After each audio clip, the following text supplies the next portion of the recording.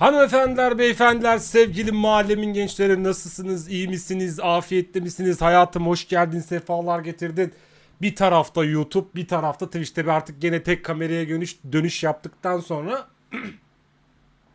efendim gene bir tek kameradan sesleniş var ama sağ ekranımda Twitch, sol ekranımda tabii ki YouTube var. Hepiniz hoş geldiniz, sefalar getirdiniz. Teşekkür ediyorum hayatım, sen de hoş geldin. Hemen son, tabi bugün birazcık daha geç başladık. Normalde 6.30'da başlayacaktık ama tabii ki gene maçlar 6.30'da başlıyordu ama benim bir işim vardı dışarıda. Bundan dolayı da bundan kaynaklı saat 8'de başladı. 8'i çeyrek geçe gibi başlamış olduk. Oğuzkan hoş geldin. Selam, merhaba. Gene bir sunum gününde, gene bir Ubisoft...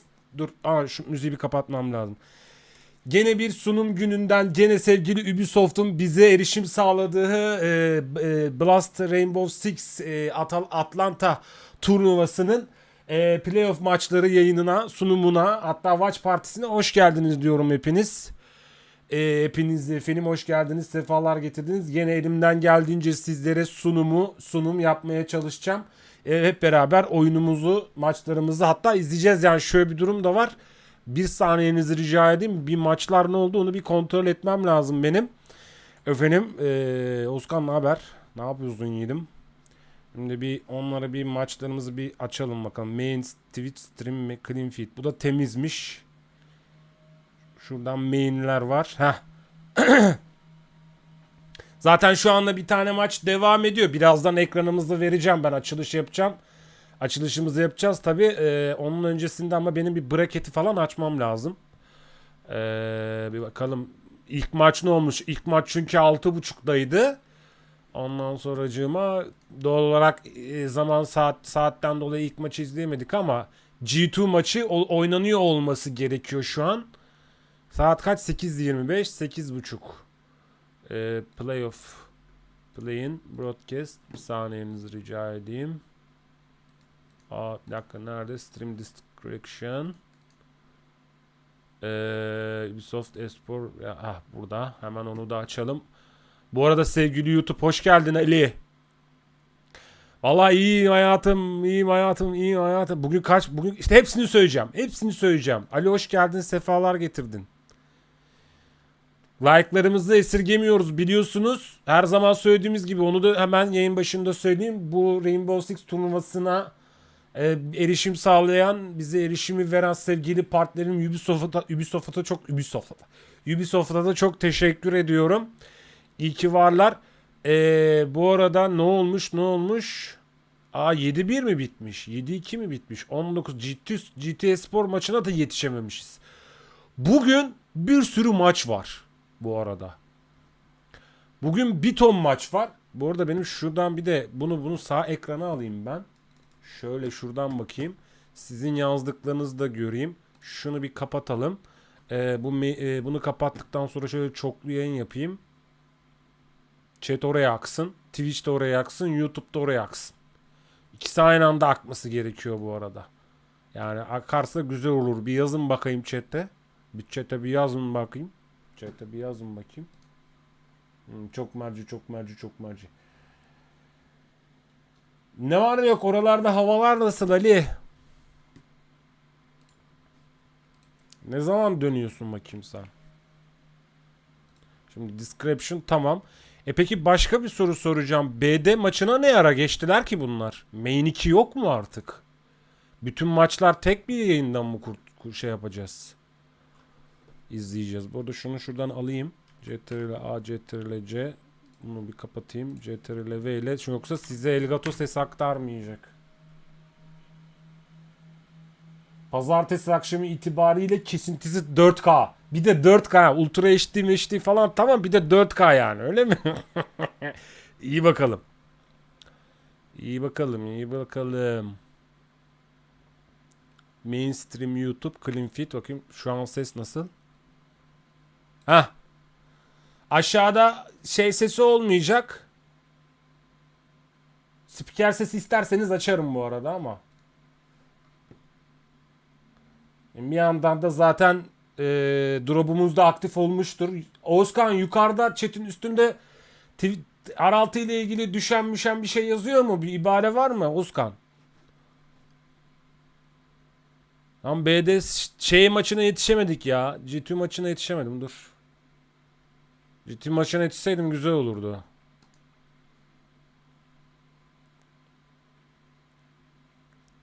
Discord.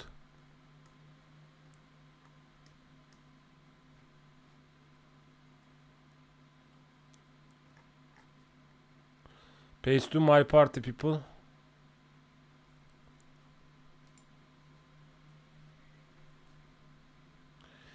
Peki main'de ne var? Ben ona da bir bakayım. Main yayında ne varmış?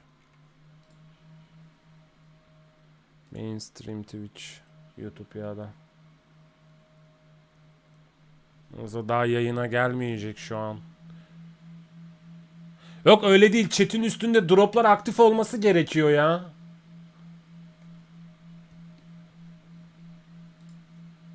Tamam neyse. Şeyden verelim yayını. Ben sunumlu vereyim.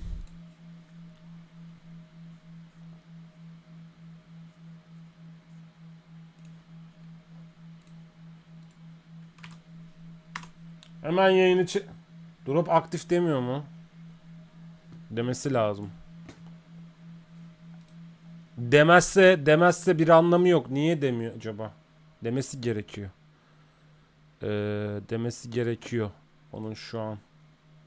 Yoksa hediyelerinizi alamazsınız Rainbow Six ile ilgili. Bir saniye.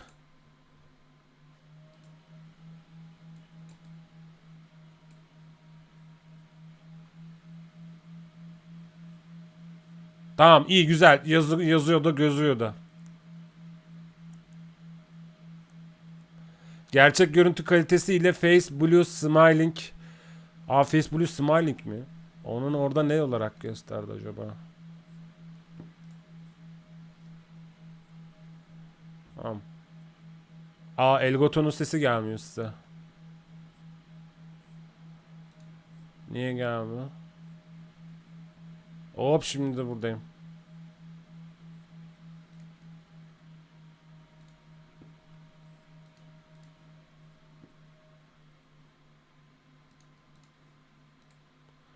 Bir dakika. Lan özellikler. Tabii ki dur bakayım. Sunum sahnesine bir geçelim bakalım.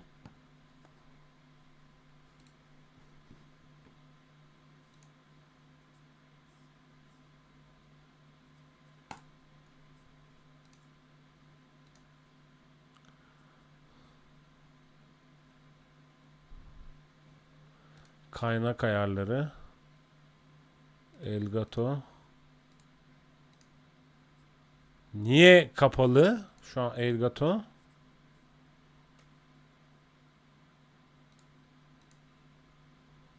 Allah Allah.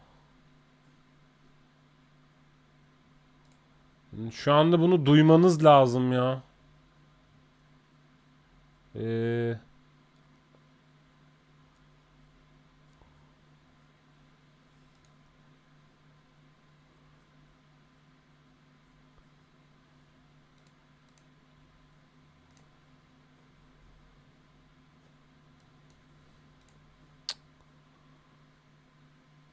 Şu an tabi ses yok. Ses yok. Ses yok. Ses yok. Kaynak.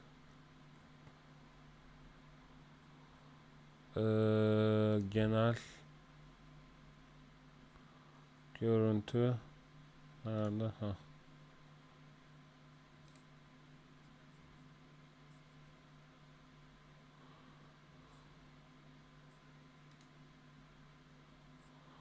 Allah Allah.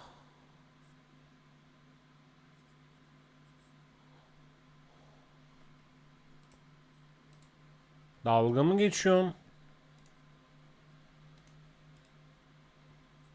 Bir dakika.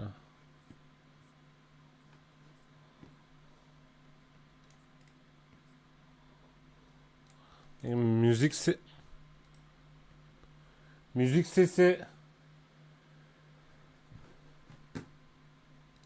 müzik sesini veriyor mu peki? Yok. Elgato bug'a girmiş.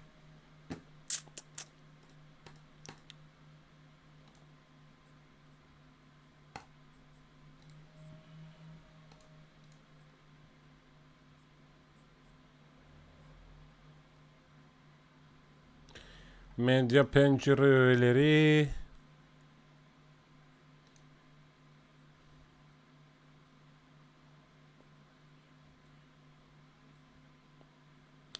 Evet, benim hayatım bir tek benim sesim var biliyorum. Onu çözmeye çalışıyorum şu an. Yakalama. Kaynak ekle.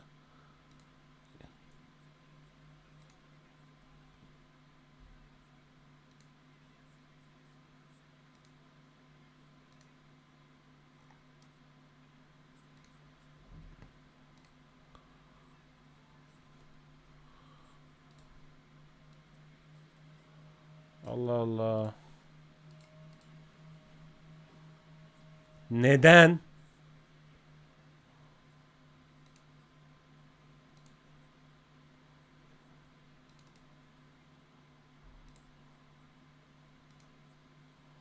Neden? 5 seconds to go.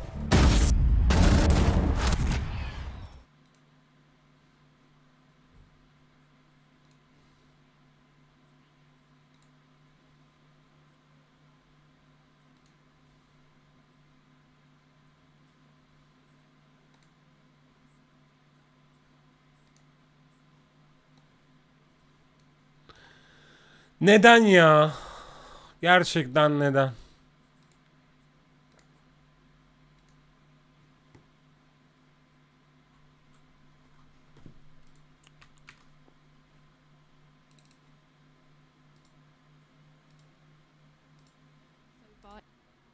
To find a way to shut it down. Neden böyle bir şey var gerçekten ya? Well, for 10 Space seconds Station, remaining.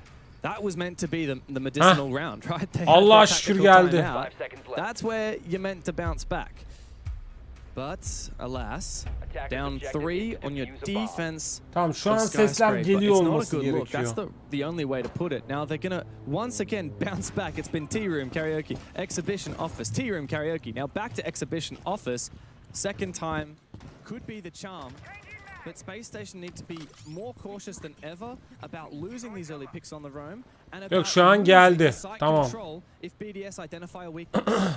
I like the idea of Forrest jumping onto the mirror here to try and stunt Heh, in onto okey, the bomb site. geliyor, Last tamam. time it felt like YouTube'a BDS da had just geliyordur such a good zaten. grip, on the bomb site itself, but Forrest, I think picking the mirror up is probably a good idea, especially in the absence of not as much range hard breach. Like yes, they have. Tamam, ne diyorduk en son? Şöyle buradan da ben biraz müziği de kısayım. Hah. Oh be, dünya varmış.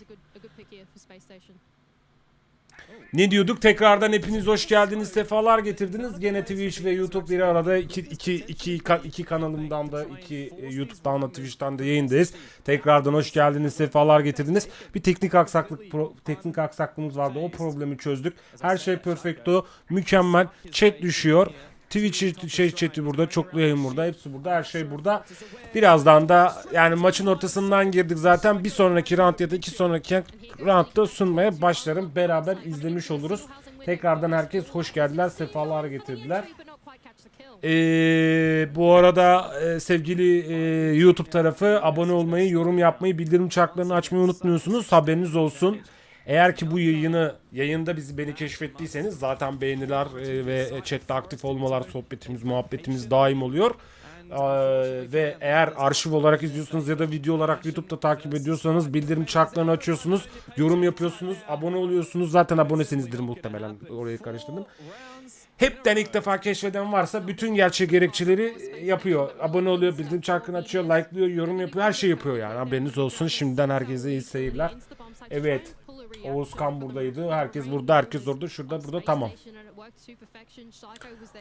Şimdi bugün iki mücadele oynandı bu arada. Onu da söyleyeyim. İki mücadele yapıldı. Bu mücadelelerden bir tanesi D plus Kia ile Los arasında gerçekleşmiş. Biliyorsunuz Upper Bracket'in finalinden çıkan takımlardan bir tanesi Los ama Rakibi D Plus Kia'ya karşı 7-2 yenilmiş. Sonra ikinci maç 19.45'te olmuş. Kawasaki Scars'la G2 Esports arasında oynanmış. Onun galibi de G2 olmuş. G2 Esport takımı olmuş. Şimdi günün 3. maçındayız bu arada. Günün 3. maçındayız. Bu maçımızın tarafları da BDS ile, yani Team BDS ile Space Station arasında 5. rounda gelinmişken BDS 4-0'lık üstünlüğüyle yoluna devam ediyor. Tabi bugün 1, 2, 3, 4, 5, 5. Bugün toplamda ekstra olarak 5 maç daha var. Son maçta gece 3'ü çeyrek geçe olacak. Elimden geldiğince, eğer gücüm, enerjim kalırsa sizlere de bütün adını söyleyeyim maçları sunmaya ya da göstermeye çalışacağım. Biliyorsunuz ki halihazırda mahallemin gençleri varsa biliyorsunuz ki bu sponsorluk içerik ve turnuvaya da erişimimiz var. En azından siz de beni izlerken, ben de size turnuvayı izletirken hediyeler kazanıyorsunuz. Twitch düşen duruma bakacaktım ben, onu da unuttum. Şimdi ona bakayım bir de yan ekrandan. Aktif olması gerekiyor çünkü Twitch drop'un. Olmazsa yanarız, hediye kazanamazsınız. Ve tamam, Twitch düşenlerde şu anda üst tarafta aktif. 3 saat boyunca beni izlediğiniz andan itibaren toplamda bir adet Rainbow e-spor paketi kazanıyor olacaksınız. Haberiniz ola. Haberiniz ola.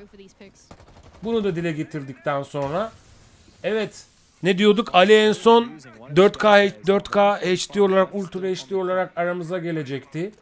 Yakın bir zamandan sonra. Hayatımda demiş hazırız. Oğuzkan burada. Yeni gelenler varsa hoş geldiler, sefalar getirdiler.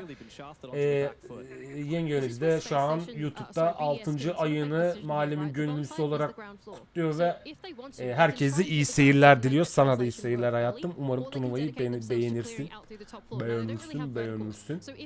Şunu da şöyle aldık mı? Tamam. Burası da tamam. Orada da bildirimler de çıkıyor. Hatta bir dakika, ben sizi sağıma alayım. Sizi komple sağıma alayım. Yakın olun bana. Sanki böyle birebirde çay kahve içiyormuş gibi olsun. Etkileşime giriyormuş gibi olsun. Güzel olsun. Evet, güzel bir pick geldi bu arada J90'den. Bakıyoruz. 5. rounddayız. Son 45 saniyeye girilirken atak yapan Team BDS şu an avantajlı konumda. 4 vs 4 katlar. Bir anda 2 kill geldi. Oyunda LMZ Fultz'u aldı ve 4 vs 2 olarak round devam ediyor. Eşim bir kill daha aldı. Mümkün mertebede Space Station defans yapmaya çalışıyor. Çünkü defans yapan tarafta, alanı, bombayı koruyan taraf. Bird'den bir kill geldi. 3 vs 1 kaldılar. Bomba kırılıyor bu arada ve round'un galibi gene Team BDS oluyor. Farkı muhtemelen 5'e çıkarıyor oluyor. Ki 4-0'dı yanlış hatırlamıyorsam. Tekrardan herkes hoş geldi. Sefalar getirdi. Timam. Şunu da açayım ben bu arada. Ay. Bunu açmayayım. Tamam. Bunlar yukarıda, sağda, solda kalıyor. Tamam. Evet. Şunu da kilitledik. Şunu da yaptık. Tamam. Hemen replay'a geri dönüyoruz. LMZ'den güzel bir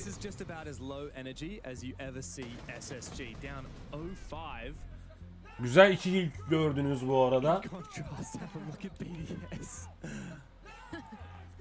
Let's go, let's go. Come on everybody, let's go. Evet, 6. rounddayız. Space, evet, 5-0 öne geçmiş BDS, büyük bir avantaja sahip ama tabii daha maç bitmedi. Defans yapan, bombayı koruyan bir Space Station var. Onu da atakta izleyeceğiz. Benim bugünkü favorim, söyleyeyim hemen. Benim bu akşamki favorim bu arada oynanılan maçlar arasında muhtemelen yanlış hatırlamıyorsam Virtus Pro olmuş. Neredeydi? Braketim bu taraftaydı ha. Benim uzun zamandan beri takip ettiğim takımlardan bir tanesi, favorim bu akşamki maçların arasında Virtus Pro. Kendisi Polonyalı bir takım ve Counter Strike oynayanlar bilir. Paşa bir Caps'in o takımı o. Muazzam oyunlardır. Tabi benim hali hazırda üzerimde Navi forması var ama Navi bu elemede, bu turnuvada yok. İkinci olarak da favorim Face Clan ki dünyanın e-spor anlamında en büyük takımlarından iki tanesi. Tabii ki benim favorim olması gerekiyor. Çünkü e-spor güzel bir şey. Oynayın, kendinizi geliştirin, e-spora katkınız olsun, sporcu olun arkadaşlar. Spor yapmak güzeldir. Kamu spotunda öğrendiğimizden göre. Tamamdır. Evet, hero'lara bakıyoruz. Bu arada karakterlere bakıyoruz. Team BDS'te bir Ashe var, Doka'ya bir alınmış, Fink'a alınmış, Ace var, Lion var. Hızlı ve heal'lı bir takım kurmaya çalışmış sevgili BDS ama Space Station ama BDS ama tabi 4 oyuncusunu da kaybetti. Şu an Space Station ilk roundunu alabilir. Tarafsız sunucu. Normalde sunucular tarafsız olabilir ama e-sporda tarafsız olmaz yani. İlla bir favorim vardır hayatım ya.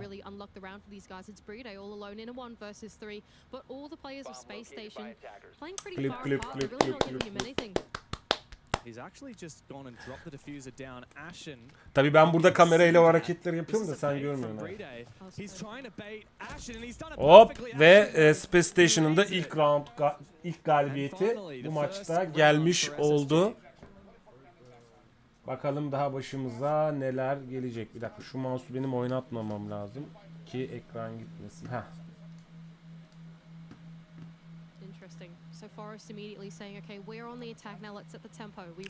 O sırada ben Discord'dan duyumumu da yapayım.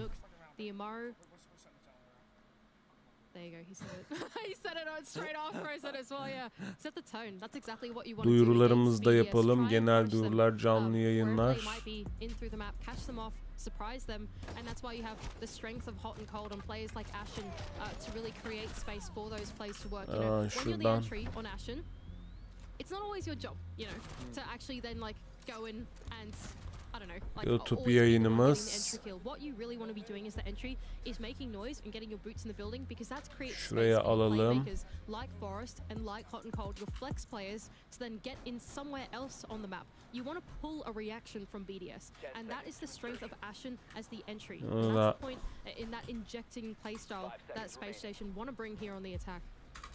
Well, Ashen has big shoes to fill after leak effects.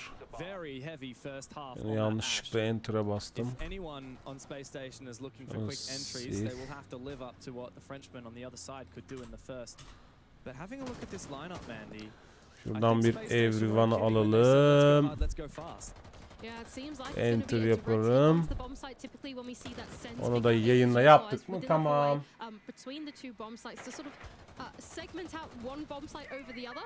And then go and hit one of them. It's typically karaoke to follow in after that, and it seems like Forest is ready for that entry. Evet. He's hiding his blitz shield as well from any potential Solus on the other side by keeping it on his back.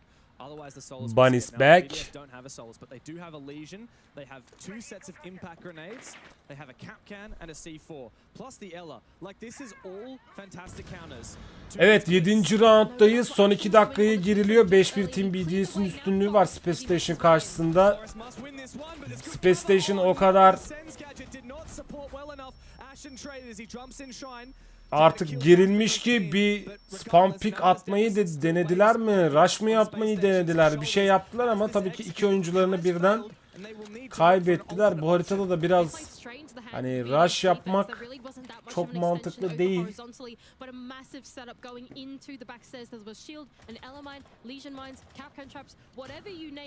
Daha çok düşmanın yerini tespit eden, bombanın yerini tespit eden bir oyuncu sergilemek daha mantıklı geliyor ama tabii İki takım da burada yer alma imkanlarını bulmuşlarsa onlar da profesyonel oyunculardır. Nasıl oynayacaklarını iyi bilirler.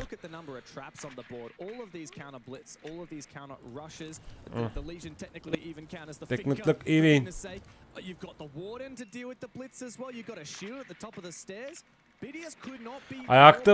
Ayakta şeyle yürüyen kulaklıkla yürüyen iki kişi var. Biri takım kaptanı, diğeri de organizasyon görevlisi.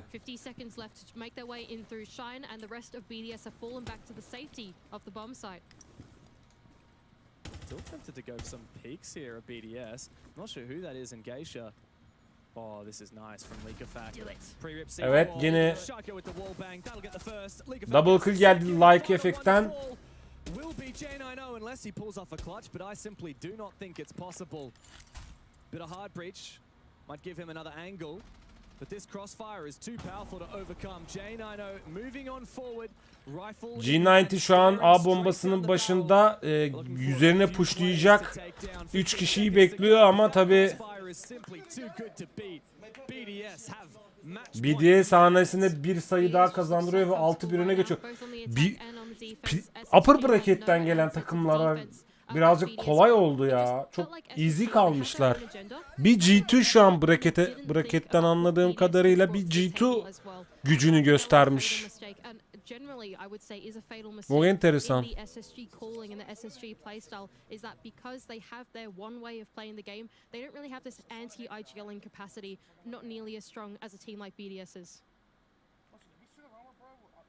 Çok enteresan. Bir sonraki maçta V7M Esports'la G2 Esports arasında bizim Türk oyuncu Suriye'nin Suriye diye okulun herhalde.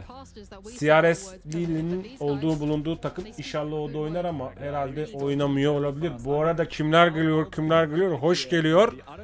Sevgili Move the Coast, hoş geldin. Hangi rüzgar attı seni buraya? Prime ile gelmişsin hem de. Ayranların bol olsun. İkinci ayın kutlu olsun. Senin için ayranlarımı gönderiyorum valla. Yapıştırıyorum. Hoş geldin. Lan nerelerdesin? Ne oldu? Sensi mi düştü kafana? Evet yıllar oldu. İyiyiz valla. Gördüğünüz üzere Rainbow Six turnuvası var.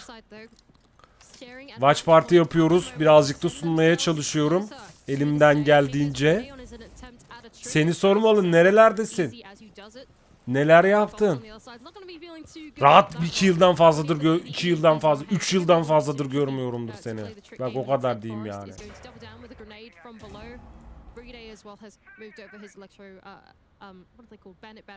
Her daim buradayız. Olmaya da devam edeceğiz.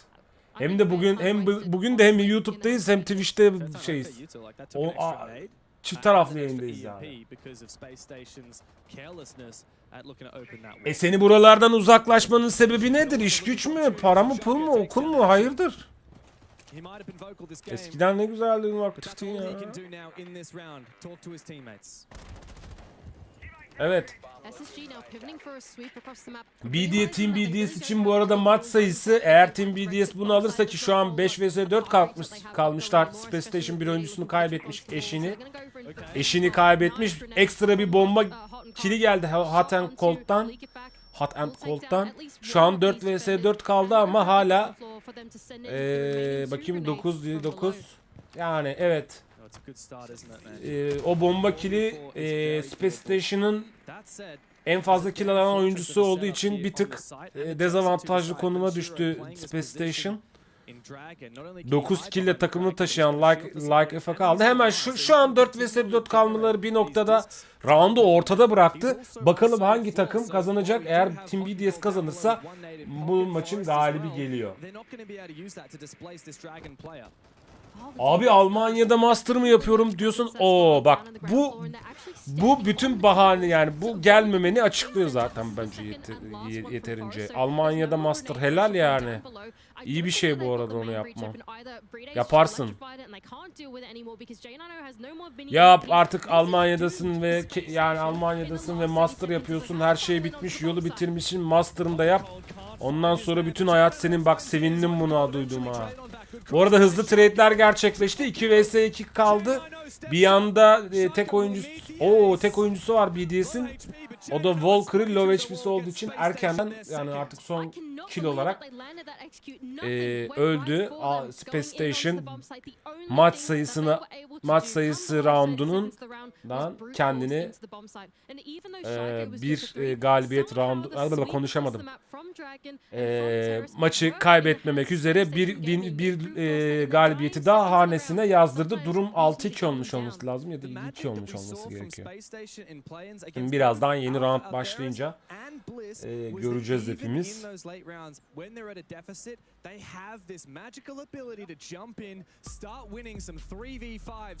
Ama Team BDS'e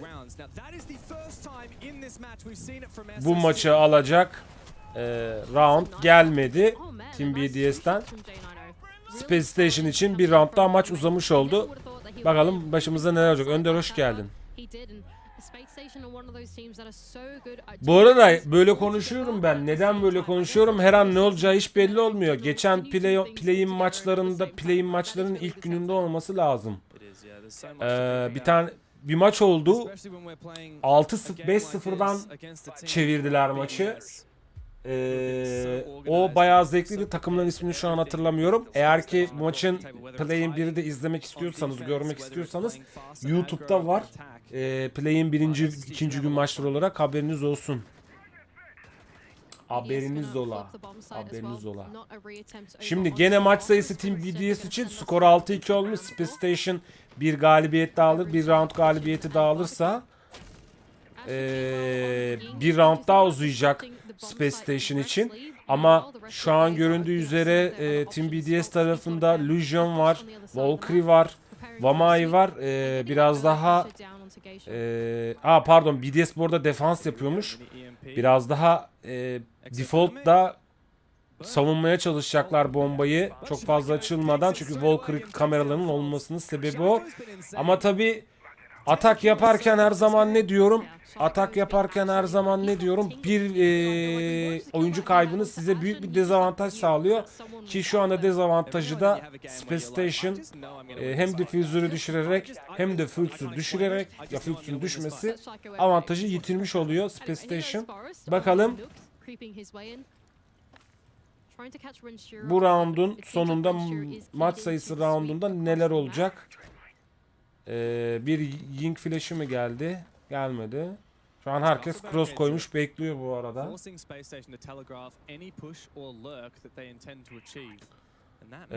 Çok ince bir killer, ekstra killer bekliyoruz bu arada. Hani bir triple kill, bir double kill ya da bir bomba kill'i bir anda round'u tersine çevirebilir. Son 1 dakika 15 saniyeye girilirken 11 dakika 15 saniyeye girilirken, ki hayatım her yerden bugün yardırıyor. Yengeniz 5. ayını kutluyor Twitch'ten de. 5. ayını kutluyor şu an. Kesesine bereket diyorum. Kesemize bereket diyor. Ve Dokaibi'den o meşhur arama geldi. Titreşimler başladı. Oyuncuların yerleri belli oldu. 4 vs 4 kaldı bu arada. Gene Shaiko'yu aldı Space Station.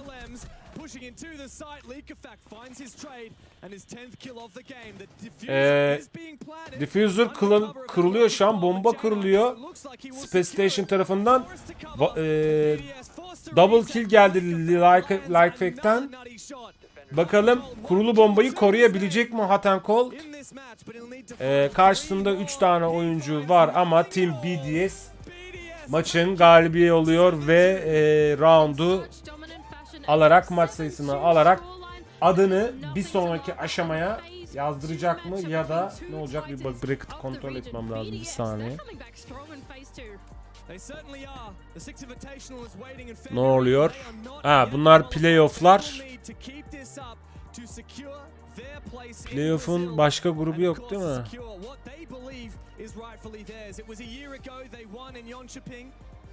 And well, perhaps now in Atlanta, this could be a chance for them to do the same. Absolutely. If you want to watch some beautiful siege, you roll a BDS squad, and I think they showed us exactly that. Muhtemelen şimdi birazdan brekete işlerler. Bir de ben bunu wiki'den de açayım. Size daha iyi net bilgiler verebilmek adına bütün şeylerimi açmam lazım.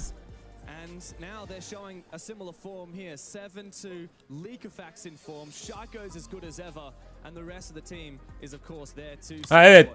Lig usulü olduğu için ilk 3 puanlı diyelim. Toplamda 5 round maç yapacaklar. Team BDS ilk roundunu kazanıyor ve 1 puanı bir galibiyeti hanesine yazdırıyor ve kendisinin kalan 4 roundda neler yapacak onları da göreceğiz. Şimdi sıradaki maça muhtemelen geçiyor oluruz. Sıradaki maçı nerede? Sıradaki maçta V7M Esports'la Geeky Esports arasında saat 22.15'te bir 15 dakikamız var. 15 dakikalık bir sohbetimiz, muhabbetimiz var diye düşünüyorum. Ama ondan önce ben bir su koyup gelmem gerekiyor. Siz turnuvanın sohbetiyle, muhabbetiyle ki bakayım size şuradan ben altyazıda açayım. Türk iş altyazı. Niye yok? Otomatik mi oluşturuyor? Otomatik oluşturuyor. Artık onu açmayalım. Geliyorum hemen. 1-3 dakika kadar izninizi istiyorum. Geciktiğim için birçok şeyimi tamamlayalım. Geliyorum hemen. And they couldn't follow the rhythm that we put on them on attacks. And at the end they tried to be a bit aggressive, but a bit too late, I think. For sure. So my question to you is, so you guys won Gamers 8, you played against M80, they were a very aggressive team. Did you see this kind of same aggression from Space Station, and did you take from that M80 game to kind of like, you know, incorporate that into your guys' play style of how to counter aggressive play style? So now going against SSG, like, is that something that kind of you took from that game and applied it here, or what does that look like? Like, how do you prepare for aggressive teams? So yeah, when we play NA teams in general, in defense they are very aggressive. In NA there is a lot of very good players that can make the difference. So you have to be ready for it. When we played M80, like you said it, in the finals of Gamers 8, we knew that they're going to pick us on defense, being very aggressive. So we kinda work on something to try to counter them, Right. like you said. And seeing like we were playing SSG, it's kinda the Astralis roster, if I make sense. Yep. So we are ready for those aggression with G9 and for us who are very talented former Astralis player. Right. So yeah, we're ready for it. We expected it, and yeah, it was smooth, I think. No, I mean, well, you played great. You've been very consistent across the board. Even playing against you back when we played, I mean, you've always been a standout player on your team. I mean, what's it like playing with this 5? Like, what fires you up to also fire them up? To be honest, like I'm playing with those guys since a long time, except maybe Likefak who joined last year. Well, he's a great pickup, so I mean, you guys obviously know what you're doing. Yeah, for sure. But I think it's more that we are playing together since a long time, so we know each other very well. We know our forces, we know our strengths, and we know our weakness, obviously. So it's very easy now that we know each other for a long time to correct everything and to talk and to trust the people you play with. It's very important. And everyone has kind of things to do in the team, like a role. And when everyone is respecting it, it's going smooth like today. Space Station had a couple of days to get prepped, and they had a couple matches to play prior to this. You guys came in cold, obviously scrims right beforehand. Was that at all a concern for you guys coming in, having not played a game that Space Station already had?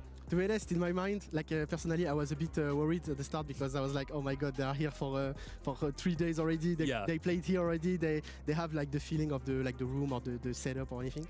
So I was a bit concerned about it, but at the end of the day, it's a siege match. Like you just have to show up and that's it. See, I love that you say that because I talked about it. Teams coming in cold versus teams coming in hot. Yeah. Some players, like you were saying yourself, you know, you like to get those reps in, whereas some players, you know, would rather just chill, hang out. But I mean, like you said it, the biggest thing is when you go into that game, you're mentally prepared. You guys are all making those adaptations. You're communicating, whatever that looks like, and you guys did it in style. Thank you. Anything else you want to say to the fans before we let you go? Yeah, thanks to all the fans that are supporting us. Thanks to all the people. Thank you for the interview as well and the casting crew. I don't think it's you, but thanks for the casting crew as well that commentating the match. And can I say quickly in French? Go ahead. Merci à tous ceux qui nous soutiennent, merci infiniment. On est en 1-0 et on va tout faire pour se qualifier pour les quarts de finale, vous rendre fiers. Merci à tous, BDS Power. All right, thanks Did a you lot. say you Lance. love me? No, I didn't. Oh, I didn't hear it. I didn't hear it. All right, thanks, brother. Congrats on the Thank win. you, We'll see you thank you, tomorrow. guys. Thank And you. as far as BDS is concerned, again, they'll have to wait a little bit to figure out where they're going to be playing specifically tomorrow. But Jess, you got something at the breakdown for us, right? Yes, I do, Jacob. I have a highlight here, a breakdown of one of the most crucial parts of this game. BDS had a single thing that really allowed them to dominate the east side of this map, and that was this thing right here. The drone inside of Exhibition, initially played by Bride, was fantastic, and it allowed them to take so much space. This is the very first round. I want you to showcase, or I want you to see how this drone gets so much value, okay? First of all, it's in behind the bonsai tree. This is right at the start of the round. It sees hot and cold, and we see how this can actually convert into a really quick roam clear. Boom! Right there, immediately, what are we seeing? We're seeing Lickyfack go through the soft wall, get a wall bang on defaults, absolutely destroy him, make it so solid to be able to take him out. Now this drone, they used 5 out of 6 rounds on the side of BDS. Not once did it get spotted. Let's showcase a little bit more. I want to show how this gets set up in particular. So Bride, he's watching around, right? A lot of people in ranked, they will just send their drone into sight. They want to get into this position. They're saying, let's do it, let's go, let's go, let's go, right at the start of the round. But Bride, what he's doing is he's watching for players. He sees the Legion. He knows when he can get sneaky. The Bandit setting up a battery, that's when he makes it in, and that's when he makes the play. And there is a Solus on the board from Faults, but it's across the map. BDS have VOD reviewed this, and they realize what the Solus is doing and how they're going to be able to shut that down. Now, Bu arada they use that again round'un in 5 of the 6 rounds. Team BDS In this final Specification round, maçının they actually make a small adaptation. Bride decides, I don't want to be behind the bonsai tree anymore. I'm going to move kritik bir to the chair. round'unu And şu they an get value out of this inceliyorlar. big time. 6. Fast round. forward, same round, 20 seconds in, 12 seconds even. They're so close to the start of the round, and Force is going for a spawn peek. Keep in mind, the drone's still on the chair. It's watching for him. I bet you can predict exactly how the spawn peek goes for Forest. Spam piki Slammed. Not even close. Absolutely obliterated, and it's all because of this drone right here. The droning coming through from Bride was absolutely crucial in BDS's control of Spam peek'i Exhibition. It was engellediğini never spotted. söylüyor. Space Station, if you're watching this, you gotta look Koyduğu back next time. But oradaki that's drone the sayesinde bu breakdown. da We have so many o more round'un games en to kritik enjoy ikinci here in drone'u. Atlanta. So we're gonna go over to a quick break, and when we come Muhtemelen- back, we're watching GK versus W7M. Muhtemelen o drone sayesinde round'u almalarına sebep oldu. Bu arada Hey, I'm Dominic Clement, game designer on Rainbow Six Siege. If you want to get ready to confront the 15 next dakika edition sonra of the Siege GK roster, Spor here are a few advice. V7M mücadele Mavericks Flaming Gadget V7M might be that one tool Sports'un you can mücadelesini always rely on izleyeceğiz. when it's time to melt through the enemy's defense. Şöyle ben veriyorum 15 dakikayı. Alttan da veriyorum copyright müziği.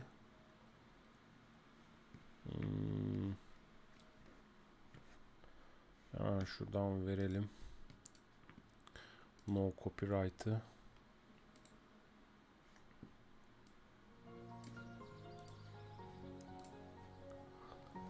Her şey perfect olur. 13 dakika sonra görüşürüz.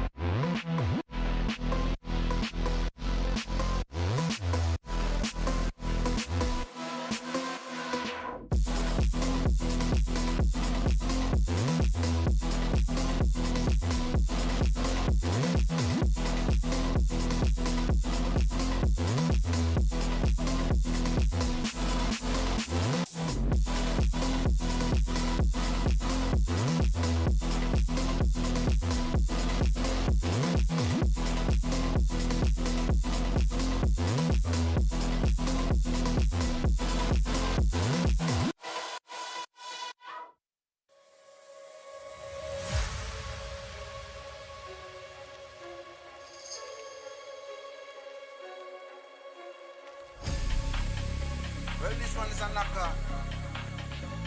Step in on the dance and I does my dance. Everything scatter. Right?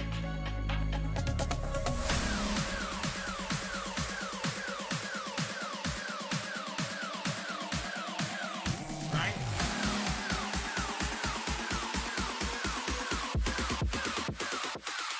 Come cross. Right now, man, active. Gone with the game like a bandit. Me bring the flame like a matches. That's me now. Cut out the slackness, active style and pattern. That's a man there. Active. Active. Active. Wanna live like massive. Talking up and off the brandish. Touch road and hold the world hostage. When I start the bumper clad mash pit. When they step out, all face get active. Active. Active. Active.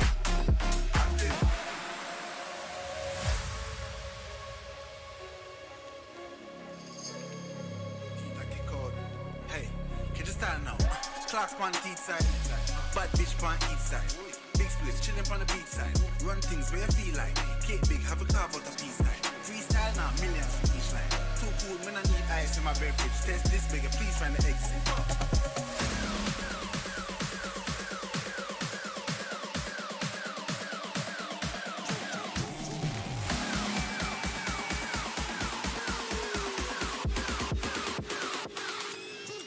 Right now, man, active. Gone with the game like a bandit. We bring the flame like a mattress. Let's me know. Cut out the slackness, active style and pattern. That's a man there. Active. Active. Active. Wanna live like massive. Talking with an happy brandish. Touch road and hold the world hostage. Wanna start the bumper clad mash pit. When we step out, all place get active. Active. Active. Active. Active.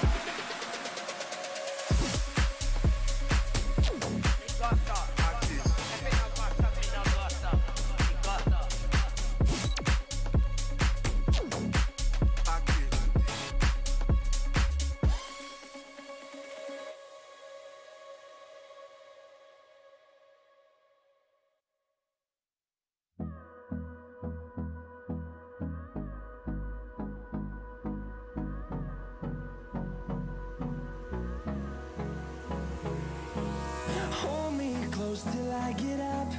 Time is barely on our side. I don't wanna waste what's left. The storms we chase are leading us, and love is all we'll ever trust. Yeah, no, I don't wanna waste what's left. And on we'll go, through the wastelands, through the highways, till my shadow turns to sun rays. And on we'll go, through the wastelands, through the highways. And on we'll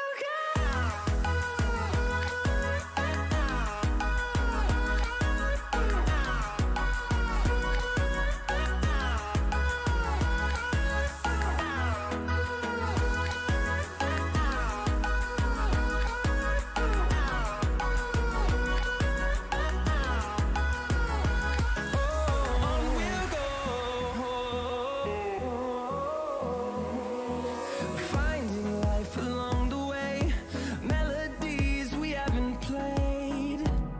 No, I don't want no rest. Echoing around these walls, fighting to create a song. I don't wanna miss a beat. And on we'll go, through the wastelands, through the highways, till my shadow turns to sun rays. And on we'll go, through the wastelands, through the highways. And on we'll go.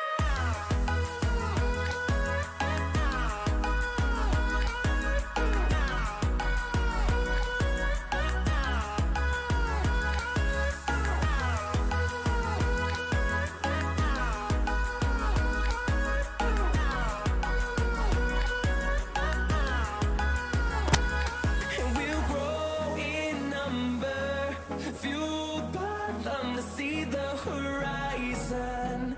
Turn us to thousands, and we'll grow in number. Fueled by them to see the horizon. Turn us to thousands, and on we'll go. Through the wastelands, through the highways, till my shadow turns to sun rays. And on we'll go.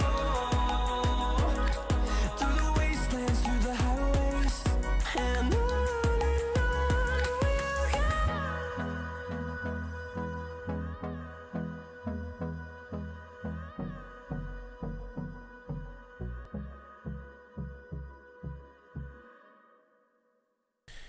Evet.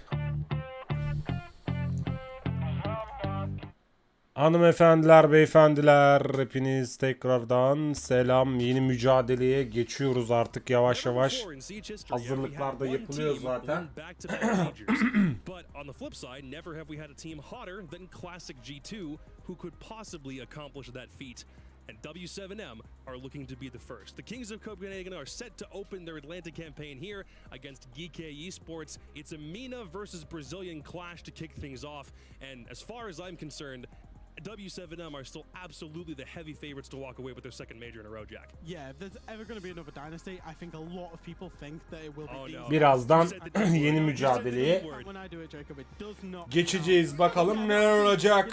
This team is probably the pinnacle of O Rainbow kadar Six yakın Siege right oynuyor now ya in terms of monitörü. the Ben de mi set o kadar there. yakın oynasam ne So yapsam? if there is going to be another dynasty, it's definitely these guys. Big opportunity for them to get the back-to-back. Totally makes sense. And wait, where'd he go? Karşınızda Fresh'le Jakob. He is that short, so he Sunucumuz Jakob, did he just step analistimiz off the box? Fresh. He's just gone now? No, he's not done that. What the heck? No, Actually, no, no. wait. Jesse, is that you at the breakdown right now? Where are you at? That's me, Jacob. I'm over here. And in fact, I know we just had a breakdown at the end of the last game, but we Çok got ince sesi var. W7M on deck, so I needed to break down something else. We always talk about the big fraggers on W7M, KZ and Herds, but I want to talk about their hard breach player, Nade. This is the qualifying game. Ben her zaman bahsediyorum zaten turnuvanın ilk dakikasından itibaren. Yani bombaların ya da flashların ne kadar önemli olduğunu, kıymetli olduğunu, ekstra kill'lere sebebiyet verdiğini Rainbow Six'te. Is his insane plant spots. Let's take a look at this quick. You're attacking Teller's archives from lobby. The most common places people are going to plant are going to be over by the main stairs rotate, or it's going to be down on the bomb chassis by going through the soft wall. But what does Nade do? He doesn't plant in either of those spots. Instead, he goes right into the corner in one of the strangest plant spots that we see on this bomb site. And how does it go, you may ask? Well, let's take a look. Play the footage. İzliyoruz. It's a bit embarrassing, but without intel, they walk right past the planter and Nade Aa! to get the final kill and win the round. That pushes us to overtime, but that's not the end of the story. Round 13, the first round of OT, again. Orada o Doka'ya bir vardı orada. They're dropping from the admin hatch, right? And typically when you're dropping admin hatch, where do you plant? You're going to plant either behind the bomb chassis or on the pillar. Either way, you've got great cover from people inside the site, and you can be watched by your players inside of server. Now, there's still great plant denial on the side of Vivo Keystars. They got Toxic Babes to cover the back spot. They got a C4 to cover the close spot. So where does Nade go? Well, he drops the hatch, of course. Takes a bit to think about it, and then he goes right on the doorway and plants in the most absurd spot I think I've ever seen. Şuraya bak, hiç gözükmüyor. Should be countered easily by someone in garage, but it's so unexpected that Goyo doesn't even swing it. It wins them the round, it wins them the map. W7M, they're here in Copenhagen because of plays like this. Copenhagen. So keep an eye on where Nade is planting. Kopenhag'da da aynı şeyi His yapmışlar. plant spot choices have been absolutely insane so far, and I got a feeling he's going to keep it up in this next game. Thanks a bunch, Jesse. That was a wonderful breakdown of exactly what got W7M to this point. It's not like we didn't think that the Kings of Copenhagen weren't, one, going to be back in Atlanta, and two, still putting up good performances. 15 dakika gecikti mi ya maç? Niye? Daha yarım saat gecikti bu arada. You know, for GK, I think they are a team that's used to overcoming that 22-15. climb to the top of the mountain. Sure. They went up against Aa, Falcons in 22-15 stage 1 and diyor. stage 2, and Falcons, we saw them in Copenhagen. Hatta 22-15 diyor.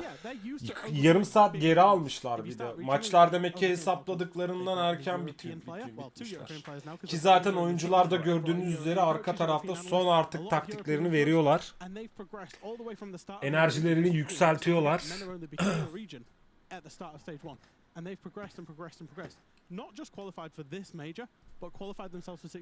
Hayır, bir tarafta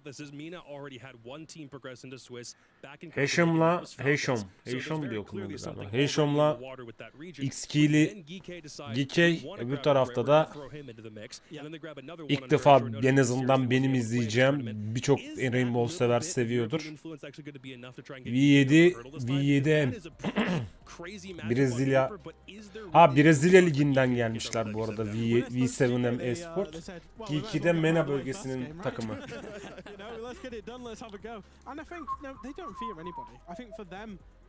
Experience is everything that matters. When you look at yourself and you're in a sub-region, and we talk about this with APAC teams and, you know, teams that aren't necessarily used to coming to the majors, first and foremost for them was getting out of phase 1. Out of phase 1, they topped their group. Their reward for that was against the champions in the best of 1 in the Swiss system.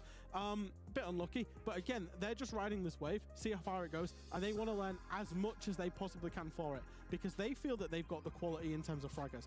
They feel that they're a little bit behind in terms of the team play and the strategy and the experience of it all, but that's exactly what they're gaining at this event. And I think when you watch them play, you see those strengths coming into it, right? I think when you watch their defenses, they can play very aggressive, right? They like to get into strong positions out on the roam. They're not going to sit back and turtle. They like to play that, but they do it together. You know, they're not playing it poorly. They're really executing on the strategy. Even with the substitute coming in, it feels like they still have this identity, and it's been really fun to watch the plans. They still have glue, which I think we did not give Alpha Theris enough credit when they brought in a literal world championship winning substitute in earlier.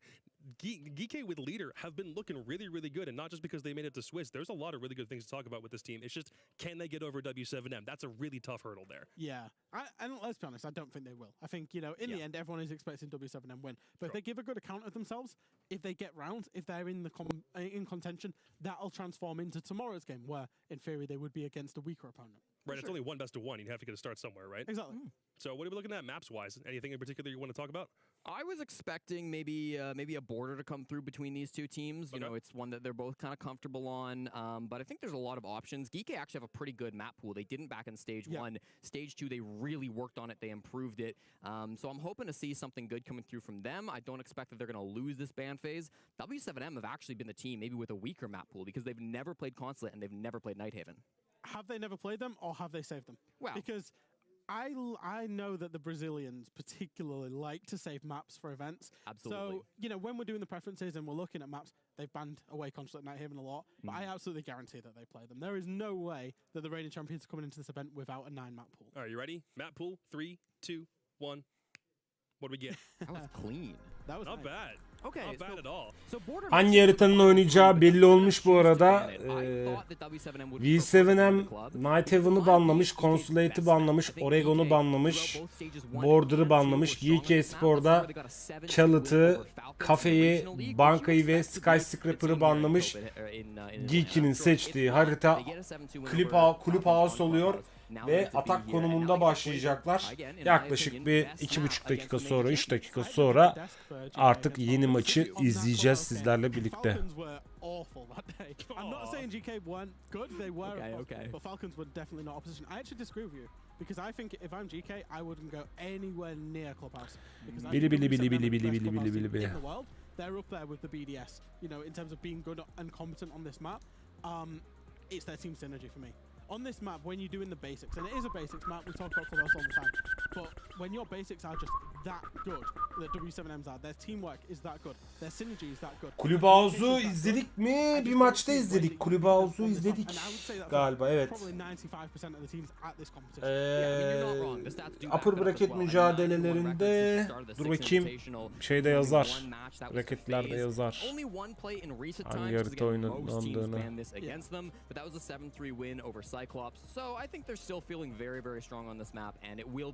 Evet, öyle bir Geeky gene Geeky'in upper bracket'teki ilk mücadelesi, yani Christ Gaming'le olan mücadelesinde de Clubhouse oynanmış. O da best of 1'di. hemen hemen Geeky evet aynı haritaları banlamış diyebiliriz yani bu maçta da. İlk maçında da Upper Bracket'indeki ilk maçında da Oregon var. Gerçi bir daha verseler ekrana güzel olur da. Bakayım.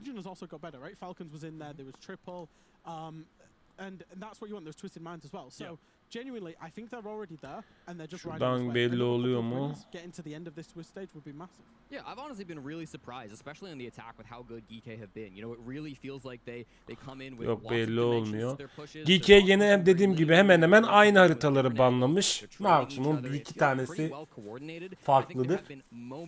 Where maybe somebody was off track. I think there was one moment where I think it was leader was in the bomb site on bank and everybody else was top floor on the bottom basement sites. But again, that's a substitute player coming in, right? So I don't Bir kulüp ağası mücadelesini de izleyelim bakalım. Really impressive stuff.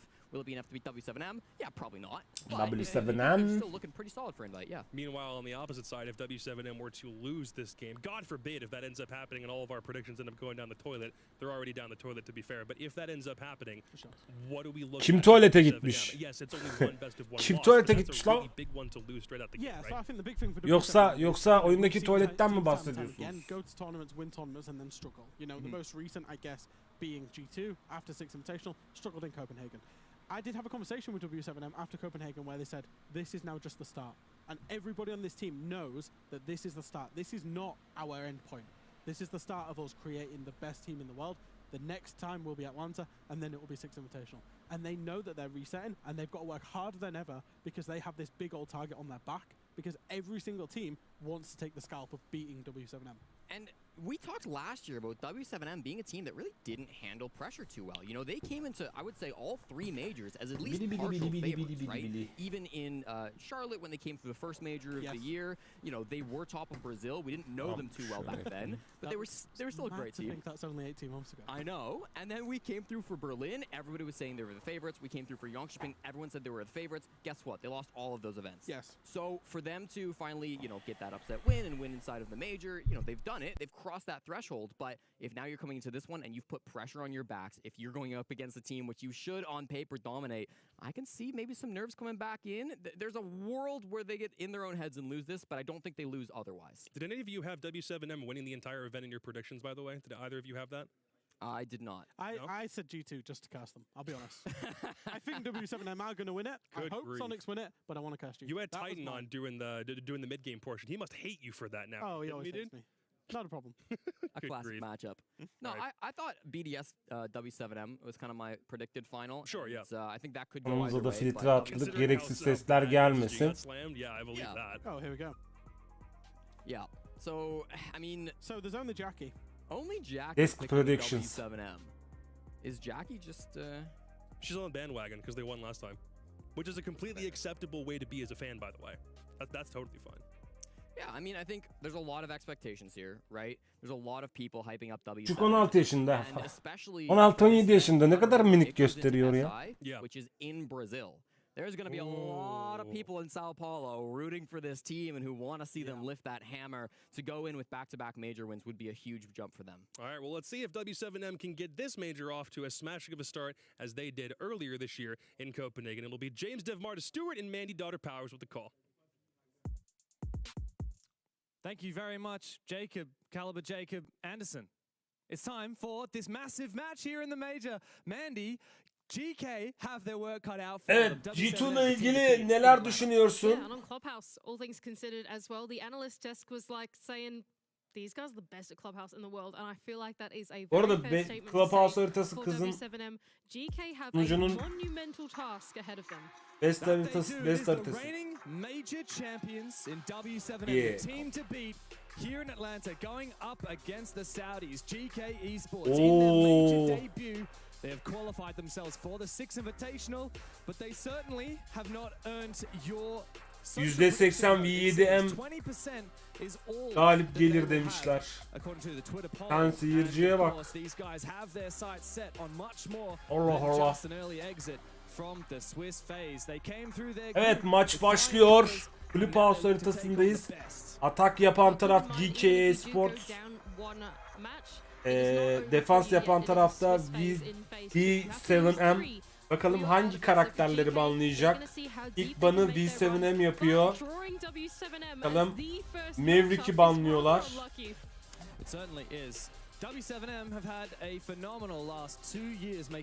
İkinci ban Geeky'den gelecek. Link banı geldi. Üçüncü ban gene Geeky'den tarafından yapılacak. Muhtemelen Doka'yı bir banlanır değil mi? Doka'yı bir banlıyorsunuz değil mi? Mira banlandı, güzel. Play'in mücadelelerinden bu yana Mira'nın banlandığını görmemiştik. Enteresan bir ban oldu. Ki bence defans tarafında gerekli bir ban. Ve Kate de son banlanan hero oldu, karakter oldu V7M tarafından.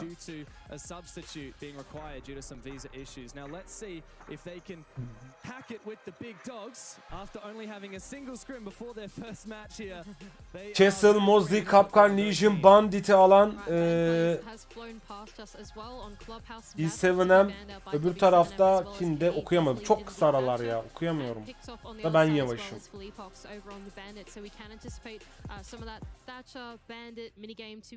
Evet, V7M dediğimiz gibi Bandit, Legion, Class, Castle ve Mosley'i almış. BK Sports'ta muhtemelen Gridlock, Ibana, Ace, Finka ve Thatcher'ı almışlar. Duruyor. Tabi tam 10 saniye sonra karakterler belli olacak. Tabi hatchler kapatılıyor, reinforce'lar atılıyor, kırılması gereken tüneller kırılıyor. Kurulumlar gerçekleştiriyor. Evet. İki tarafında Thatcher, Finka, Ace, Gridlock ve Hibana var. Bakalım bu maçın ilk kili hangi takımdan gelecek?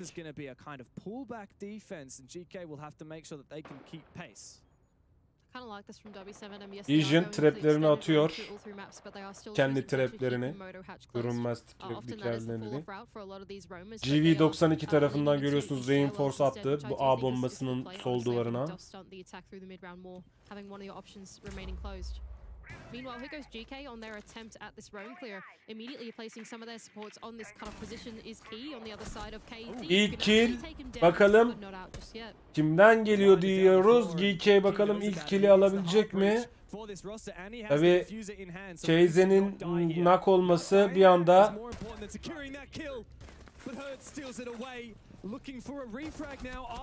Hard GK'in tek kalmasına sebep oldu ama hala knock bir oyuncu var V7M tarafında. İlk kill'i de alan GK oldu. Heshom'dan double kill geldi. Ekstra 2 kill ile başladı.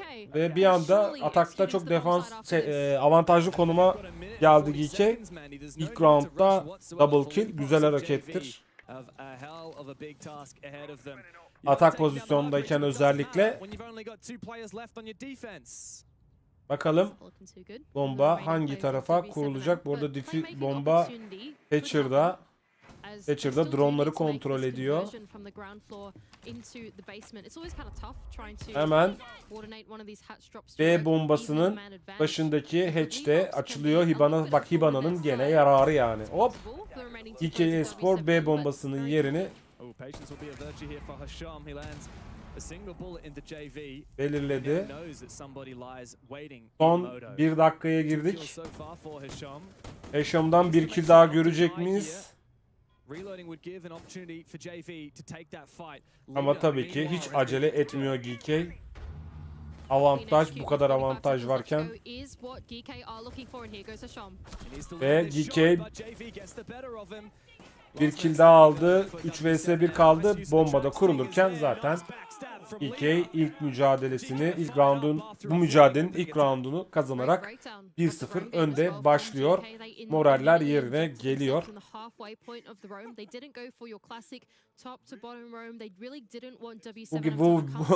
Bu roundun verdiği ferahlıkla sular içiliyor, muzlar yeniliyor.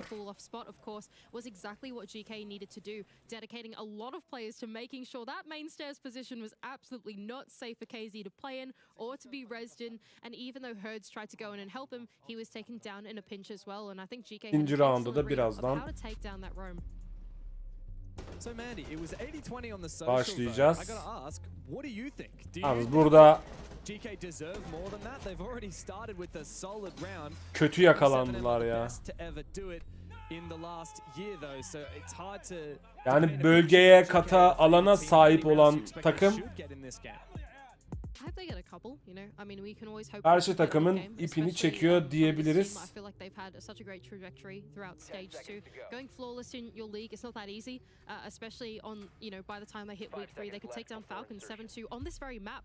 İkinci round başladı. Evet. Bakalım GK tarafında bir Mountain hamlesi var. Sledge, Finka ve Ace, Thatcher, Mountain beşlisiyle sahadalar, atak yapacaklar GK Spor.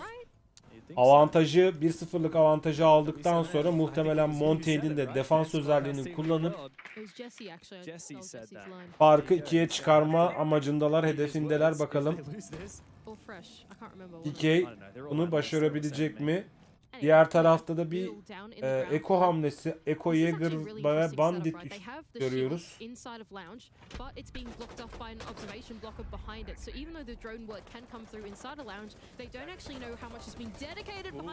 Ve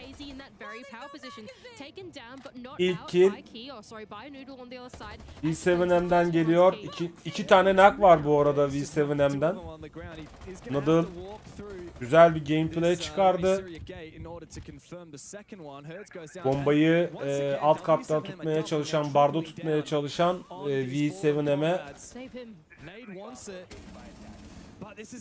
alan bırakmadılar.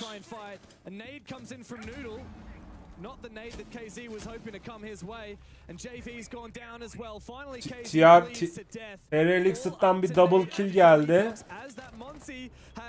Leader'da bir kill aldı ve 4 vs 1 kalıyor. Bir C4 kill'i gelecek mi? Gelmedi.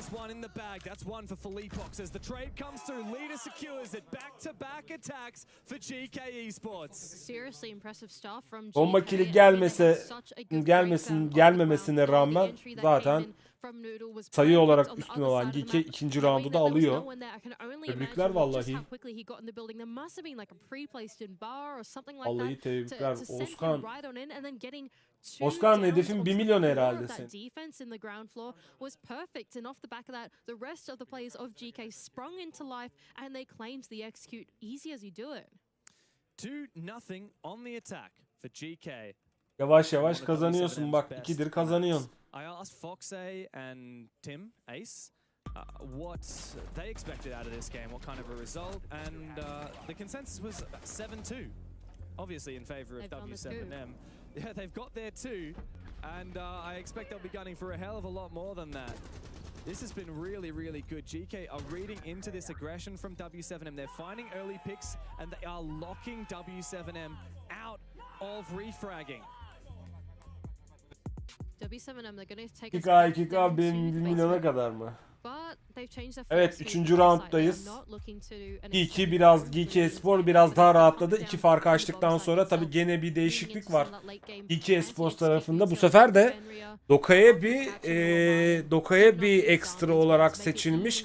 GK avantajı aldıktan sonra ilk rounddaki seçtiği hero'ların 4'ünü birden almış gene. Tek değişiklik Doka'ya bir var.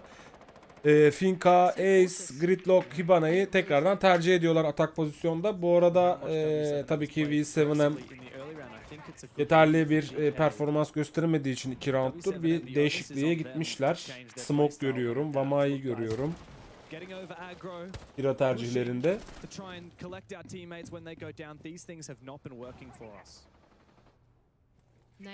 Holding on to blue despite the window being open on the other side as leader is going to jump on it himself. Finally it does force Nade to fall off as the hatch has been open instead behind. Insertler atılıyor. Hatchler açılmış gördüğünüz üzere. Good info from leader there. Herd's likely to take that drone down indeed.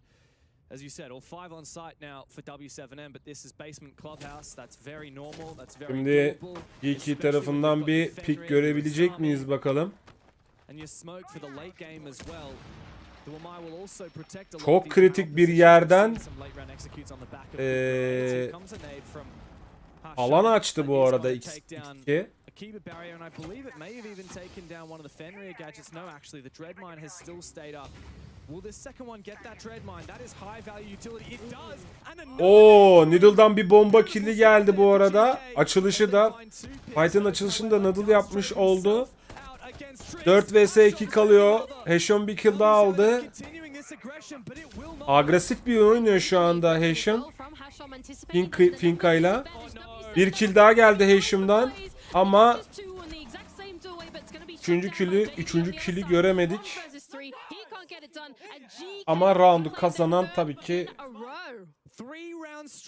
3-0 oldu. 3 round üst üstedir kazanan bir GK Esports görüyoruz.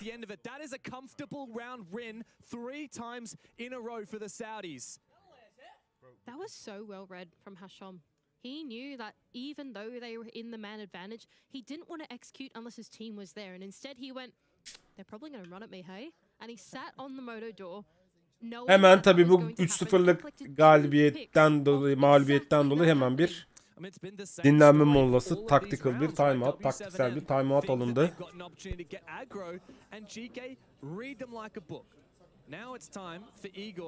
To smack some sense into the boys who took home a major trophy just a few months ago. GK worked the map so fast there. Like, I know that they'd been forfeited all the real estate through the mid round, but the moment that they had that opportunity, they just sent it. They didn't dilly-dally on the execute and spend loads of time having to think about what's going on. They just absolutely went flying through it. Not a lot to say. Ve roundda başlıyor. Yeah, very technical in fact. Talking about where they're going to pre-place their cameras. Nothing crazy needs to be said for GK. They can just continue strolling on through. They don't have to overcomplicate things. And the energy, look at that. Nice. Nice. This go nice. Not a comfortable position now for W7M, but one round at a time is what they need to take it. Going over to gym and bedroom once again. Having a crack at a different bomb site, they are leaning into that Azami castle combination to make it really tricky to break away at the interior of the map. This is a really nice free cam as well. You guys can't see because it is a little bit off the screen, but evet. 4. round başlıyor. GK tarafında Ace, Thatcher, Sledge. Diğeri neydi? Termite görüyoruz. B7M'de defans tarafında Valkyrie, Castle, Bandit görüyoruz. En bildiğim 3 hero.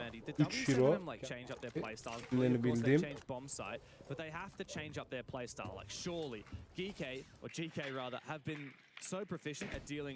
GK tarafında kill'lere bakalım. 4 kill'le 4'er kill'le Heşim ve Needle takımını taşırken daha kill alamayan bir Nate var W7M takımında. Bakalım ekstra kill'ler, bomba kill'leri görebilecek miyiz? Needle'dan bir atak daha atakken bir defans, rush bekliyor daha doğrusu.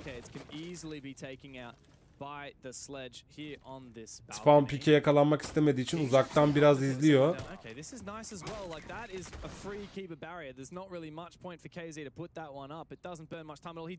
Yalnız agresif bir oyun oynamaya çalışıyor KZ. İlk kill GK Spor'dan geldi. İkinci kill B7M'den, üçüncü kill gene B7M'den geldi ve ilk killini aldı Casey baktığımızda. Yok, killini almamış. Özür dilerim. İlk bir kill vardı zaten. Nate'den hala kill yok. Bu el Nate'in eli olmalı.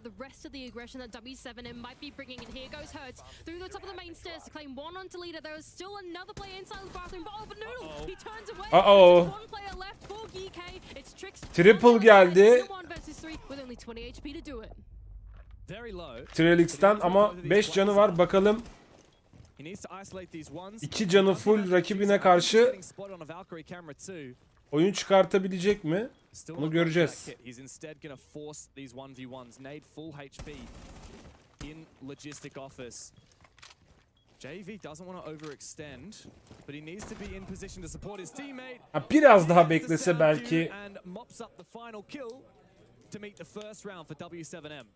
Alright, call me overthinky, okay? And it probably is a little bit overthinking. Bir kill daha annesine yazdırabilirdi ama tabii ki o canla nereye kadar üflesen düşüyor. Yani Rainbow'da tek 15 yıl kalmak üfleyerek ölmek aynı şey bu arada. They're locking players out on the balcony, having to spend like loads of time there. Playing on the balcony sucks, right? Because you can either be jumped out on, you can be killed from garage, or suicide window, or whatever you want to call it, right? And so you have to have players that are actively. Şurada TR being here, even though it looked a little bit silly, it then went and enabled the rest of his teammates to go for those peeks onto the players on the balcony and really cut that attack in half. And I think that was sort of like the beauty behind that defense, even though it looked a bit silly. Well, it's interesting, isn't it? Because we talked about W7M getting red. Orada aslında görebilirdi mi acaba? As a result, they just tried to make their aggression work even more. They said, okay, when we're making Neyse. Bir round daha hanesine bir ilk galibiyetini mi oluyor? Evet, ilk galibiyetini V7M hanesine yazdırdı. Tabii bombalar kuruldu, bombalar tespit edildi, hatchler kapandı, reinforce'lar kuruldu gene. Aynı. Şimdi bakalım Geeki nasıl bir oyunla atak yapacak. Bu arada Geeki tarafında Bak'ı görüyorum. O Hero'nun ismi ne acaba? Aha, Bak'ı görüyorum dediğim adam öldü. Aman Allah'ım. Doka'yı gene telefonları çaldırtıyor. Annem bizi aratıyor bizi.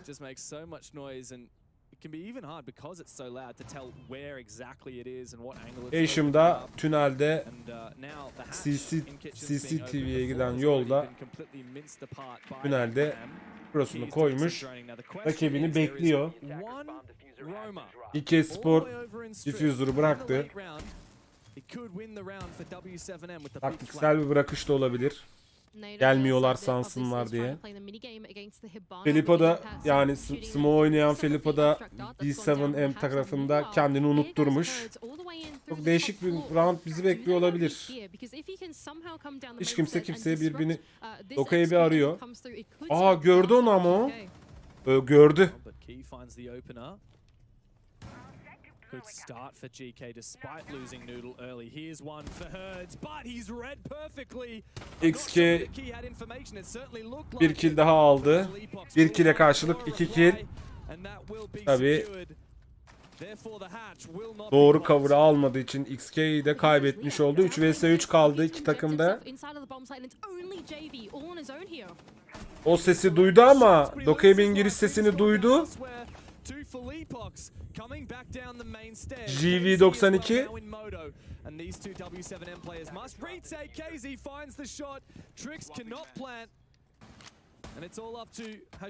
Ayım'ı tam oturtturamadı bu arada yani. Şimdi diffuse bomba kurulurken good attempt from GK at a sort of like cut in half early executing onto the bomb site with the opportunities that they've been given, but just not quite solda. The rest of the W7M players, they were keyed into the pacing that they brought, and it's now a 2 versus 1. It's winnable. Son 30 saniye kurulur o ya. Eşim bu arada kuruyor. Hayır. Kurdu. Bakalım Eşim neler yapacak. İlk killini aldı. Son 1 vs 1 kaldı. Sakın.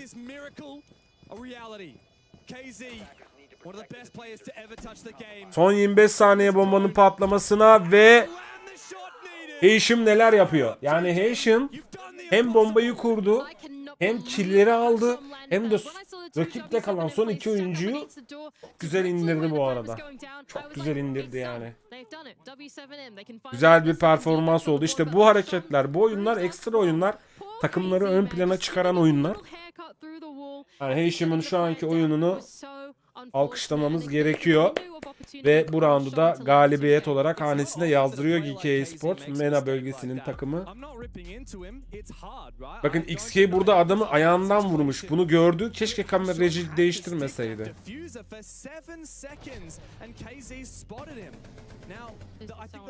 Ve burada mermi geçmedi. Ki ben geçer diye çok korktum bu arada.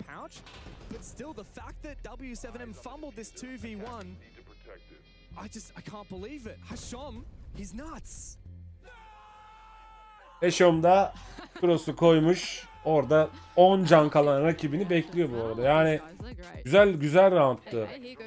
Dediğim gibi beklediğim, yani enteresan bir round olacağı baştan belliydi. Şimdi 4-1 üstün GK Esports V7M'e karşı, bakalım hero'larda bir değişiklik var mı? Evet var. Gene Montaigne'li, Thatcher'lı, Sledge'li. Ondan sonracığıma Ace'li takıma geri döndü. GK Esports.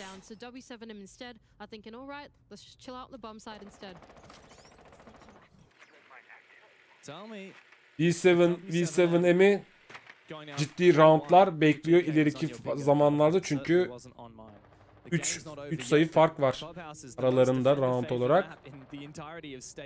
Yani Nade'in hala kill alamaması, 0 kill'li olması, Casey'nin 2 kill alması takımın ne kadar geri kaldığını aslında gösteriyor round bazında. En azından Casey ile Nade bir triple kill, double kill, ekstra bir oyun sergilerse skorun eşitlenmesi içten bile değil. Ama öbür tarafta da tabii upper bracket'te olduğu gibi Heishin ve TRLX'in güzel gameplaylerini görüyoruz. Bu arada Leader bir fight'ın içine giriyor diyecektim. Ama Nate kill çıkardı. Bu arada Nate de ilk killini almış oldu.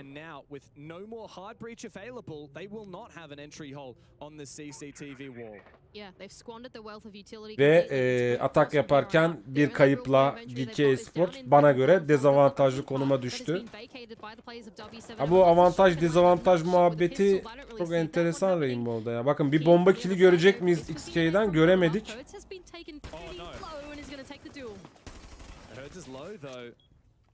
Yani değişik yerden yakalayabilir de Hardz'ı.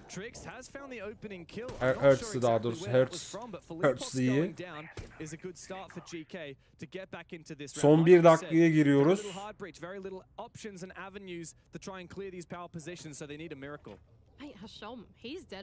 Heishin Montaigne'le değişik şeyler deniyor şu an.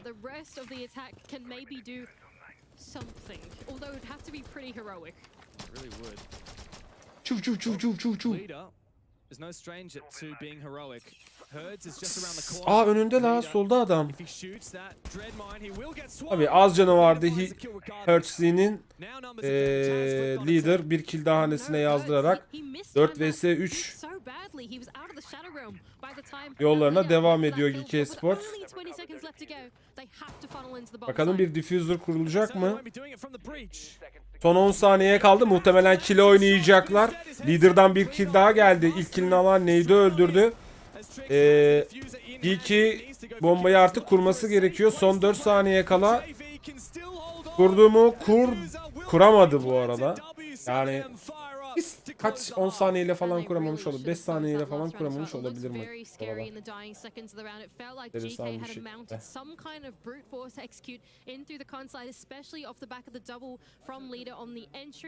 But the remaining two anchors of W7M can hold strong, but it was messy. It was not clean.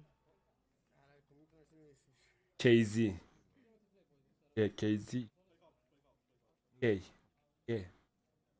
Well, time to switch sides. Let's see if that momentum switches as well. Nate Allah ilk killini aldın lan. 6. rounda geldi. İlk defa aldı. 2 rounds on their defense is workable.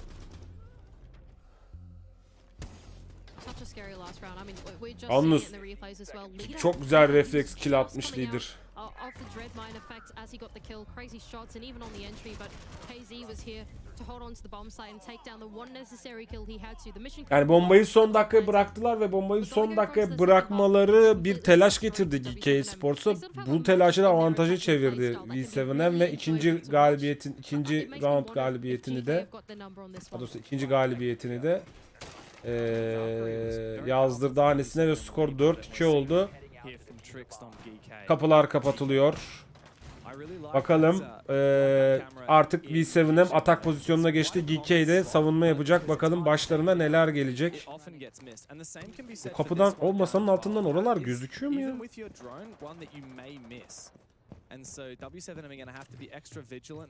Hemen seçilen karakterlere bakayım. V7M, Sledge, Hibana, Lion, Ash ve Ace görüyoruz V7M tarafında. DK tarafında da Valkyrie, Mute ve Mai'yi görüyoruz. Şu lider'ın aldığı hero'yu bir türlü ezberleyemedim. Bakalım savunma tarafında sıkıntı çeken V7M atak pozisyonunda neler yapacak?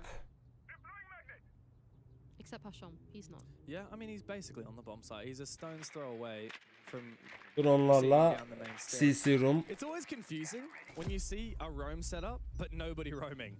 And W7M have to clue in quickly here. Ooh. Be careful there, Tricks. You might lose your head if you overpeak this one. KZ's taking a little bit of damage. Drone orada bu arada Heşim. Down from oil pit. Must be getting contested. Mı Hertz mi? W7M are looking to cook something. Evet, Hertz drone aradı.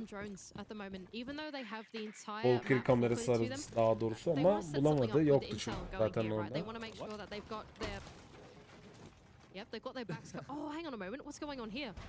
Bakalım son 1,5 dakikaya girilmişken ilk kill kimden gelecek? Hangi takımdan gelecek?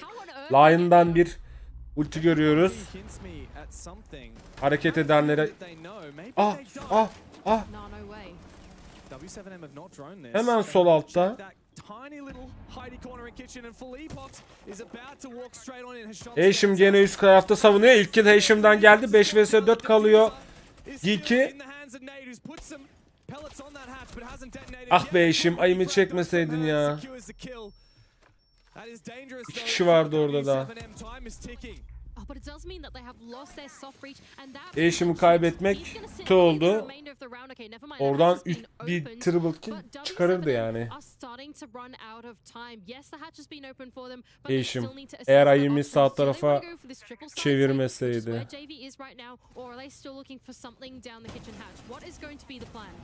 Oh, this is dangerous. Leaders impact trick that one as well. Hertz, he's at the bottom of main stairs, but JV springs into action. All up to Key and Tricks now, but time is not. Bir mermi daha gitse işler çok farklı yere gelirdi. 7. round'un sonuna doğru gelinirken V7M bombayı kurdu. Bakalım 3 vs 2 kalan.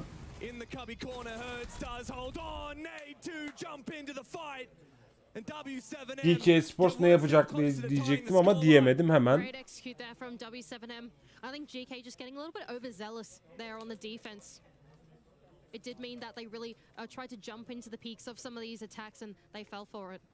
We've got Laxing on the line. Laxing, what have you noticed? I mean, you know, Mandy said it best about some teams getting overzealous. I want to talk about W7M specifically. I think they've been really overzealous on their initial defense rounds and trying to take those gunfights instead, where they should just slow down and let GK peek into them. And that's what we're now seeing with GK. I think, you know, because you get that mentality of getting ahead in those rounds, that you less focus on what the actual play is going to be, and you're just trying to dominate that team. So it plays perfectly where GK just needs to slow down and now let W7M peek into them like they originally were doing. YouTube'da ara belleğe alma sorunu yaşayacak diyordu da. I mean, W7M is on the clawback now, and we were talking about it in the green room, where everyone for the most part was saying stuff about GK, that this would be a pretty much clean sweep for W7M, and clearly GK is really putting up the fight against us. So W7M here really needs to read into how they're playing and how GK is playing and countering them, and really just kind of deep dive of like, okay, maybe some rounds we have to play a little more aggressive, or other rounds we don't. Thank you very much, Laxing. Always good to have some insight from the analysts during the game. Evet. 8. round sizlerle. They certainly do, and with their play style as well, it will make it quite challenging for GK to get a comfortable read on the pacing that's gone down. Yes, even though W7M almost ran out of time in that last execute, they were still able to convert it straight through the execute on the Evet, attack. Needle'dan bir kill geldi. On a Enteresan. small peak, I would dare say, Daha round'un this is bitmesine trying to 2,5 make dakika var ve onto the secret window. B7'den bir oyuncusunu kaybetti. Bir spam pick geldi muhtemelen. Onu kameralara vermediler ama reji. W7M again. They're not even going to catch that player on that rotation back. Look at how safe an angle Felipox was playing. A lack of confidence perhaps for the Brazilians now. They're looking shaky. They certainly do, and losing the Thatcher isn't the nicest one to be losing out as the first pick as well. Like getting that triple wall open later on with the double mute jammer setup that's going down, it's not going to make things any Oo. Still holding on to XK bir pompalı one shot attı. Of this position as he's just waiting for him to pop up, but surely he's got the discipline not to do that. He certainly does. GK are playing at their peak form at the moment. There's no doubt about it. They were the underdogs YouTube'a going da into this game. Kaplev geliyor. Teşekkür ederim Kaplev için. A 5-3 lead over W7M. They're on their defense. This is where you expect them to flourish, but their attack was where they established this lead in the first place. Reloading.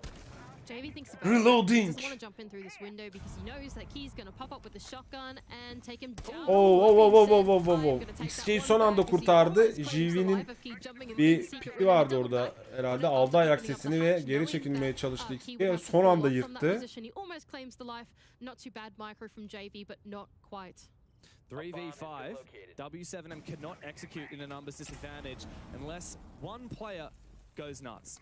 And so they will look for picks in this mid round, but less than a minute Son remaining. bir dakikaya girdik. It's almost impossible to convert this, especially in the numbers disadvantage going to a basement execute. You simply do not have enough players to think about getting the bomb down. You said it perfectly. They need to go for picks. They need to go for a flood to actually collect some of these kills before they can do Bakalım anything. 5 And vs with only 3. 40 seconds left Oo. to go, it's looking pretty dire 3 kill, for 2 kill W7M. almış bile zaten The GK. real way to find picks is if someone from GK makes a wrong move. Felipox has one nade still in pocket. He will have to use it to try and find a pick, to try and clear some utility as Nade looks to get rid of this Kiba barrier. Hasham holds the power position. He reloads at the wrong time and he allows Nade to drop down. Pozisyonu çok iyi, bir bomba geldi. Eşim'in bir kill'i var. Ve Eşim yine yaptı yapacağını. GK once again lock in another advantage. And a really comfortable defense. Eşim yine yaptı yapacağını valla. Just go for a light roam, a lurk, make sure W7M can't get in early in the ground floor, and then fall back off to safety. And that is what all 5 players on GK were able to do. They really did not overcomplicate it after that. They knew that they had the man advantage up for them. They just didn't need to give that away. I think Laxing pointed it out perfectly. All they needed to do was just hold on, relax and let W7M come to them, especially in an advantageous position, and they did that. How many people put W7M down to go 3-0 in the Swiss? Me. You did. Who'd you put to win the tournament? Çok güzel one shot attı ya. I know you're a big W7M Okay, fan, Eşim. you're a big Brazil fan. I really thought they could go back to back.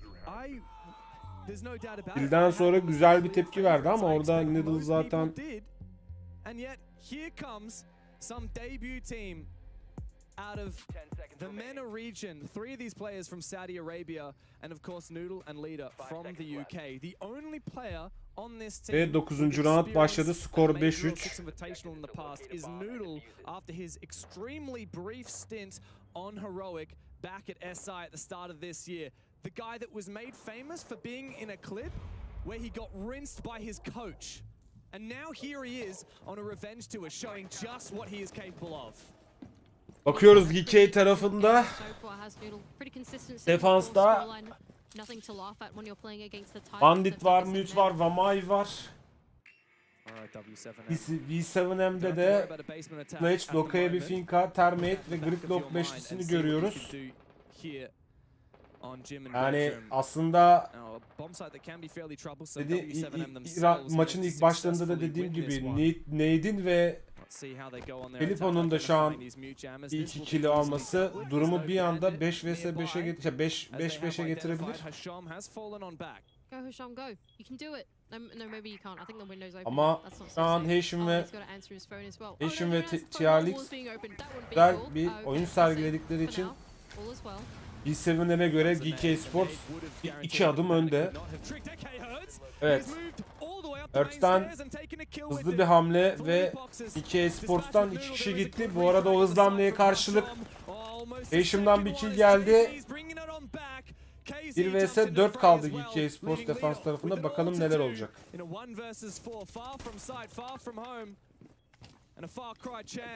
User kuruldu.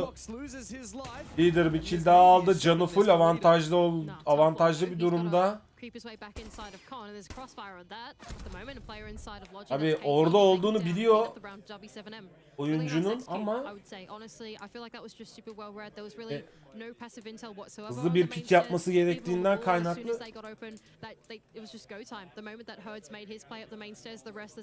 full canı bir anda sıfıra indi ve kaybetti.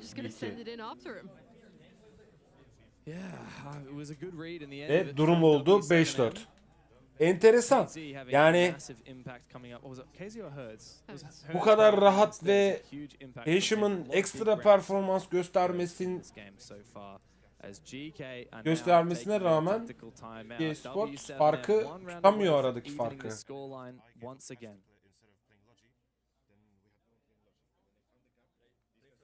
Hani kolay galibiyete doğru gidiyor diyecektim.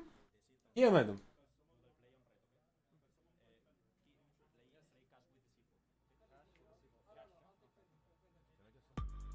Play cash with the C4. We can't let them keep getting these camps. Lafı ağzıma tıktılar. Very interesting. It seems like, from what I understand, GK are leaning into something more active, I think. Oh, not really active, but I think they do need to lean into some of that passive intel, to be honest. They really can't be giving W7M the amount of space that they have been giving them, right? And the perfect operator for that is Fenrir. Not only do you have all the dread mines to prevent the early entry from coming in through, that's Trix now putting both a dread mine and the barbed wire on the main stairs, but yeah, you've also got the barbed wire in the secondary utility to make sure that that bottom up push is not giving to W7M for free. Not just that, 10. round başlıyor.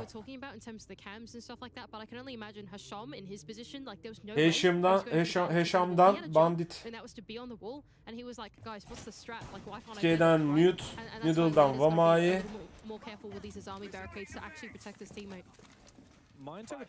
B7M'den de termite, finka, ace.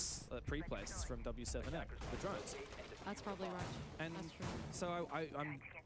Karakterlerini görüyoruz. Bu arada Needle'dan ekstra bir pumpik denemesi geldi ama tabii kimseyi göremedi. Ben de bir tık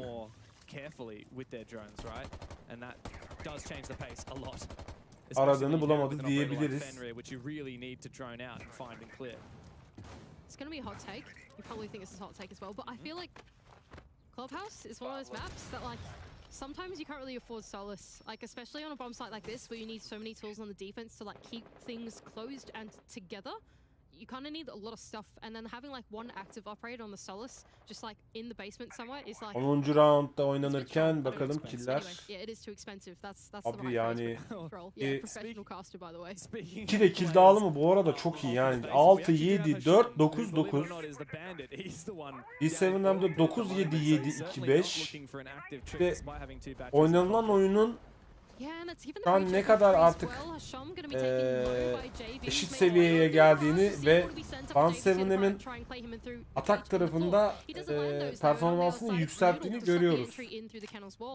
Ama tabii ilk kaybı da GV92 oldu ilk kayıpta. Yani B7M 4 kişi kaldı. 5 kişilik e-sport karşısında. Tabii Heşim'in de canının 20 olması büyük bir dezavantaj GK için.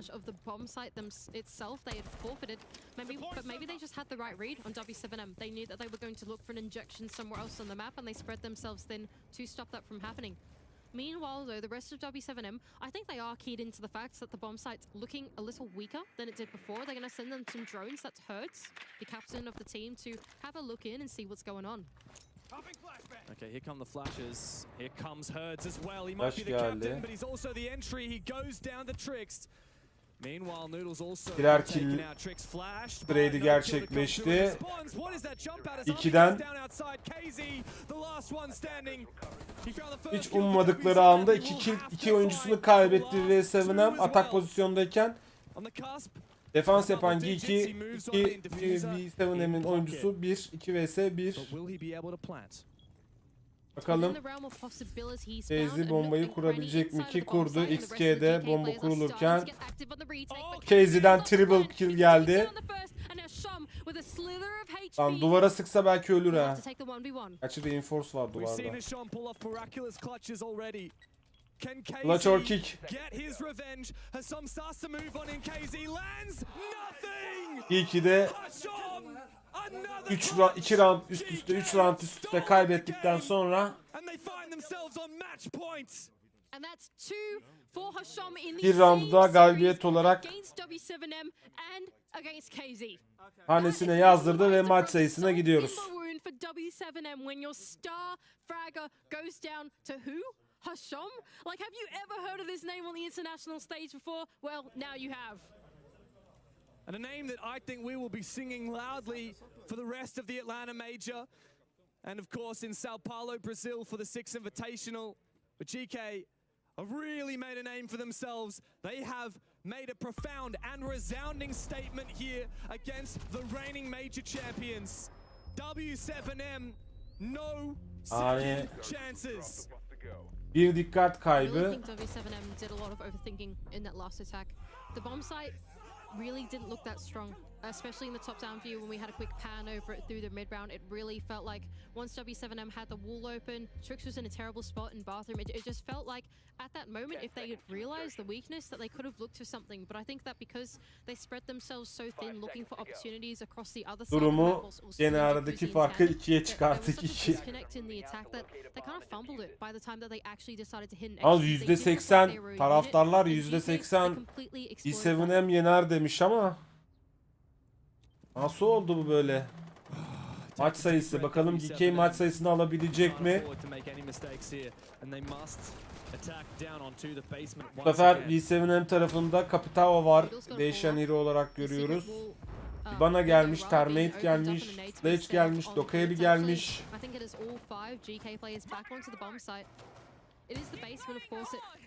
10 kill'li Casey. Nade hala yani Nade'in kill sayısı yine en düşük. B7M tarafında. Nadal'ın nasıl biri sıktı ki %50 canı kaldı. But GK are furthering that name even further, and that is Hasham, the man of the hour. On this Roman strip, he goes down. İlk kill Nade'den geliyor. Nade 1 kill aldı. 4 kill'e çıkardı kill sayısını. XK'den yine bir pompalı tüfek hamlesi gelecek. Bakalım neler olacak. Flash geldi. Ama tabii XK bunun farkında. Oyuncunun da olduğunun farkında. Bakalım kim pikleyecek. Into the late rounds. Key also doesn't want to lose his life. That C4 somehow taken down by the sledgehammer. Felipox thanking his lucky stars he did not lose his life. That is so fortunate for Felipox. Vallahi indirecek Ethem abi, hoş geldin. Yani az önce de söyledim, %80 galibiyet tercihi gelmiş B7M'e. Taraftarlar arasında %20'lik bir Geeky kazanır diyen taraf var. Trilix'le Heşim çok ekstra performans gösterdi. Özellikle ilk 4 round içinde. Evet bakalım ilkili W7M'den geldi. Ki Nadal'da ekstra 2 kill çıkardı. Bakalım üçüncüsü gelecek mi bu arada? Nadal'dan geldi. Üçüncü kill de geldi. Tabi dördüncü yani ultra kill'i beklerken hakkı rahmetine kavuşuyor Nadal. XK'den bir pompalı kill'i daha geliyor. 3 vs 1 kaldı. Maç sayısına giden Geeky. Bakalım. Sayı olarak üstün olma avantajını kullanabilecek mi? Kullandı ve playoff'ların ilk mücadelesini de, daha doğrusu özür dilerim. Playoff'un 3. mücadelesi olması lazım. 4. mücadelesinde de GK Esport sahnesine bir galibiyet daha yazdırıyor. MENA bölgesinin takımıydı bu arada, tekrar edeyim onu.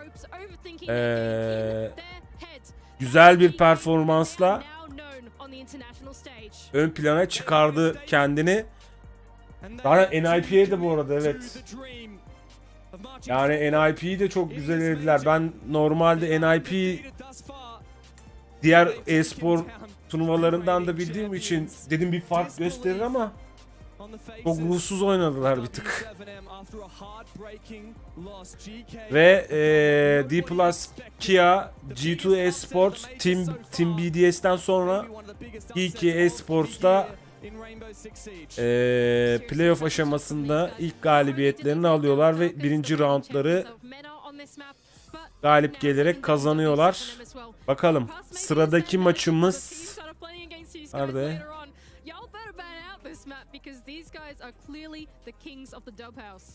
Sıradaki maçımızda Sonic'le Volves Esports. Bir de benim hayal kırıklığım upper bracket'te şey oldu. Volves oldu ya. Dedim daha değişik, daha böyle farklı bekliyordum. Ama upper bracket'ten lower bracket'e düşmeleri, ilk maçı kaybetmeleri, sonra lower bracket'ten de ki Allah'tan galip çıkmışlar, güçleri ona yetmiş. Playoff'larda onları da görüyor olduk.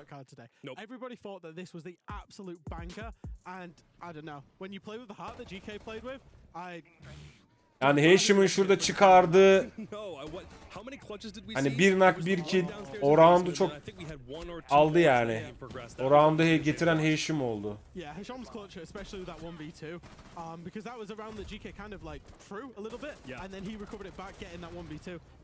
Birinci round değil play. Ama burada şeyde Wikipedia'da round 1, round 2, round 3 olarak geçiyor. Best of 1. Playoff mücadeleleri arasında.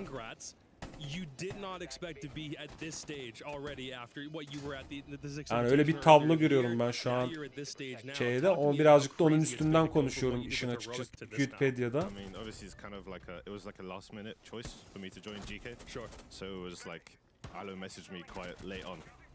Bilmiyorum. Ha, direkt finale mi çıkacaklar bunlar? Doğrudur. Ben birazcık daha burada elimdeki şeye göre konuş. Dediğim gibi elimdeki Wikipedia'nın Wikipedia'da turnuvanın şemaları var. Onlara göre konuşuyorum. Çünkü play'in mücadelelerinden sonra playoff tabelasına geçtiğimiz için burada şey olmuş. Hani bir maç işte round 1'e işlemişler. Ben dedim herhalde round 2, round 3 diye 3-4 daha maç yaparlar gibi demiştim. Tam bracket'de galibiyet gelenle duş sayfaydı değil mi de? I thought, like, I'll just say it personally, I thought that was a massive risk. What did you guys think? What was your thought process? I mean, yeah, it's our favorite map. We like to play clubs, so we just thought, why not take them to the club? What's it like? I mean, I am assuming for the majority of MENA teams, scrimming Europeans is usually a pretty common thing that you guys end up doing. How much do you see from a European playstyle that was already best of 1 direkt şeye çıkıyorlar. Okay. I wouldn't say relatively familiar. They mostly play for gunfights, more like LATAM style kind of. Okay. But yeah, we try to bring the more strategical side with Alo and Wazo into the team, and yeah, that's about it. How's leader settling in? Because obviously, you know, you lost seriously, and now leaders just had to come at very short notice. I understand that he only had one scrim with you guys, is that right? Yeah, we had like 3 maps total to prepare for the entire. Bir de Avrupa'dan telaşlı. Oyuncularla ilgili pek fazla bir tabii uzun zamandır takip etmediğim için turnuva gününe kadar çok fazla oyuncularla ilgili bir bilgim yok. Yani tek bildiğim şu an galiba bir tane Geeky'de bir tane Türk oyuncumuz var. O da bu turnuvaya katılamamış. Onun bilgisi var, ben onun. What are you gonna do while you're now waiting to figure out who your opponent's gonna end up being? Is it immediately go right back to practice room, start scrimming up again, or you Eyvallah, tamam. I think give ourselves a second. Aynen. Ben ona Sirius'le diyorum, doğru mu? Doğru mu okuyorum ismini Sirius'le? earlier. The Seriously dedim de ilk Anything else you wanna başlarda. say to the fans before we let you go, dude? thanks Bir a lot to the problemleri Meta fans yüzünden. for supporting us. Keşke oynasa, yani keşke problem olmasaymış da oynasaymış. Make you guys proud. Sounds Görmek good, dude. güzel olurdu Congratulations onu on the dub. turnuvada. That one's massive. So, Bayrakları Jesse, there's asardık one Ethem particular abi. clutch we gotta talk about, right? Yes, Jacob, there is. We have to talk about this play by Hasham. He played great all game, but I wanted to highlight round number 5 because it really was a crazy round with lots of twists and turns. First of all, let's highlight defender positions. We got Tricks up here inside of kitchen. Hasham is down inside of dirt. We got Leader on main stairs, notably at the bottom of main stairs, not mid-floor. And then we've got Key inside a bar, open up the hatch. The only defender position I want you to care about right now is Philippox, who's inside of billiards. They don't know he's there, and I guess you can probably predict how that turns out for Key. We get a little swing from Philippox, and he grabs that pick. Now, at this moment, a call is made for Geeke. They say, listen, one guy's upstairs. The rest of us are all pretty close to the bomb site. Let's just send it. And as they drop on in, as they start to get down, they isolate the site, the bottom floor, into 2 separate battles. They got one battle up the B bomb site around Armory, which is a 2v1. Dördünde They got yarın one da bomb site down playoff around var. A inside of Church. And you'll see Best of these bir. battles, they don't both go their way, but they go 1 for 2. They end up winning the fight over by B bomb site, but they lose the fight down inside of Church. That's okay, because what we have is the defuse kit inside of B, inside of Armory, and that means that they're going to be able to push forward and win Yarın this angle. Now, 6.30'dan because this is a one fight up in the north, they're able to yine plant. but içeriğe kadar unfortunately, maç Trix var. picks a bad plant spot. The reason this is bad is simple geometry. KZ from down inside of Church can get an angle onto this plant spot right there from playing pretty arada deep bir- inside of Church. On the other hand, the angle covering from Hasham comes down and note that it Ya intersects şu şeyi de a braketi little de bit before sitedeki where KZ braketi needs de to be. keşke KZ can be behind the yenileseler angle ya. from Hasham, still denying that plant. Nereye As we gitti see, yani? that's exactly Galiplerin what happens. tabelası KZ pushes cidden on nerede? up, goes for the denial, and he gets that. All of a sudden, it looks like Trix has thrown the round. It looks unwinnable. We jump forward quickly though, and Bir Hasham sonraki is making maçı mesela magic D happen. plus 2'ye First of all, kimle he needs to oynayacak? cross the hallway, he does that. Oynayacak. He Atın da grabs onları the da. fuse kit, and we talked at the start of the game. Atın about how oraya, Nate has unique atın plant oraya. spots. Well, Hasham says, I can do it better. He's just inside a blue. He exits the door and he plants here. And as soon as this is recognized on the side of W7M, they start to panic. We see Philippox rotate up north. We see KZ swinging, sprinting down through the bomb site towards the south. But both of them are isolating themselves now into 1v1 gunfights. This is something that 1v1 is going to take advantage Heşam of. You'll watch it evet. here. Still from the top down POV, he deals damage to KZ. Goes Yani for a crazy Geeky'ye bir de headshot onto Philippox, Geeky'ye bir and then de it's just him, a 1v1 versus KZ. He plays this so well. Round'u getiren, maçı getiren hamlelerden bir tanesi. Ha bunu biliyorum abi ya. Ben direkt şunu da şuradan da bakıyorum.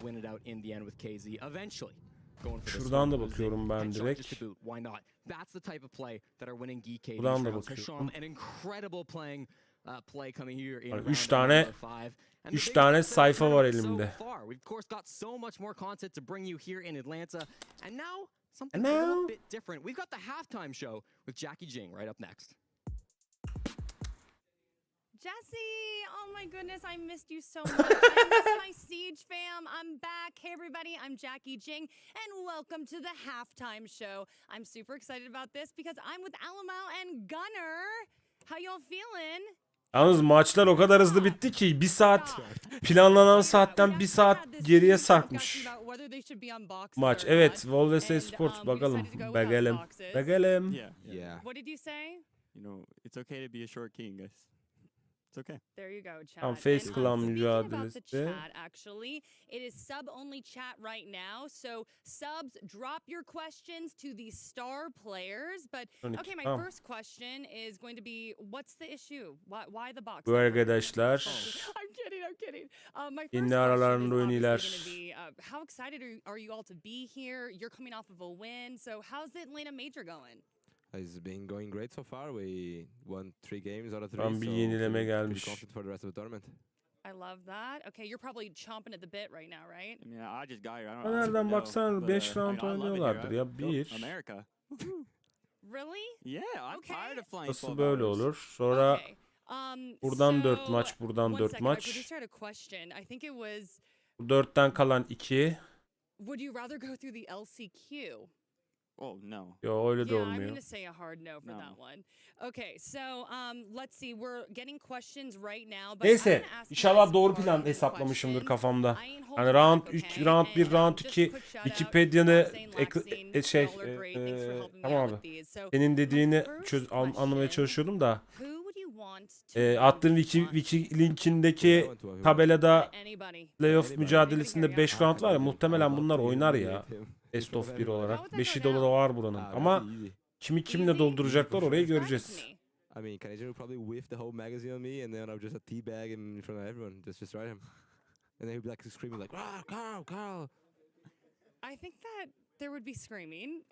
Canadians not gonna love that answer. Canadian. Gunnar, what about you?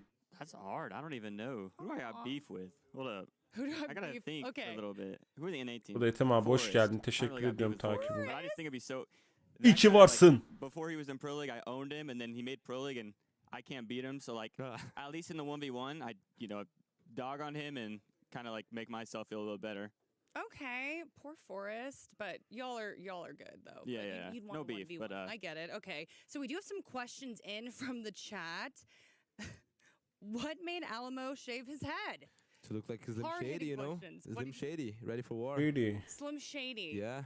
Yeah. Slim I think Shady. A lot of Eminem jokes. I'm sure you were loving them. Yeah, I love Okay. that. Well, was there anything that inspired the haircut? Just him in person, you know? He inspires Aw. me. Oh, that's really cool, Yeah. actually. Okay. Okay, I actually love that answer. We have another question here. I'll throw this one at you. How do you deal with the pressure? The pressure. Ooh. The Well, pressure. ever since I joined Sonics, like, like all the fans, they love talking that ish. So eventually you just get so much that like you just kind of say F you, and then you don't look, and then you just live your life because they're watching you, and if they want to talk crap, Kaç dakika vereceğiniz acaba bir sonraki maça, çok merak ediyorum. broke. And the ones that don't talk anything, they're living a good life. They're all rich. Çok merak, and çok great people. merak. Okay. Wait, would so you Gunnar feel just trashed pressure- out Sonics fans. That's right. No. Okay. Okay. They're all rich. Here's a little twist on that. So, would you feel pressure playing? Phase 2 round 1 karşılaşması. Bunlar daha No. No, there's no pressure. whenever bunlar you daha play. Kiloz zaten eleniyor. 1 vs 1'de round No, average'a no. bakacaklar. Beraberlik Really, durumlarına. this is O zaman işte What is it to be- ben It's de just a doğru game, doğru I play anlamışım o against them, zaman ya. we dog him and then we go on to the next game. That's facts. Okay. They would dog us for sure. Tamam, buradan 2 puan aldı. Bir noktada önümüzdeki seneki şey gibi. Really hard questions. If you swap teams, Şampiyonlar how Ligi long would it take for Şampiyonlar that Ligi team to win an şey event gibi that you olacak. guys swap? Kuralları gibi herhalde burası da. Yeah. I mean, I guess it you're would be G2. Değişecek ya theoretically önümüzdeki G2 sene. G2 theoretically. downfall. What? You'll be G2 downfall. Tamam, doğru G2 anlamışım. greatness, they haven't won an event since Invite. They didn't even make top 4 Hmm. last major. They've been on the Uzatmalar fall, two roster kazansalar moves, 1 they're puan in question. alırdı. Maybe if I change greatness at the top. maybe if I join NA, maybe we can win a major again, you know? Or SI, depends. I Oh could my choose. goodness, Foxy and Oh Lysa my might be in trouble with these goodness. questions. Okay. Kadın çok enteresan little konuşuyor ya. lighter here. Gülesim geliyor kadın. Why didn't Alamo dye his eyebrows? Chat, y'all. That's too much, too much. Slim Shady has no dyed eyebrows. Okay. So there's a question about regional styles I want to get to, and Gunnar, I'll put you in the hot seat for this one. How to regional styles of Siege develop? Sevgili and Can, hoş how geldin. do, sorry. Art And how ard much arda do you ikinci notice ayını them kutluyoruz. when playing in majors? Hemen şuradan bakalım. SI? I mean, I think like 7. ayını kutluyoruz. İyi akşamlar mahallenin sakinleri. İyi yayınlar bakkal amca. Eyvallah Can, hoş geldin. Sevgili Zozik. Nasılsın, iyi misin? Halin vakti keyfin yerinde mi? Kesene bereket, ayranlarımı yapıştırıyorum senin için. Abi, açılırsa, burada açılmıyor. Tamam, açılmasın. Buradan atarım. Çareler tükenmez yani. That's a great answer. Do you want to answer that? Yeah, Her I would türlü say çareler team, tükenmez. each team has a individual playstyle nowadays. I don't think like there's like Blub, blub, regional blub, playstyle blub. anymore. Because like even if you see like NA playing, like Space Station playing a complete different way than Dark Zero, for example. And Blub, even in blub, EU, blub, like, blub, you have, blub, like blub. many teams. So the Russians play in a certain way, we play a certain way, and then like there's a lot of playstyles.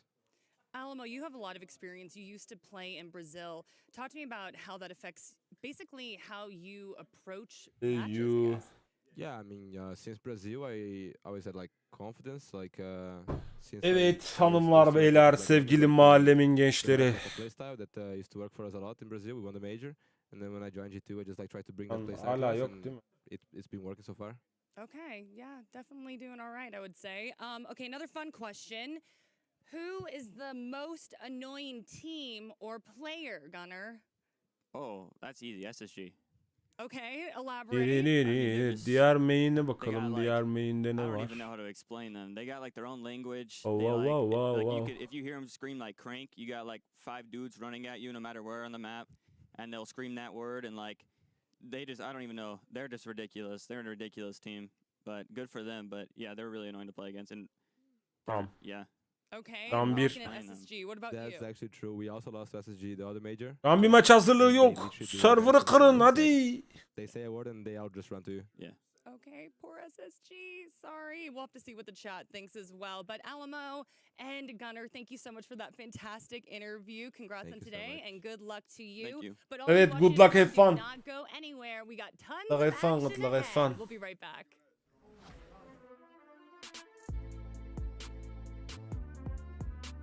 Evet, intro girdiğine göre 6 dakika güzel. Ha, şuradan devam edelim. Bir de bir 6 dakika molamız, 6 dakika molamızı verelim biz de. Hemen geliyorum.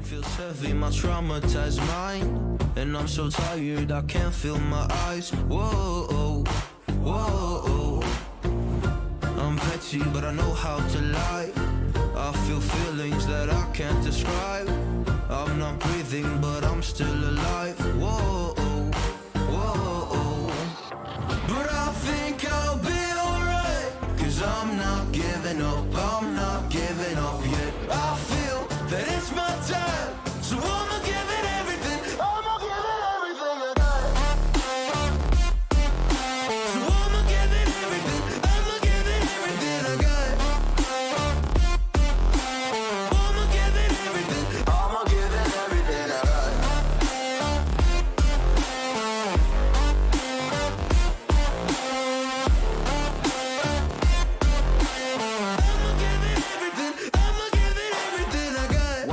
Have hope. So many days have passed. I wait around for things to change, but change has not come fast. I'm asking all the questions, but then I question them. Like, what's the point of living, existing when you can't see your God in flesh? I'm looking for the answers. They say to pray instead. I think I'll find them one day, but with a helping hand. I know that it's not easy, but I believe I will. Yeah, I'll get over all my fears and really conquer everything. I think I'll be alright. 'Cause I'm not giving up. I'm not giving up yet. I feel that it's my time, so I'ma give it everything. I'ma give it everything I got. So I'ma give it everything. I'ma give it everything I got.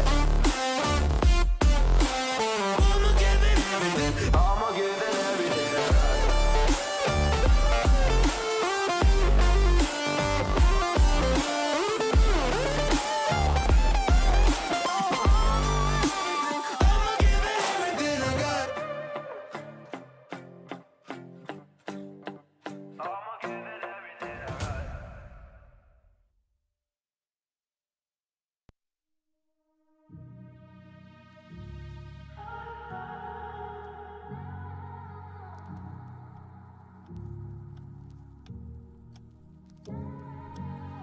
I could be the one you talk to when you're feeling down.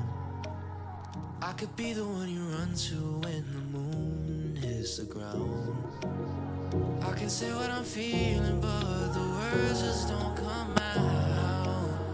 If you ever feel lonely, girl, just know I'll come around. 'Cause I've traveled so far just to get to where you are. And I know that you're broken, but that makes you who you are.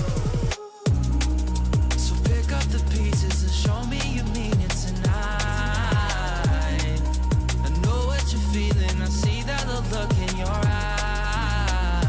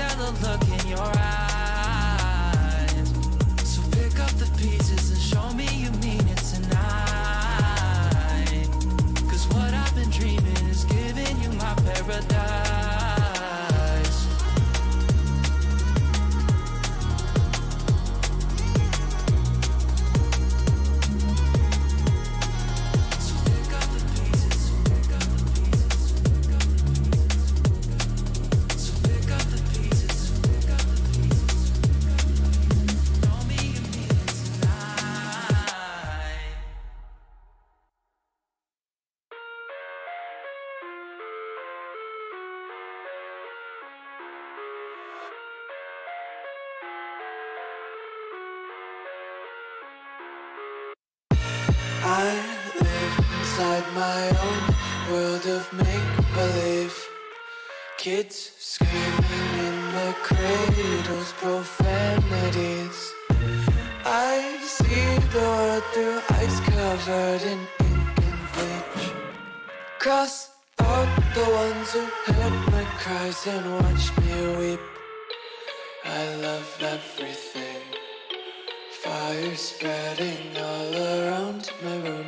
My world's so bright, it's hard to breathe, but that's alright. Hush.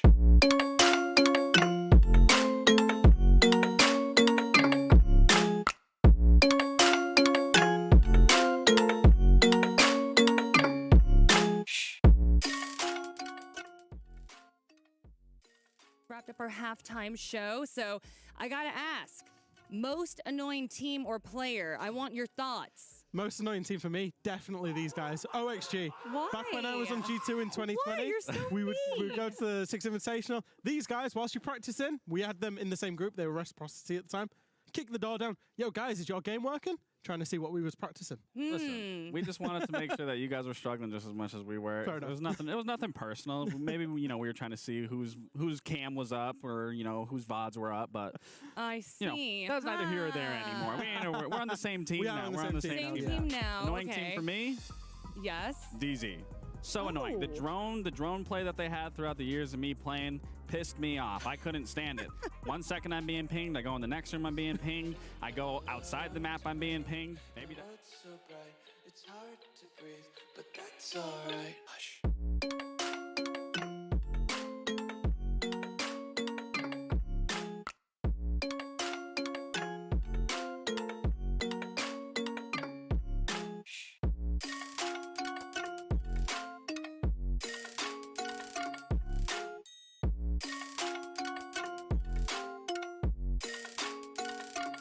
I wanna taste your content, hold your breath and feel the tension. Devils hide behind redemption. Honesty is a one-way gate to hell. I wanna taste consumption, breathe faster to waste oxygen. Hear the children sing aloud. It's music till the wick burns out.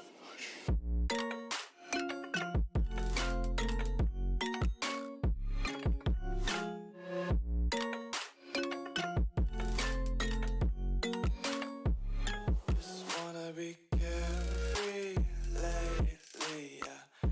Just kicking up daisies. Got one too many quarters in my pockets. Count 'em like the four-leaf clovers in my locket. Untied laces, yeah.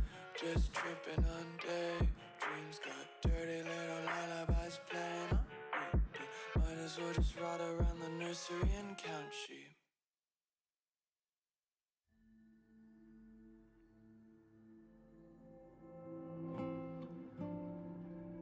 Kusura bakmayın, yazdıklarınızı yeni gördüm. Düşmemiş benim diğer ekrana da.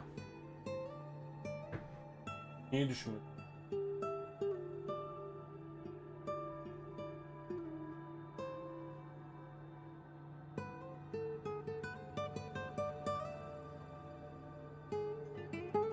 Benim var mı?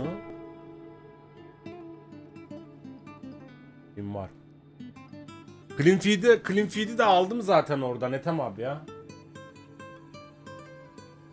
Eyvallah Can. Hala buradaysan Can, sesimi duyuyorsan.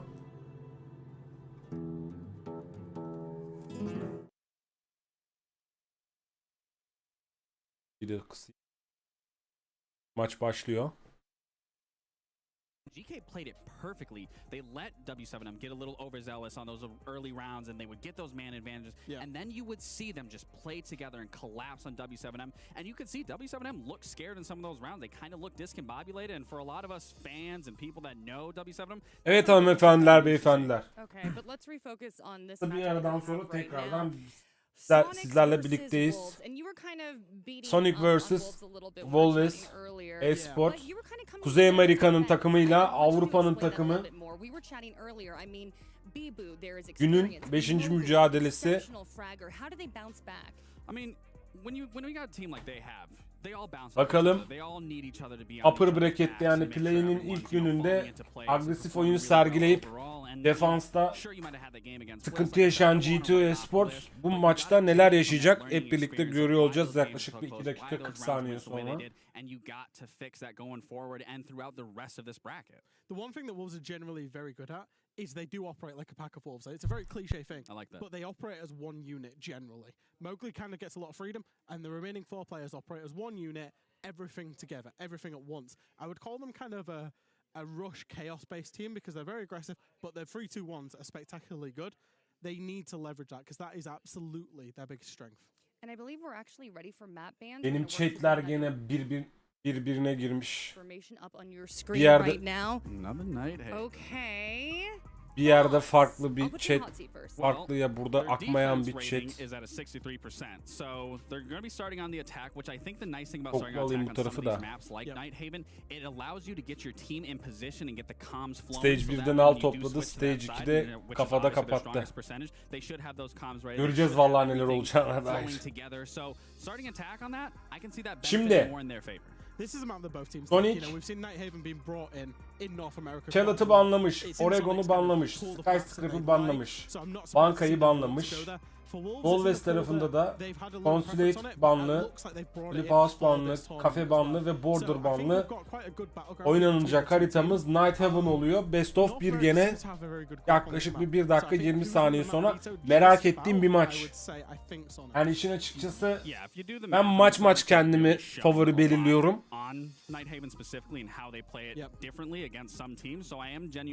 Volves'i de izlerken çok merak ediyordum nasıl oynadıklarına dair.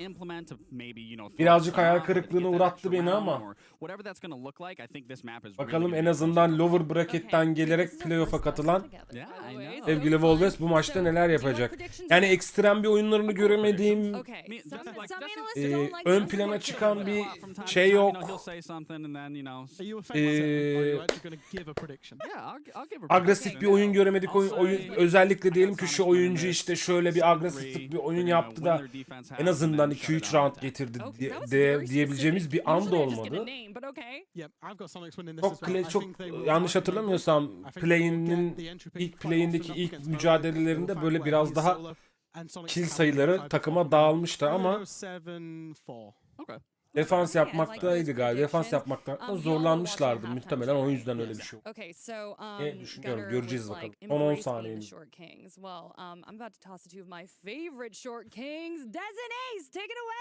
Bu arada belki az önce söyledim, duymamışsınız. Ben normalde şey de var bu tarafta. Clear yayında var da alttan böyle sunmaları da güzel oluyor. Hoş oluyor yani. O yüzden normal mainstream aldım. It's Jackie time. Jackie time. But it's also time for a hell of a game. We were looking earlier and saying realistically, every single game today is an absolute banger. This one just feels a little bit special. Evet, Night Haven laboratuvarı. Favorite map to cast at the minute.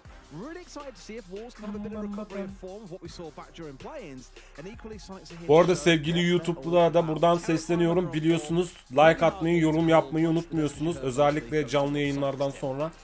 Aramızda yeni katılanlar varsa da, yeni keşfedenler varsa da bildirim çarklarını açıyor, abone oluyor, bir yorum yapıyor. Can oluyorlar, can. Can oluyorsunuz, yürekten oluyorsunuz. Esnaf mahallemizin genci olarak aramıza katılıyorsunuz. Onun haricinde zaten canlı yayında olanlar da, gelenler de, aktif olarak mahallemin genci olanlar da YouTube'daki kuralları, durumları biliyor. Şimdiden yine tekrar sevgili Ubisoft'a teşekkür ediyoruz. Bu içerik için, bu turnuvaya erişim sağladığımız için koca teşekkürler. Evet, banlar geliyor. İlk banı Volves, ilk banı özür dilerim, Sonic yaptı. Klasik bir ban geldi, Doka'ya bir banı. Geçen maçta da beklemiştim ben ama gelmemişti. Volves tarafında Ace ve bu arada en çok oynanan, yani şu turnuvada Play'inin birinci gününden bu yana en çok oynanan karakteri Ace. Volves tarafından banlandı. Frost'u da banladı Volves. Frost'u böyle çok nadir görmüştüm maçlarda ama en azından bandit mi? mixing things up a bit. Çok enteresan yani, çok kritik hero'lar banlandı bu arada. Gerçekten what the fuck.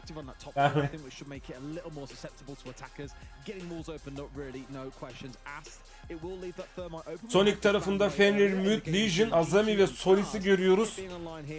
Volves tarafında da klasik karakterlerden birkaçını gözüm seçebildik. Çünkü Atlanta'daki reji hızlı geçti o sahneyi. No, it's not. I've seen Kitchen once or twice, so seeing the mid floor to kick things off isn't Hemen necessarily Volves'in de karakterlerini söylüyorum. Eş gelmiş. Doğukan hoş geldin. Davli. İnce yayını kutluyorsun. Kesene bereketliydim. Selamlar, yayınlar, aylık haraç demiş. Hemen hayranlarımı gönderiyorum. Senin için hoş geldin. Sefalar getirdin. Sen de 3 saat boyunca yayınları ol. İzle. Rainbow Six Espor paketi al. Evet. Thatcher görüyorum Volves'te. Termek görüyorum. Eş görüyorum. Hala o Headshot'un oynadığı hero'nun ismini öğrenemedim, ezberleyeceğim. Yok estağfurullah. Güzel mi geçti? Nasıl geçti yayın? Güzel geçmiş. İnşallah. İnşallah. Maşallah.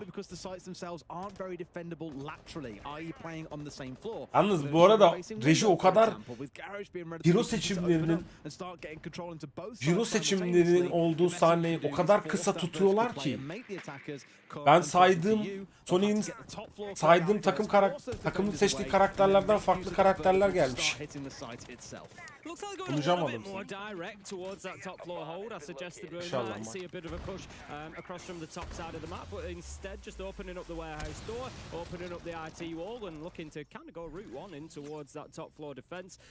Evet, hatch'ler patlatıldı, reinforce'lar atıldı, skill'ler kullanıldı, defans yapılıyor. Sonic bu arada defans tarafında, Volves'te atak tarafında, onu tekrar etmiş olayım.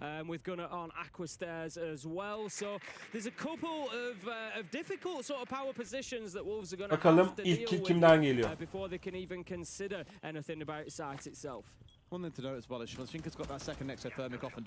İyi, güzel. Amgaz devam yayınlara. Bu arada ilk mermiyi Gunner yemiş galiba. Bir canı var. Üflesi ölecek Gunner.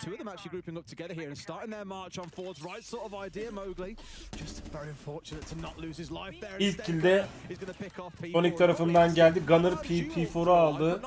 Absolutely beautiful shot from Gunner there, just round the side of that Kiba barricade, picks himself up a beautiful opener, and she's going to help keep some utility alive as well. Citizen's going to get dealt with through the soft wall though, as Morgan. Bu arada Movgil'i öyle bir yerden açtı ki yani direkt bombanın başındaki adama resmen açtı duvarı yani. Kill almaması gibi bir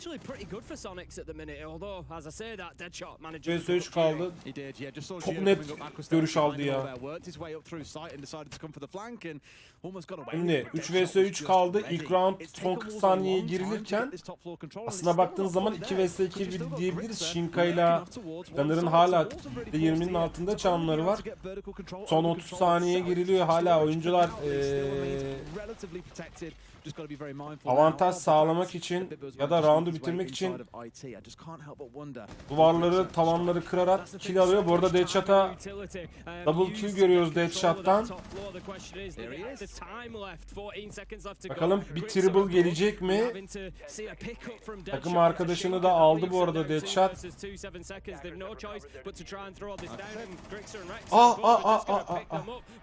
Deadshot iyi kurtardı.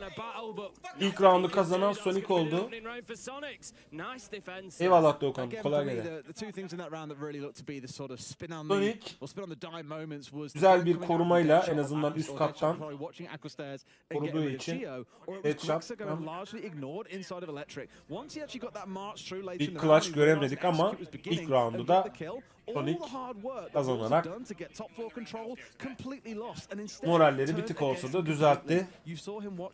Yani maçın başında ya da oyunun başında ya da ilk roundlar, artık adına her ne derseniz, 1-0 ya da 2-0 önde olmak Her takıma böyle içine pozitif enerji, başarıyoruz, yaparız biz bunu, alırız biz bu maçı, bir enerji katıyor yani. Enerji biliyorsunuz, enerji çok önemli yani. Moral ve enerji. Enerji.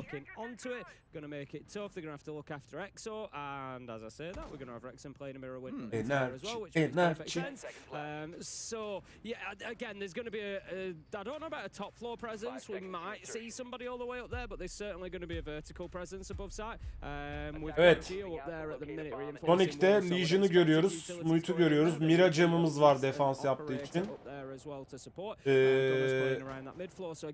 Wolves'te gene Wolves'te hemen hemen aynı kadroyla çıkmış ya. Bir yanlış hatırlamıyorsam bir Mowgli'nin karakteri değişmiş. Bravo, Thatcher, Termite ve Ash. Hızlı bir oyun bekliyorum ben şu anda Wolves'ten. Çünkü baktığınız zaman Ash hızıyla fark yaratan ve bir anda bombalarıyla ortalığı karıştıran bir karakter.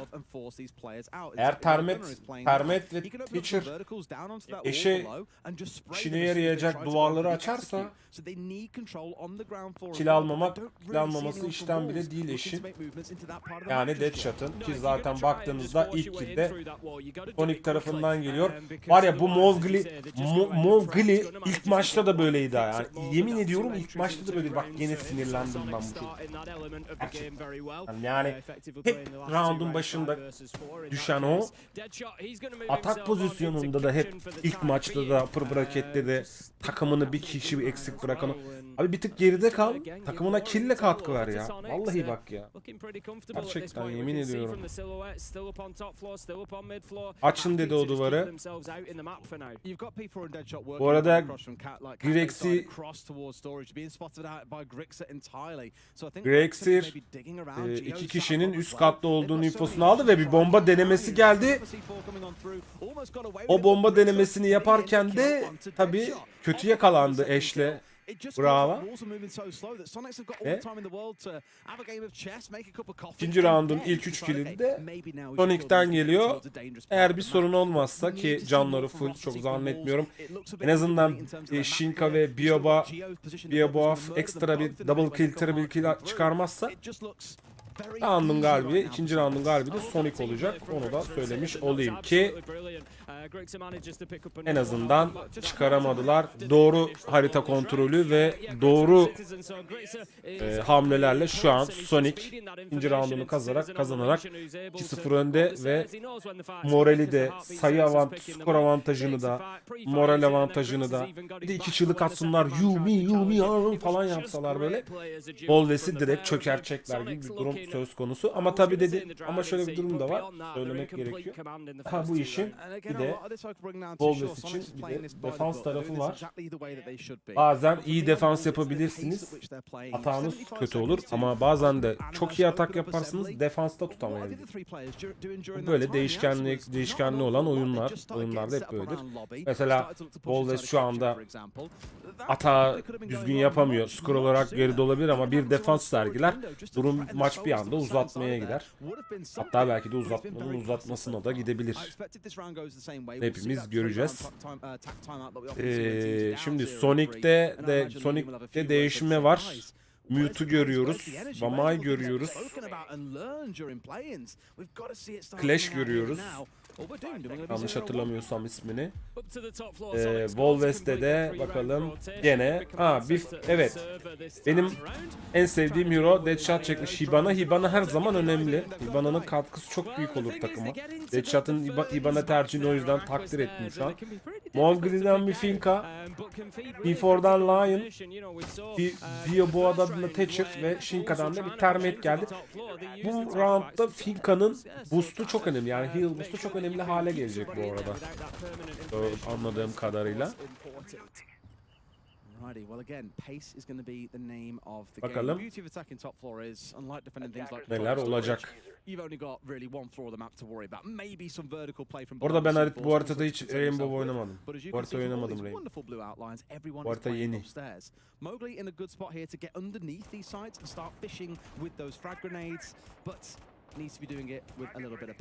Harita yeni. Evet, Termite yani Shinka.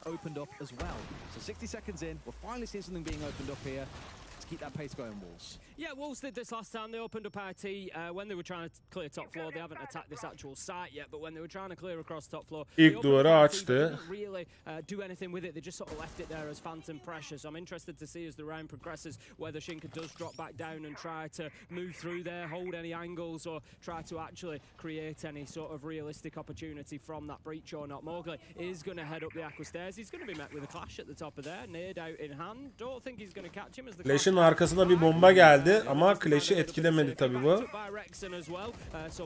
İlk kill de Mowgli'den geliyor. Güzel. En azından Inka ile fark yarattı. Really being a little bit of a headache. They're slowly chewing their way through the nades that they've got. In fact, no frags left on side now. And Gio's just going to sit here and frankly just stare at them, give him a little tickle with the electric zapping. Elektrik veriyor. Wolves need to find a way to march on forwards here. Flash'le. Any frags on side, they're screwed here. This is it. We've already spoken about Wolves in time. Look at this. Could there be a second? This certainly could. Gunner'ın pompalı tüfekle yaptığı, aldığı double kill. Bir anda 4 vs 3'e getirdi maçı. Bir kill daha geliyor Gunner'dan galiba. Evet, smoke'unu da kullandı.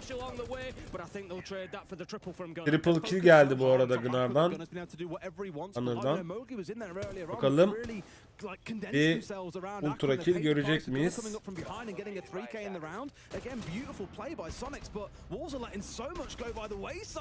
Ve güzel defansla durumu 3-0'a getirdi Sonic. Sonic.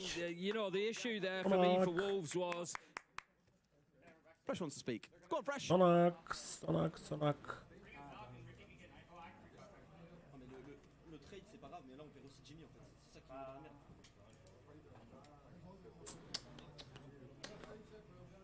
Tabii hemen bir tactical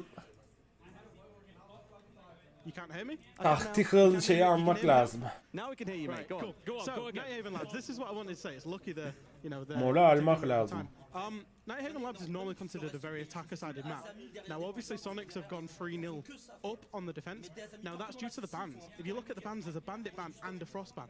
That means that so many power operators are available. Frost banı enteresan. You've got Valkyrie, you've got Fenrir, Ace banı enteresan. you've got Mira. All of these powerful operators, Sonics are using to force Wolves into Gerçekten problem değişik. solving. And then when Wolves are trying to create a solution to solve those problems, Sonics are reacting to that, hitting them with flanks, hitting them with other problems, and Wolves just have absolutely no answer to it. So if I was Wolves now, what I would be looking to do is try and keep things as simple as possible, and maybe go to kind of point of least resistance siege, try and take more of a direct route, maybe try a couple of rushes, because their default attacks on this map are not working so far. Thank you very much, Fresh, and I largely agree with him, as we've said. Evet, 4. round başladı. Everything around a particular point, like Aqua, just being stabbed in the back. And if you want to stack 3 or 4 players in a given area of the map, get some drones to below to support you. Heck, send anyone below, because the biggest thing. Sonic'te Gunner'ın 5 kill ile liderliğini görüyoruz. Hatta Grexiar da 5 kill almış. Yani insanın hiç mi asisti olmaz? Hiç de ölmemiş. Enteresan.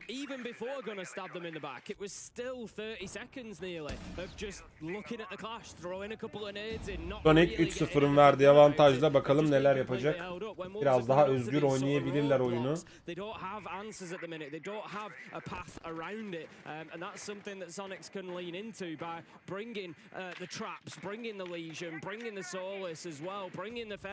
The Valkyrie play into that information, and again just create as many problems for Wolves to solve as possible, because right now they're not working through them very quickly.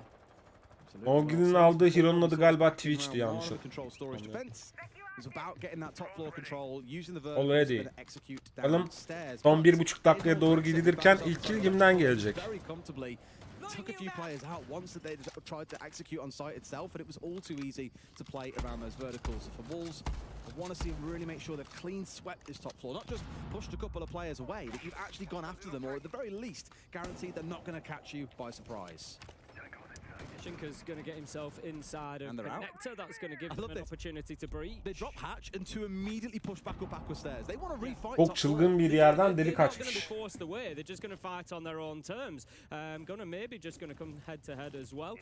Might have his opportunity for an opener again. We've only seen Wolves get 1 out of 3 so far, so an entry for them would be fantastic. But nearly 2 minutes in, it's going to be coming very late in the round. Look at all this information. Drone'un olduğu yer kamera mıydı, drone muydu acaba?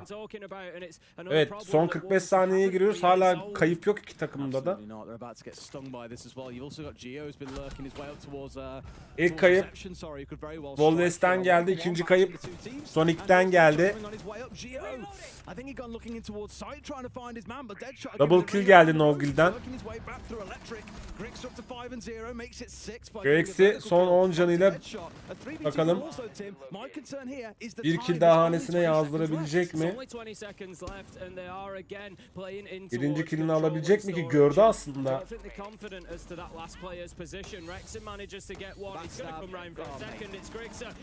Birinci killi geldi. Ve Shinka'da yanlış yeri açtı. Büyük skopu çok yanlış yeri açtı. There's going to be the final kill. Then Wrexham picks it up and Sonics continue unbeaten so far on Night Haven Labs. 4-0 Wolves really slipping behind here and it's not 4-0 öne geçti Sonic. There's two halves, you know, they're going to have an opportunity themselves when they move on to defense, but the problem is the further they get behind, the more difficult it's going to be to bring it back. Even from a 5-1, Wolves then need to have a near perfect half to get themselves to overtime. It's going to start getting very difficult. Hemen bir tactical teknik timeout geldi. Taktiksel bir timeout. Çünkü skorda ciddi avantaj sağladı Sonic. Talking a little bit there. Can't hear too much coming out of the team, but this is the Wolves tack time out. Unsurprisingly, being down 4-0 does mean you need that time to have a conversation. All we're gonna do is just keep the confidence up and keep playing our game, bro. Don't let off. Calm and together, bro. Yeah. Calm and together. It was kind of the story that we had about. And I think that sums them up really well actually for the way that they've. Bakalım nasıl bir Wolves buradan geri çevirebilecek mi acaba maçı? Actually playing quite spread out across the map. You got a couple of pairings every now and then forming together, but like Gio in that last round, off entirely by himself towards lobby, came his way up through meeting stairs, and then did get caught out by Deadshot. But for the most part, you're not seeing them playing these pairings. It is much more about the individuality of being able to go out there and win gunfights and catch in. Yalnız yavrum Legion elleri böyle kapalı ölmüş ya. The fact that he's managed to work his way through control and just being the man who's meant to be covering the planter, it tells the whole story really. It's got to be better for Wolves. We've got to see more composure. It is beautiful. I agree. Beautiful guys. They are playing extremely well. But I think again, like G2 against Scars, we haven't really had to see Sonics get out a second. No, we haven't. In reality. Evet 5. rounda gidiyoruz. Hatch'ler kapatılıyor. Reinforce'lar örülüyor. Kırılması gereken, açılması gereken hatch'ler açılıyor. Ve atak yapmak için roundumuz başlıyor.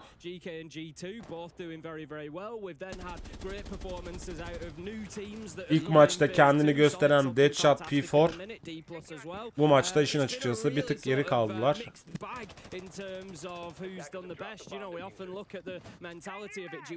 Bakalım bu roundda başımıza neler gelecek. Atak pozisyondaki Wolves'e ya da defans pozisyondaki Sony'e değişik bir round bizi bekliyor. Wolves'in artık bu galibiyet serisini kırması gerekiyor. Yani 4 roundluk bir galibiyet var Sonic tarafında. Onu bir kırıp artık hanesine bir win yazdırması gerekiyor roundlarda. Ki son 5 ya da 6 defans 5-6 roundluk savunmaya geçtiklerinde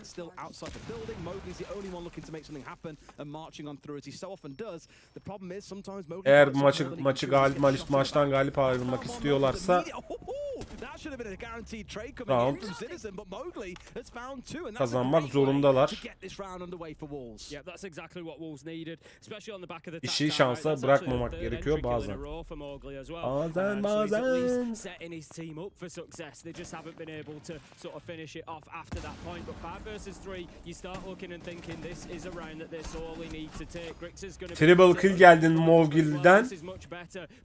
Adeta acısını çıkarıyor şu an ama tabii takım oynayamadığı için Mowgli'nin bu killleri, bu oynadığı güzel oyun bir noktada kanıp kalıyor. Yani tek kişilik bir oyun olmadığını tekrardan görmüş oluyorsunuz. 4 vs 2 kaldı. Şu an 4 oyuncusu var Wolves'in. Hatta bir oyuncu daha aldı Sonic tarafında. 4 vs 1 artık round'un kazanmaları içten bile değil Wolves'in. Bakalım Geometrix'ten ekstra bir iş gelecek mi? Bir kill geldi bu arada. Ash de Deadshot'la bombayı kurdu. Clutch Orchid bunu görebilecek miyiz? Bir adet Clutch görebilecek miyiz? Geometri bombaya doğru gidiyor. Bakalım. Slow. Ash yerde yatıyor. Yapma bunu. Tabii Wolves güzel dağılımla artık roundu hanesine yazdırdı. Galibiyet roundunu hanesine yazdırdı. Hoş oldu, tatlı oldu. Oldu, perfect oldu. Feels weird to say control and storage, but that's exactly what it was. Didn't get control of that, wouldn't have been able to plant, and we'd have been stuck in that same rut that we'd seen for the first few rounds. So First big few props to Mowgli rounds. there for really opening that up. I think like we should full back from side early. I'm going to give him full kitchen side and then retake the staircase. Now if you see one guy retake on the staircase, we just push this guy. They're not clearing it. They're only clearing mid floor. They're only clearing mid floor, is correct. We pointed that out in the first 3 rounds when Gio has been able to lurk entirely on top floor uncontested. This round he wasn't very successful, and previously on the solo list wasn't very successful being caught out by Deadshot, but when he was lurking above Garage, did manage to get himself a pretty comfortable early kill. So let's see if they've used that in this round. Round 6'ya geçtik. Bakalım. Yani bir galibiyet, bir roundu daha kazanırsa Wolves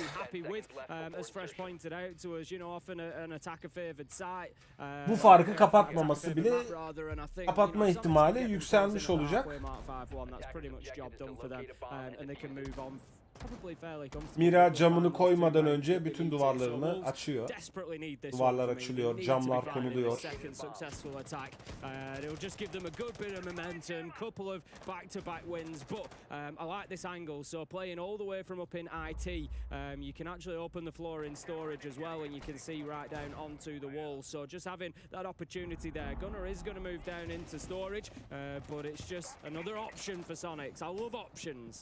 You love options, do you, Tim? Love it when they set up options. You love a good buffet then, do you? I do. Don't just, don't give yourself that one option. Don't just give yourself Atlama a chicken göreceğiz drumstick. IQ'dan. Lay out a couple of other things. Get some vol-au-vents out there. Get yourself a few choices, some sandwiches maybe, Tells me a lot about you, Tim, when you're talking about getting vol-au-vents out. I don't even know what that word means. It's just a little pastry. Mute'un yeri bu arada tespit edildi. İlk kili de Sonic aldı. This time around, no marching through this ground floor and murdering 2 people. Found a little bit of an answer this time around. Obviously with the jackal track coming on in, spotted upstairs, and it's like, Vision'ın yerini tespit ettiler. flaws to worry about now, and that's exactly what we heard Sonic talking about pre-round was, look, they're only really pushing onto the ground floor, like we could play something else, and that top floor once again appears to be the answer. Gio has to be wary as this angle is being held.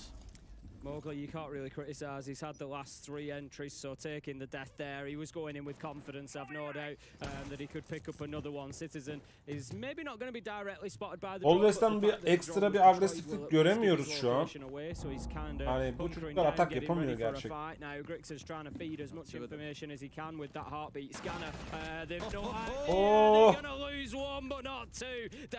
Bir trade gerçekleşti.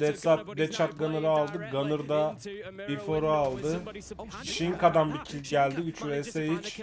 vs 3 aldı iki takım. Really open things up for Deadshot. It's being challenged by the Mirror, who's hanging out towards Nano Hall. They'll probably get stuck into a 1v1 any second now as well, when they're done playing left, right, dipping back and forth, but It feels like, again, before there's 3 versus 3. Wolves here are trying to figure out what their next opening is. And EXO, for me at least, was the weaker side temporarily. They pushed their way through from there, but Gio has found one. Absolute kicker, and they miss out onto the mirror as well. Ah, stinger. I think Sonics now, though, are going to know. Oh, C4 ekstra bir kill geldi C4'la Matrix'ten ve bir round daha kazanıyor Sonic. Secured for Sonics, and things are looking good for the North American side here on Nighthaven Labs. Absolutely massive. So for them, just so Güzel dominant. bir performans yapıyor var yani performans takdire şayan. I know they go on the defensive side here, and arguably they'll feel more comfortable in that spot. It's easier to sit and prep defensive strategies than it is attacking ones where you always have to react to what the defenders are doing. They're going to start things off downstairs in the basement. No surprise at all. We're going to see Solus coming along. Hiç acımıyor Sonic, hiç. I think as we've seen all day, Tim, the oppression onto the attacker information is so ludicrous whenever Solus is present on the map. I feel like it's absolutely essential here. Güzel bir refleks. Ama Gunner orada belki de kalsaydı eş namlunun ucuna gelecekti. Biliyoruz zaten. Bombanın geometrinin attığı C4'u ben böyle süzdüm yani. Böyle geldi gözümün suratıma attı sanki. I always wonder like the fist bumps that team players do is like some go open hand, some go like fist. And I saw Citizen do it just then where he went open hand to Gunner. Do you think that's because Gunner gets excited sometimes and basically punches him? Very possibly. Just to go open palm to not lose his fingers. Yeah, doesn't want any damage to like the I've always keyboard thought that hand. because some characters when they walk past them fist bump like really quite hard fist bump. I'm like, mate, they're playing a game that requires full control of hands and fingers. Like, what's going on? But for some reason, no one's ever broken their fingers yet. All in good time when people get too excited, I'm sure. But just an odd thought for the game. Here we go. Now this is the interesting part because you get to see a reverse of what we just spoke about at the end of the last half. Was okay then. I mean, not super ideal, but it is. Evet, 7. rounddayız. Armate'in duvar açtığını görüyoruz. Artık atak pozisyonunda Sonic, defans pozisyonunda Wolves var. Bakalım atakta yoklara oynayan Wolves. Ulan oynayın işte ya. Takım o kadar kötü ki Upper Bracket'in ilk maçında oynamayan adam şu an kill'dir ya. Vallahi. Buraya bak. 7 round oldu. Biobo'nun bir tane kill. Bir tane. Poking his head upwards towards control hall here. Just daring to find someone, and he'll find what he's after. There's someone watching the angle here as well. Just needs to be so careful that he doesn't lose his own life. And Maxim's going to back away at least a little bit, still hold off on the angle, but just being very mindful that Mowgli, kind of player that will swing that 2nd, 3rd, 5th, 6th, 10th time if he has to. Worth pointing out that we've got a cap cannon play as well with Shinka. Always interesting to watch where those traps are. We saw a double stack on a door earlier, but it's just something to be remembered. I think they will be aware of Deadshot's position from that. Leon geldi, Leon'dan bir geldi. In there, and this is the Sonics' answer to the top floor clearance. Wolves struggled with it a little bit. The Sonics have sent in the blitz. Gunner's just going to race across top floor. Happy it's clear. Drops down to ground floor, and he's going to move across there as well. When used well, the blitz can be a really good. 11 dakikaya girilirken hala bir. Hanging out inside a kitchen as well. Hungry for a couple of early kills, it feels like. Gunner going down already. At least drops it to his backside. Shinka bir kaybetti Wolves. Gunner'ı da Gunner'ı da kaybederken naklanmış Gunner'ı da takım arkadaşı kaldırdı. Tekrardan 5 vs 4 olundu. Bakalım bombalar patlıyor, duvarlar açılıyor. Deadshot'tan bir kill geldi. Ekstra oyun görebilecek miyiz Deadshot'tan ama P4 öldü bu arada. Peşinden de Deadshot gitti. İnanamayan bu hafta.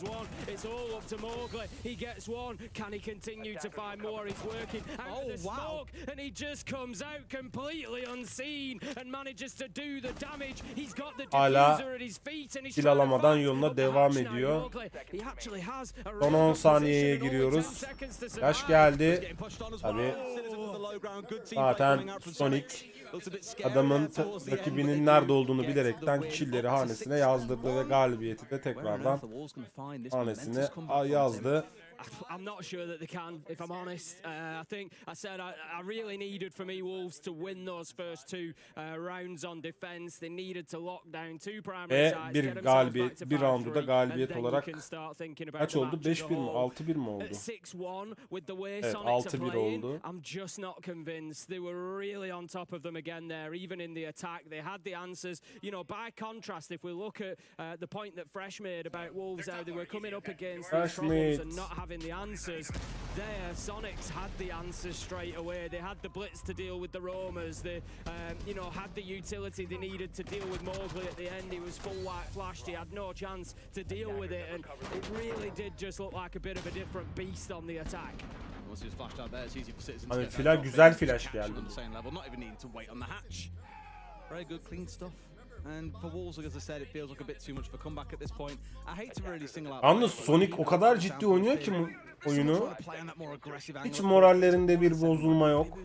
Ciddiyetlerinde ve odaklanmalarında sorun yok. Resmen Galatasaray gibi şu an. Güzel oynadılar maçı. Wolves'e adım attırmadılar resmen. In this Swiss today is of course best of one. If you just join in us, we are on day one of phase 2, which is a Swiss format. Basically, to simplify it for you, what does that mean is it means that 3 wins will get you through to the next phase. 3 losses will see you out. So you've essentially got 3 lives, if you will. Sonics are looking very good for their first. La adam yanındaydı la. Attacking this time onto control center. Wolves, they're gonna have to start digging the heels in, Des.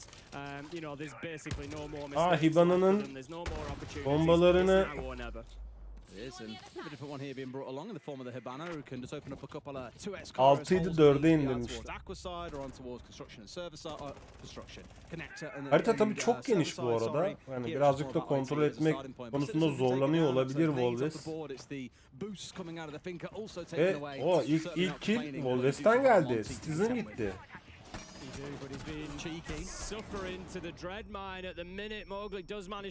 Yani Montaigne avantajını kullanıyor şu an mesela. Montaigne nasıl oynanır? C4 geldi ve Montaigne nasıl avlanır? Çok güzel 2 tane destek pozisyon. Double kill geldi P4'dan.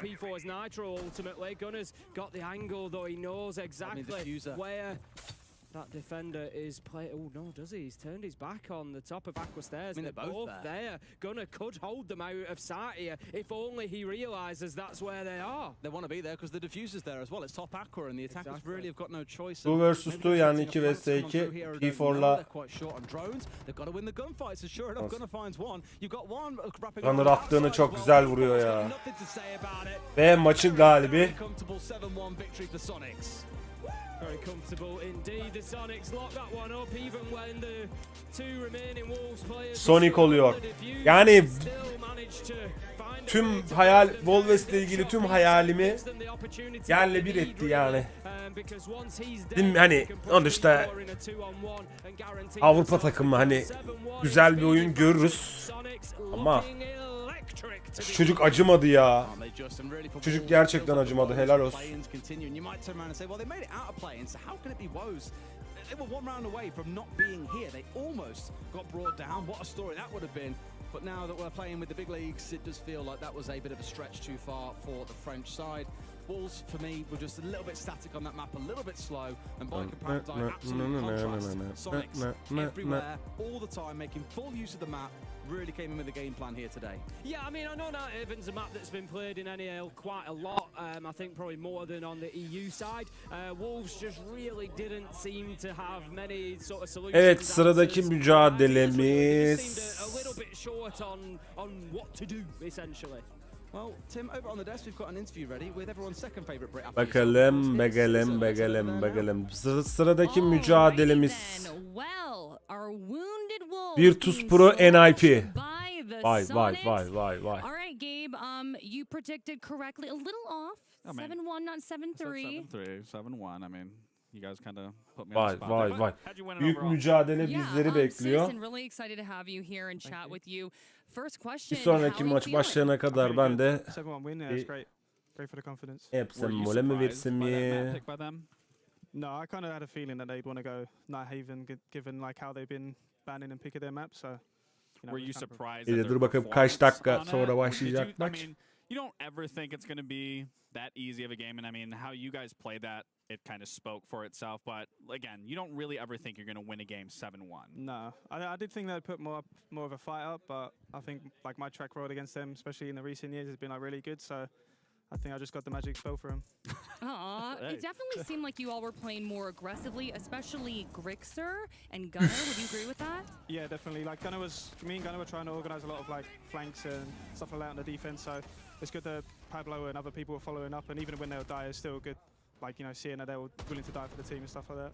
So were you worried, just even personal Ya standpoint, of Ninja'nın having ölüşüne time bak off ya. instead of some of these Ayıptır teams ya. getting these reps in before Bu playing karakter these öyle matches? ölür Are mü you ya? someone who prefers to get the reps, or do you like to chill and relax before these matches? I actually don't mind. I know a few of my teammates like they care about like they want to play like early, but for me, I don't mind. I'll just play whenever. Okay. Alright, that's fair enough. And then, so with this game overall, getting this 7-1, how is that then? There's not really. Do you take a lot from this 7-1, or do you just go back and be like, all right, we just played a really dominant game of Siege. This was the result of it. This is why. Just move on to the next game. I think just for us, Next going or in, game. like the confidence and the teamwork and the comms, they're all on point. I just think we just got to knuckle down and focus on that. I don't think like strats or anything like that is a big part for us. Like as long as if we're playing like that every game, I don't see why we can't go far. You know. 100%. Quick question about the operator bans. This is just kind of floating around in my head. All the power defenders were open. Can you explain that to me? Well, we did a bit of VOD review and we saw that they like to ban the bandit, and we was preparing for their bandit ban. So you know they kind of banned Ace, which actually helped us because we was going to ban something else for him, and then we kept the bandit ban because we knew like we played with the map already. We know how to play with that. I don't think these guys do because they banned it last time. So you know we just kind of went with that. So would you say NA is better at Nighthaven than EU? Yeah, I'd definitely say so after that one. I just had to squeak that in there. NA is better at Nighthaven. Oh my, oh my. Okay, well, fantastic victory. Thank you so much, Thank you. Citizen. Gabe, amazing analyst as always, analysis. But let's take a look at the match summary really quickly and just deep dive into how that all went down. Man, smash them. I mean, a 7-1 victory, I mean, that's the best you can ask for. I mean, 7-1 is even better, but the performance...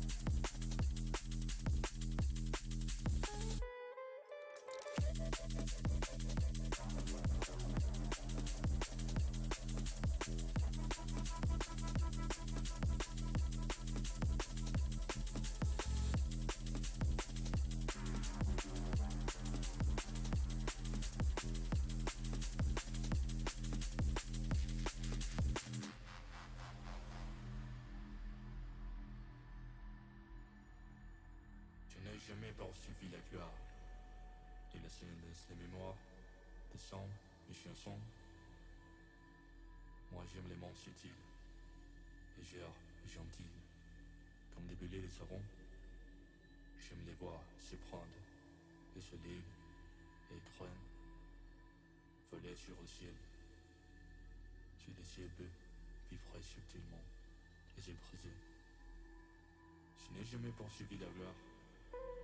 Marcher, ce sont des traces, et j'ai mis rien de plus.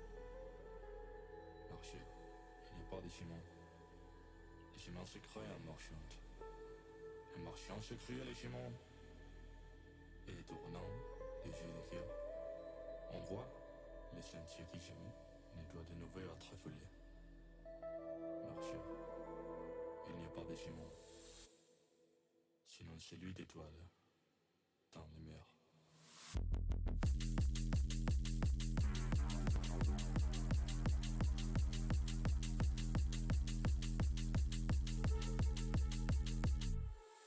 Evet, 6 dakika sonra Virtus Pro NIP ile Virtus Pro mücadelesiyle tekrardan beraber olacağız.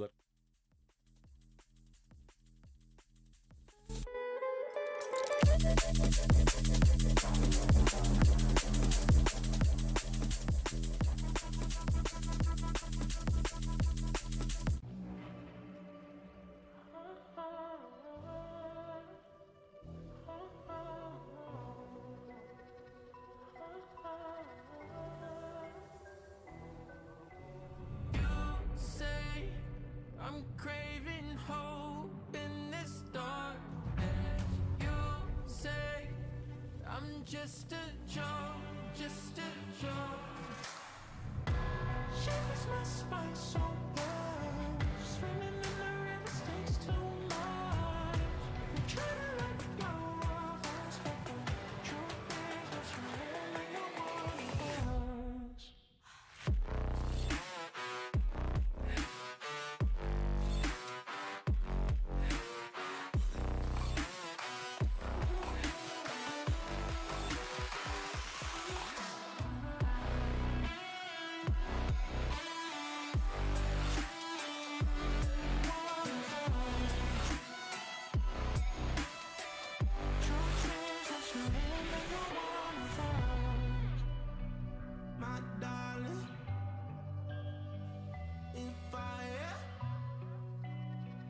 My darling, rose and fire. You're a liar. You say, my darling, rose and fire. In fire. You say, my darling, rose and fire. You're a liar.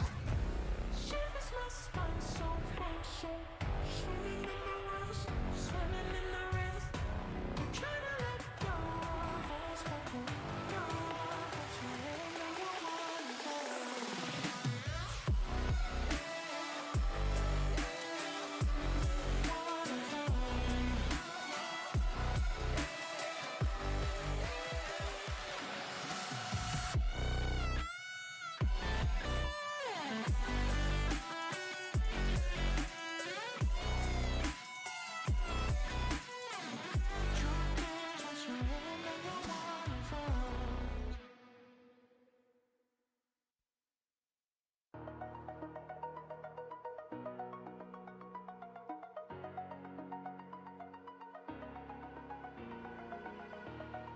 Over the edge, feel like I'm floating through the air.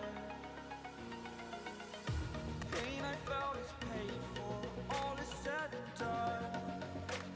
Oh, I am restricted, fixed upon the web. I need to kick the habit that my mind is breathing in. Break out, I've got to see.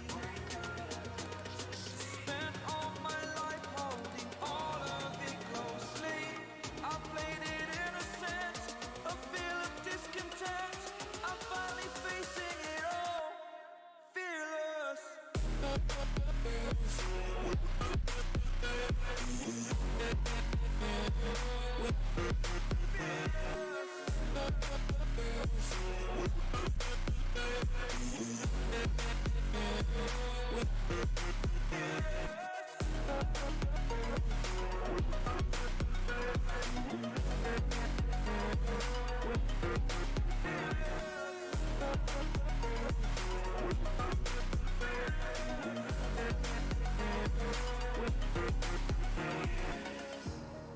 Burning the bridge that keeps us.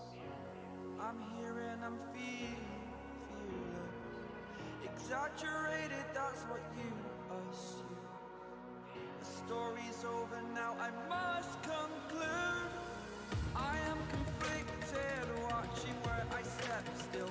Hanging in the balance, not the life I want to live. I want to take it all, standing tall. Fear outweighed the person you are. Oh, break out, I've got to see. Spent all my life holding all of it closely. I played it innocent, a feel of discontent.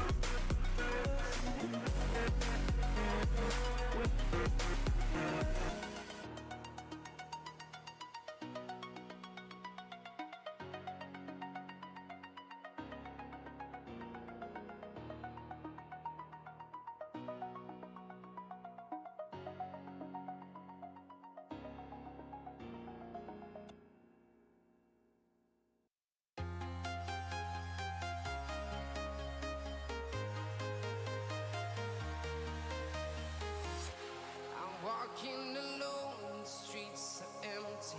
The only thing I can see is my own silhouette. I'm getting stronger, step by step. The clock is ticking, but there's no time for regrets. I've been flying from town to town, from London to Taiwan.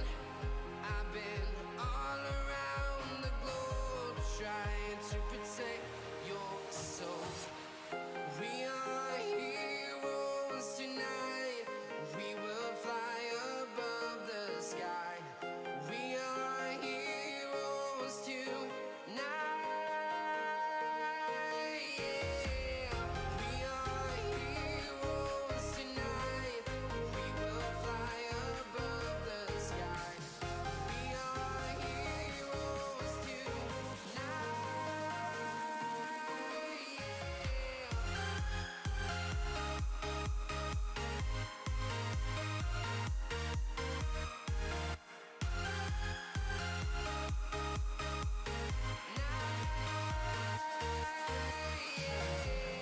Feel like a dynamite, ready to explode right up in the sky. I need you to listen, I need you to hear, and don't show any fear. I've been flying from town to town, from London to Taiwan. I've been all around the globe trying to protect your soul. We are heroes tonight. We will fly above the sky. We are heroes tonight. Yeah. We are heroes tonight. We will fly above the sky. We are heroes tonight.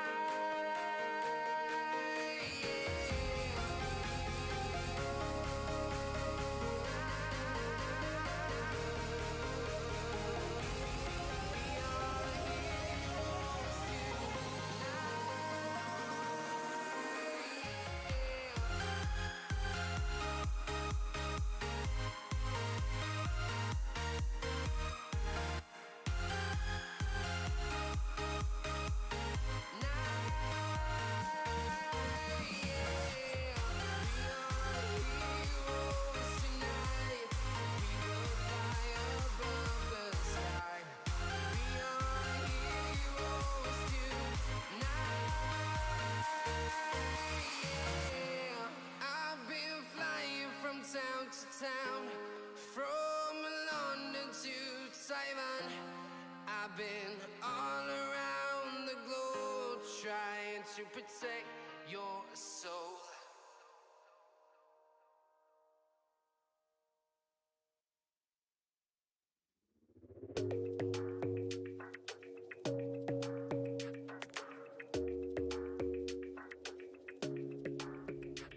Your smile keeps playing, you're miles away, yeah.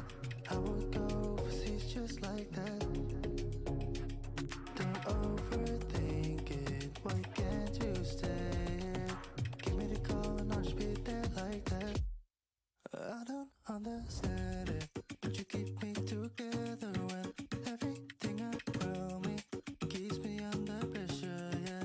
It's so overwhelming, but I will wait forever so you can come and get it. I don't understand it, I don't understand.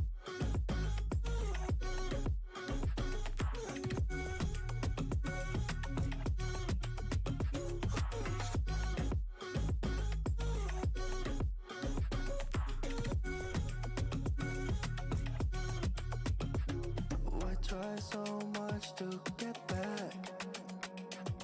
That's something you thought I had. You drive me crazy, but I still want you here. So just give me the call and I'll just be there like that. I don't understand it, but you keep me together when everything around me keeps me under pressure, yeah. It's so overwhelming, but I will wait forever so you can come and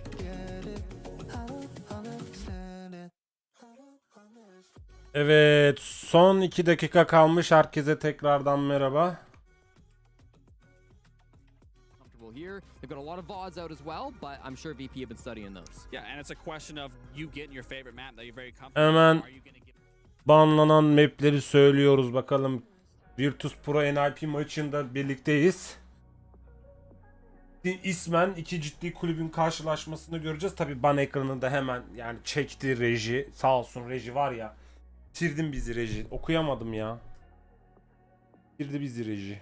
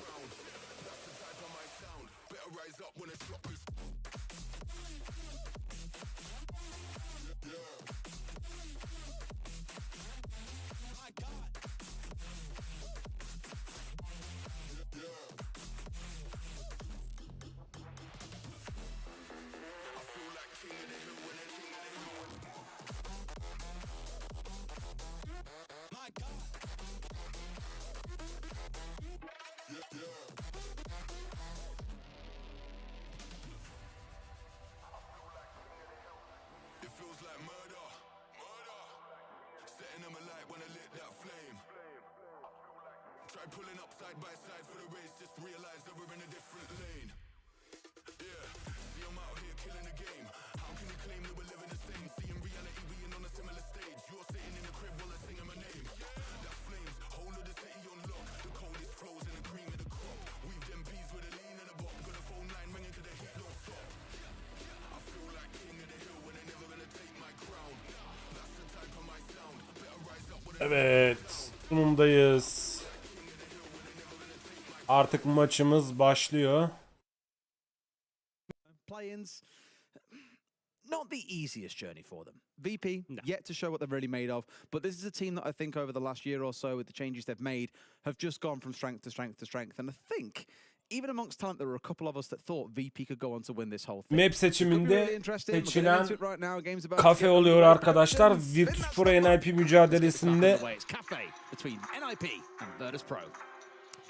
I've seen some good cafes from NIP. Mücadelesini kafe haritasında izleyeceğiz.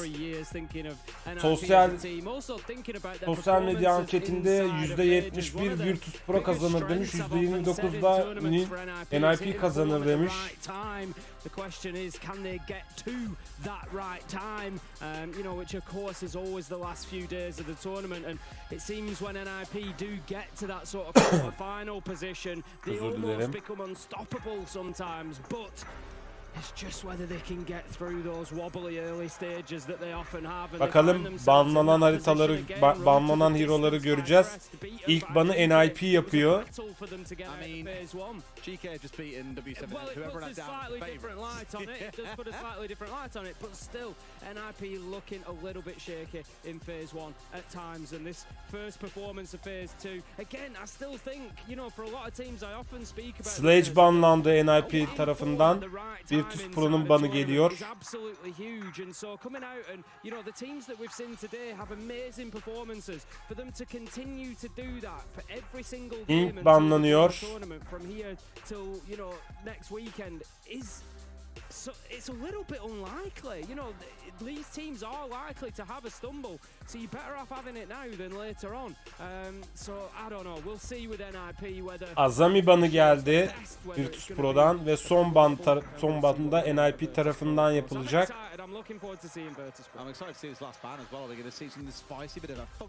Ve Valkyrie banlanıyor.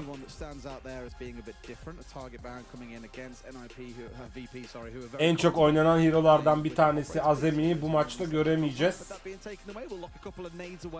which could suggest a very utility-heavy style defense coming out from NIP in this first half.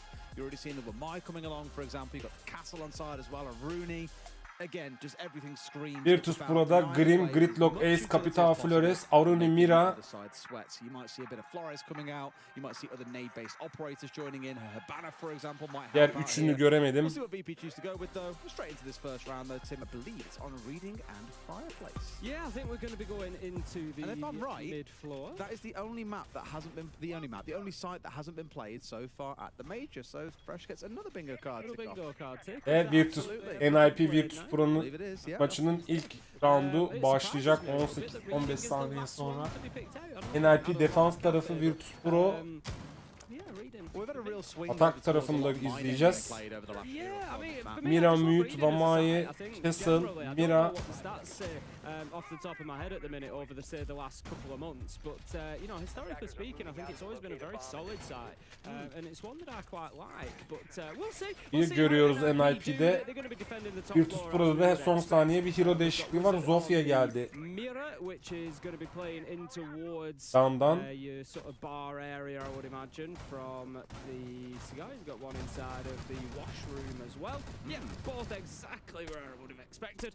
So one playing in towards piano, one playing in towards bar. It's going to make it very difficult for Virtus Pro to get across the top. Yeah, looks an awful lot like, I've seen too much cafe before. It's an awful lot like if you were defending this top floor as a site in general.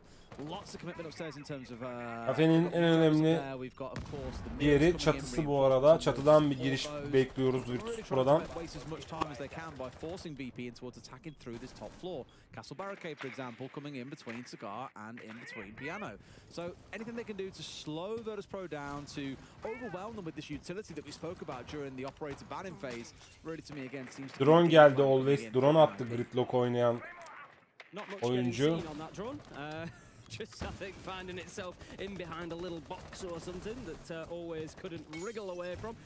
So a little shake of the drone's head before he moves off it and on to the next part of his game plan. Joystick is already established inside of Cigar. Going to be sending out the Rotero drone on the Flores just to try and clear out a little bit of utility, but also, I think, just provide a bit of information as well as to where those players are located. Musi is just going to get... İlk kill hala gelmedi. Ama Joystick ve Paşa'nın canı %50'nin altında. İlk kill'i NIP tarafı alabilir. Ve ilk kill'de NIP'den dediğimiz gibi geldi. Pino Paşa'yı aldı. Virtus Pro Diffuser'ı düşürüyor. 5 vs 3 kalıyor bu arada.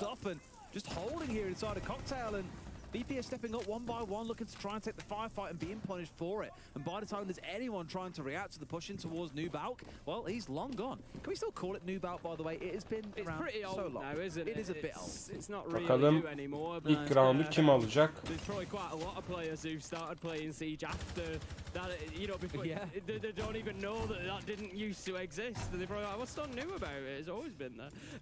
We've got a nice little angle from Wizard there, actually, just into barback storage. He's just going to dip away at the wrong time. Might have actually been able to catch somebody had he stayed watching, but for the time being, he's trying to prevent the push coming down. Shepherd does manage to... Pino gitti. Dan gitti. Psycho's just trying to move his way around. Beautiful onto Shepherd. Ve 4 vs 1 kaldı. Virtus Pro NIP karşısında 1 vs 4 diyelim daha doğrusu. Ve NIP ilk roundu kazanıyor. Orada NIP Upper Play'in gününden Play'in mücadelesini lower bracketinden çıkan taraf. İlkinin ilk maçında Play'in ilk maçı olan Geeky NIP mücadelesinin mağlup olan tarafı. It got blocked off by the jammer and they realized they simply were not getting through from there. Adaptation to make there might have been to put someone on white window and force pressure in towards bathroom, which would have opened up a white push where you can then pincer. But fundamentally, VP just didn't get away with that, and NIP a very, very comfortable first round win. Yeah, NIP looking pretty good in that round. They're going to take us to the top floor. Ve round 2'ye geçiyoruz. It's going to be bar and cocktail. Hemen Virtus Pro ilk roundu kaybetti diye hero değişikliğine gitti. Karakter değişikliğine gitti. Flores, Ace geldi. Flores geldi. Thank you very much. Just in that spot there. Quite often you get a little. It doesn't work at this sort of level, but in ranked, just try chucking a razor bloom behind that box. NLP tarafında da Castles, Mute. Here we go though. I think this time around again, looking at the comp coming out from NIP, it is again Neydi o gene very unuttum. heavily stacked behind all of the Ironis. facility. Yeah. When you got the castle, the mute, Mozzie. Mozzie. Slow them down. There were Mai to catch any throwables like the nades. One thing that kind of I'm looking at here and thinking of VP, is this an over-investment? 6 claymores, Tim. 6 claymores. When it's a top floor defense, you know, you're not likely to get that many Tabii run Castle pencereleri kapasa da çok bir katkısı olmadı çünkü direkt kapattılar.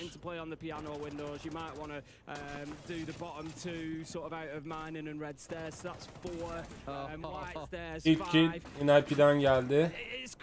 There's a bit of paranoia playing into 6 claymores, but I guess on Cafe I can see where they get eaten up quickly. Yeah, there's loads of places you can put them, I agree, but I'm more concerned about the lack of throwables here. 3 flashes, you know, you got the impacts on sides. Sure, you got concussions and impacts coming out from joystick as well on the Zofia, so they probably can burn through what they need to, but again, magnets, you got the castle barricades to work your way through, you got the jammers everywhere too. There's a lot working against them, and this is why right now NIP are still really hard pressed.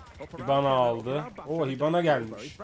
Yeah, I think the claymores have pretty much gone down where I've said, but yeah, I don't think NIP are really shaping up for that sort of aggression at the minute anyway. But Pino is going to get picked up by a nade, so that levels us up at 4 versus 4 halfway through the round. Cafe attack, generally we would expect a team to be coming away with rounds, so Virtus Pro I'm sure going to be looking for a 3-3 at least, having lost the first one. Son 1,5 dakikaya girilmişken hala bir kill çıkmadı 4 vs 4 kaldıktan sonra. Olabildiğince haritaya iki takım da hakim olmaya çalışıyor. Bir dışarı bir hamle geldi NIP'den. Tabii killer alındı verildi. vs3 kalındı.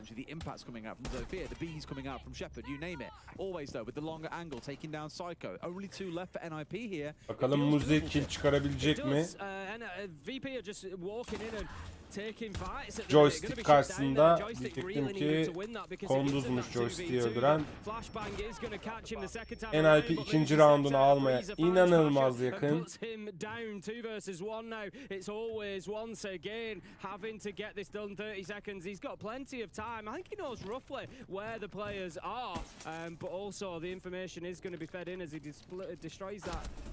Triple kill geldi Always'ten.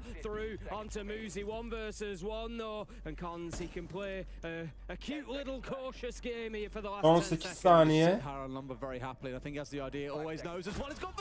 Ve güzel düşünce ama az canı vardı Always'in.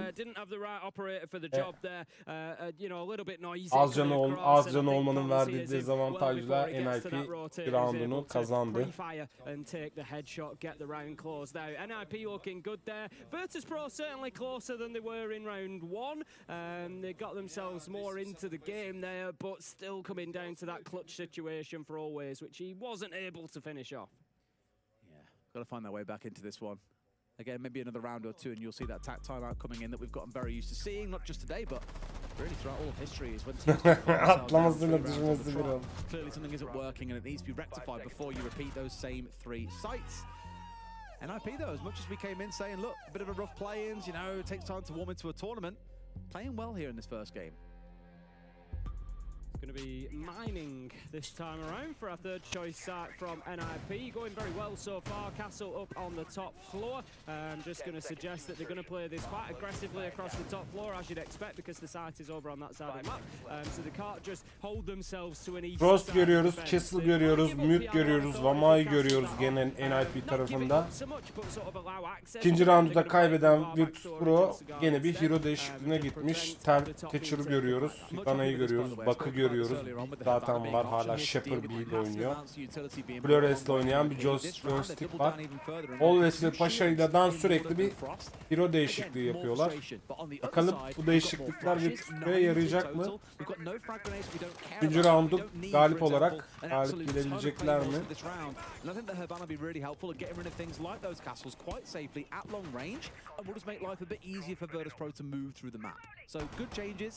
We'll see obviously if it nets them any kind of results.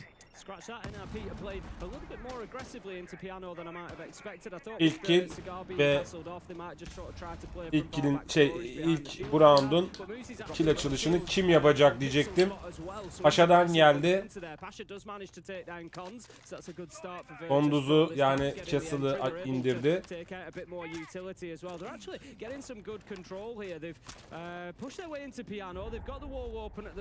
Shepard bir pike izin vermemek adına C4'larını kurdu. Sırtını sağlama aldı.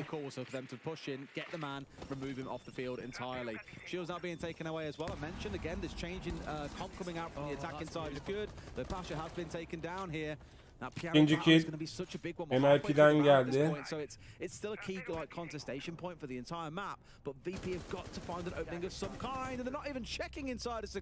Ve 4 vs 2 kaldı. 2 vs 4 kaldı Virtus.pro NIP tarafının karşısında. Hızlı bir oyun devam ediyor NIP tarafında. Bu avantajı da, X'ın verdiği avantajla da özgür bir oyun oynuyor. Haritaya hakimler. NIP maybe just showing exactly why that is. Virtus.pro starting off a little bit cold to begin with. Certainly not up to speed in terms of flashing themselves. Well, just stand there and just takes it like, I know. I'm not even going to try and run away from this one. I'm just going to let the time run down. There we go. Must know there's one towards his right hand side pretty close. Got the Grim coming in as well. Then B's doing some work. I think Cons is tucked into exactly the same space. B'nin arıları mı var gerçekten? Shepard, unfortunately, going to be a little bit out of luck in this round. I think it's another very dominant show from NIP. 4 players left standing. Again, VP I think need that time out here because what they've done so far, although the ideas were good. Ve 3. roundun sahibi de akademide NIP oldu. Tebrikler NIP. NIP yani enteresan, ilk maçta oynadığı ilk maçı kaybetmesine rağmen upper bırak ettik. Enteresan bir hamle yapıyor.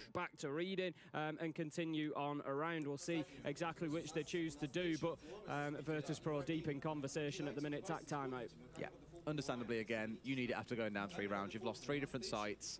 You know there's a very good ofansif oyunla devam ediyor NIP. So even if it's just a conversation about those 3 sites, okay, look, what are we doing about this site? What are we doing about that site? What has gone wrong across those rounds? Obviously, the coach might have some kind of observation as well and be able to offer some thoughts of their own.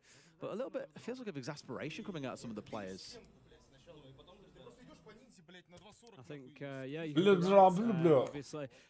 You know, not going to be exactly up to the standard that they would be expecting from themselves, that they'd be hoping for, I'm sure, coming in and 3-0 down inside their first game. As I said, over the years, I've seen some good cafes out of NIP.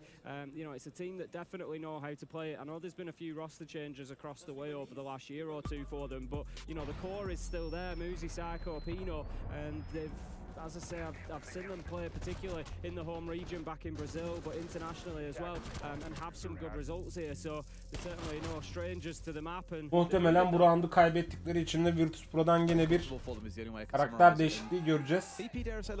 Çünkü tam olarak istedikleri oyunu oynayamıyorlar. The actual execution just not going their way. Not winning the gunfights. And then we're back into reading and fireplace again. So similar sort of style. Small difference here immediately in terms of where the mirror window is being placed. Last time around, I believe it was on the right-hand wall. This time it's on the left one. Expect we'll see another one placed on the lumber wall, on the cocktail wall looking out across bar as we've seen previously. Again, the thing that caught them out last time round, Virtus.pro this is having mute jammers placed on the mirror window inside a bathroom. When that was there, they just had no way of forcing the player out from behind it. So force themselves ve aksiyon aşaması başladı. 4. round başladı. Castle'ın son duvarı da duvarını da astı. Mute'dan da son cihazı yerleştirmesini gördük. Hani benim oyunu oynadığım dönemlerde garaj kapısının oradan 3 kişi merdivenlerden çok güzel pik yapıyorduk. Push geliyordu oradan. Like I said, pressure bathroom from White Window. They missed that last Get time. everybody cleared out. Get everybody cleared out. You know, get yourself feet on the ground. Get in there. Use your book. Get the lines opened up, and you know, make it onto step 2, step 3. Get yourself in a position to execute onto site. Whereas that's something NIP have actually done really well at. If you think of Virtus Pro, how many times have they realistically been in sight? How many times have they had any sort of control where you've even had a thought of, oh, maybe they could plant here? Dediği kili çıkarabilecek mi pencereden? Has that been an option? I think it's quite cute actually thinking about it. NIP probably read that they would get a VP attack coming in from White Window, so by putting the mirror on the left, I don't think, but Yaşlar havada uçuşuyordu. you can, so it tucks it away and keeps it safe. Obviously, he's now got to be very mindful of what's going on at White at the same time. But they've also got players like Con sitting downstairs, C4 at the C4 was at the ready, Wizard with it ready here as well to help out on towards the window, just adapting to what they expect to see coming out of VP. So Dart'tan bir C4 kili gelecek mi? Given the opportunity, Wizard's going to hit this nitro. You can just see it coming as soon as they get aggressive onto that window. It's an absolute beauty of a throw. You just toss it up through the hatch, out through the window, and see what you can catch. He's just waiting for that information. Paşa'ya bir yardım gitmesi gerekiyor. He's going to be pushing on into Cocktail, and if they don't know, they're going to be in big trouble. Pino does manage to find Joystick, but that's going to be traded out. And the pressure comes into Freezer, and Pasha gets his kill. 4 versus 3. Onun orada olduğunu biliyormuş Paşa. Güzel bir insert geldi. Şu an çok dikkatli oynuyor Virtus Pro. İlk roundunu da almak istiyor bu arada ki bir kill daha geldi bu arada. Wizard etkisiz kaldı bu round. I'm just nervous because I know that it's Con still standing and he is one hell of a player when given the right opportunity. Same story for Muzi. Yes, both players that you know are going to win gunfights if they get even a sniff of it. But look at this work that Always is doing. I said I wanted to see the book get in there. I wanted to see vertical angles. He's already found a kill onto Wizard, and he's looking for more. He just keeps opening up more and more angles, and you can see exactly the effect that it's having. NIP just cannot possibly play. 10-19 saniyeye girdik. Paşa'dan bir diffuse durumu geliyor. Ve bomba kuruldu, diffuser kuruldu. Always'ten bir kill daha görüyoruz. 5 kill'le takımının kill lideri alıyor ve Virtus Pro ilk roundunu kazanıyor. But they are finally on the board, Tim, and that's what counts most. It is. That's going to get things rolling for them.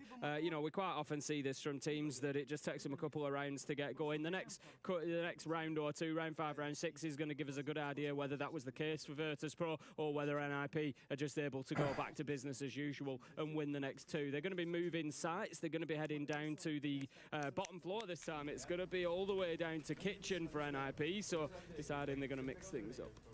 Love it.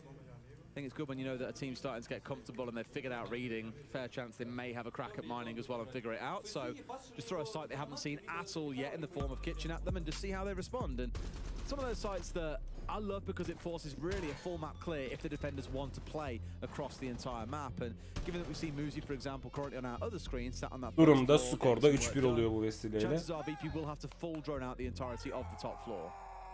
He loves it. He absolutely loves it. Just need, I think it's probably about right. You just need a bit of energy at that point. You've lost your first 3 rounds. You pick one up. It's sort of like saying, right, you know, come on, boys, we're here. We're at the Atlanta Major. You know, we've got to show up and play our best here, and that's not what Virtus Pro were giving us. But much better in that last round. As I said, it was essential that they went in and actually got that control of top floor. You know, step 1, 3. rounddayız. Start working on those angles in utility. Step 3, get your plant down, and they were Edge'ler açıldı. So much better. Reinforce'lar atıldı. Tell me, Tim, if you ever want to see a comp that screams, we want to play vertical, find me one that is any better than Virtus Pro's right now. The gridlock on the Nomad for the flank watch. The Ram, we don't know exactly what Ram's for. The Buck for exactly the same purpose, and the Capital to get some smoke and fire burning on through. Like, they need vertical control here. NIP, as we saw at the very start of the round. Dronlarla bombanın yerini buluyoruz. Bakalım kim bulabilecekler mi? Towards VIP, so they want to hold the ground floor with the Clash also playing inside a bakery. So really, second floor is, well, first floor in this case. Americanisms always get me. Completely a free take here for Virtus Pro. They need to realize that pretty quickly though and get to work on those verticals sooner rather than later. Eko çok çılgın bir hareket yaptı bu arada. Out of the door, popping it up in the air and just seeing who's on rappel, who's what where. It does actually get taken out though, so that's going to be quite a big loss of utility. Out go the little ram gadget. Eko drone'unu dışarıya çıkardı. Adamın yerini, rakip oyuncunun yerini gördü. Bakalım o hareket katkı sağlayacak mı IP'ye?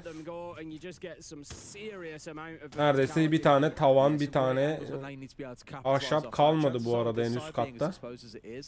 Daha doğrusu yer kalmadı. İkinci katı komple görüyorlar resmen. Ve bomba da sadece konduz var.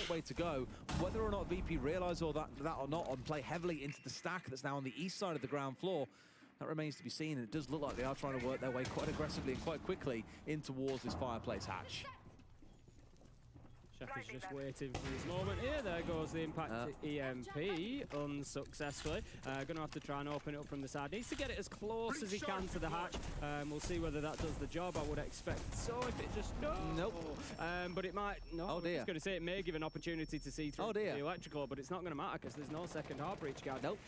So Virtus Pro just coming across a real stumbling block. Hala son 30 saniye gelirken hala 5 vs 5 diyordum ki bir kişi kaybetti Virtus Pro, NIP de kaybetti. Joystick'te Wizard yaşamıyor şu an.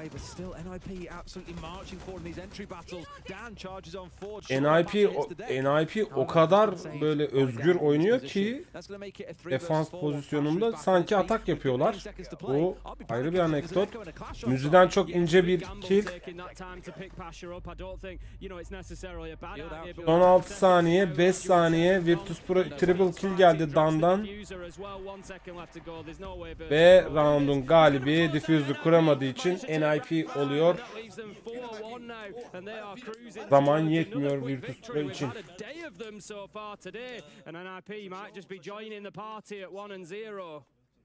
Oh dear, oh dear. That round went a lot better for VP than previous ones have gone, to be fair. Really off the back of that. The hatch really hurt them. It did, and yeah, these are the things that will sting you as well. No, no drones coming on through to figure out exactly what's going on in there. Where is it placed?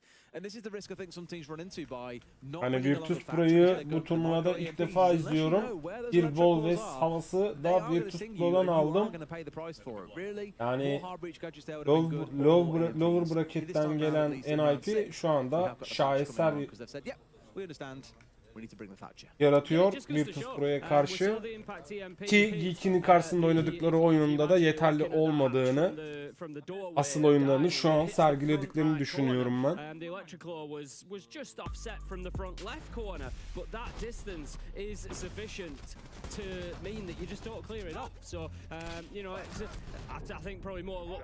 Ondan çok güzel bir kill gelmiş.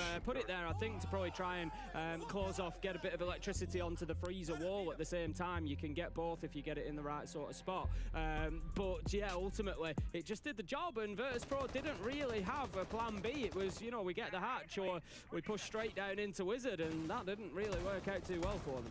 Really starting to see the very understandable frustration on Dan's face now between these rounds. Looking around a bit like, what else do you want me to do? 6. rounddayız. 4-1 NIP üstünlüğü var. So low, and it was great work again by NIP to sort of force VP to have to work their way through the entirety of the map. First droning out the top floor, getting all the soft flooring opened up on that second floor on the first floor, and from there really running out of time due to that hatch not being opened up. However, I think it would have been a death drop regardless, because we had Wizard on the Warden sat behind the shield in VIP, just waiting for anyone to drop down through an open fireplace hatch into an early grave. They really like reading, by the way. It's the third time they do. There now. I like reading. I'm glad that they got into reading it. I did this for you, Tim. Last time around, Virtus Pro were able to get the plant down. Pasha was able to drop inside a site and get that one on the ground. So something that NIP need to work on, make sure that's not happening again. They had the first time that they played this back in round 1. Pino had a great kill from the length. Bakalım 2 dakikaya son 2 dakikaya girilmişken Nasıl bir aksiyon alacak Virtus Pro tarafı? Oo, C4'lara bak. I mean, Grim is going to see everything here as well, and sure enough, Shepard's suspicions were correct, and Psycho is walked up and taken always. Bakı kaybettik bu arada Virtus Pro tarafında. Yani Oğlu Reis'i 5 kill'le takımını hatta taşımaya çalışan ama yetemeyen takım oynamadığı için. Ve arılar uçuşmaya başladı Shepard'a.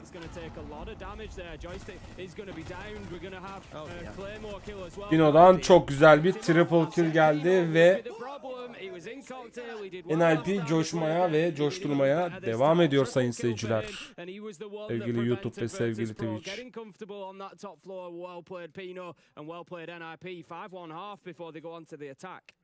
I remember a long time ago Virtus Pro playing on this map. I forget who it was against, but we had 2 5-1 defensive halves. The only round that made a difference was WTG, old player for Virtus Pro, bit of a throwback there, used to play Habana, and the only way they won a round was by him charging it towards Pixel, towards White Corridor, and just slapping the player behind shield. That was the only way they got anything out of that game.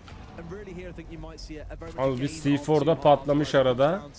Defenders just ruling the roost. I'd love to see NIP carry on the momentum they've got O here. C4'da büyük katkı sağlamış. Put all the concerns I think from the play-ins to rest and say, you know what, GK, pretty hard team to play against. The loss there is understandable, and just show that actually they are here to play, and that Virtus Pro, it won't be the dream start for them in Atlanta they'd hoped for. Virtus Pro are going to be kicking themselves. I think they had everything on top floor apart from that one spot that Pino was left stood in, and he just absolutely destroyed them without even moving his feet. Managed to pick up 3. Tuvalette ne yapıyorsunuz siz? Herkes tuvaleti kapatıyor. As we come into the second half, Virtus Pro move on to the defense. They're going to take bar and cocktail to begin with. NIP, let's see if you can get established in the map and push Virtus Pro around a little bit better than they did to you. Well, pretty well set up inside of here as well. Mirror is deployed and ready, both facing in towards, well, one towards storage, one towards piano from bathroom. It's just been the bar at least, but maybe feels slightly exposed, but I imagine they've got a bulletproof cam sat at the back of Cocktail, being able to watch everything. Now, here's a new one. Joystick is 0-6. Joystick. For him, but he is off on the roam on this Solus, and it's the right sort of idea. So there's a Bravo drone coming on in, which he'll take out for free. Thank you very much. Evet, NIP atakta izliyoruz artık. 7. roundda. Büyük bir defans yaparken büyük bir avantajla atak tarafına geçti. Bakalım Virtus Pro oynayamadığı, yani 6 rounddur oynayamadığı oyunu defans yaparak düzeltebilecek mi? Hala bir joystick tarafında alınamayan killer var. Takımına katkı sağlayamıyor.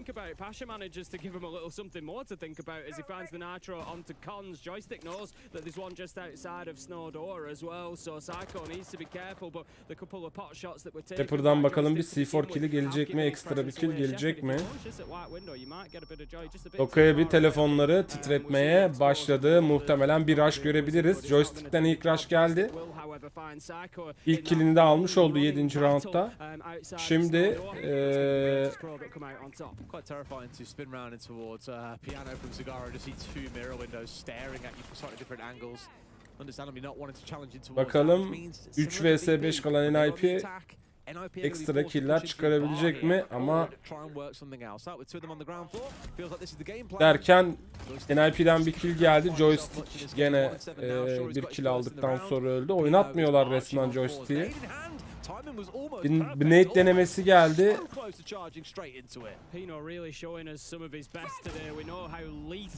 İkinci bir nade denemesi geldi ama eli boş döndü oradan oyuncu.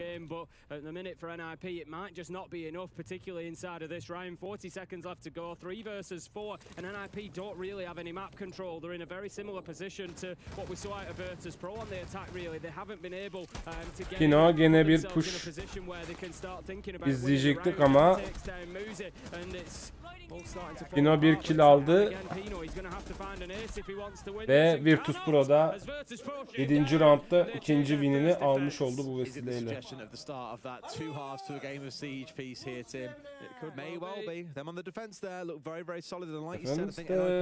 Looked a little bit lost on the attack there. I had the right sort of ideas. I like they were trying to play in around the first floor.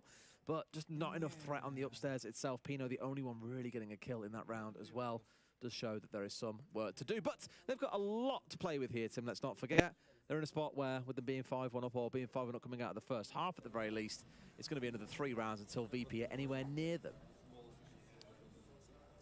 We'll be heading on into round 8 very shortly. We've got the defenders of Virtus Pro going down to the basement, I believe, as soon as we get on in there.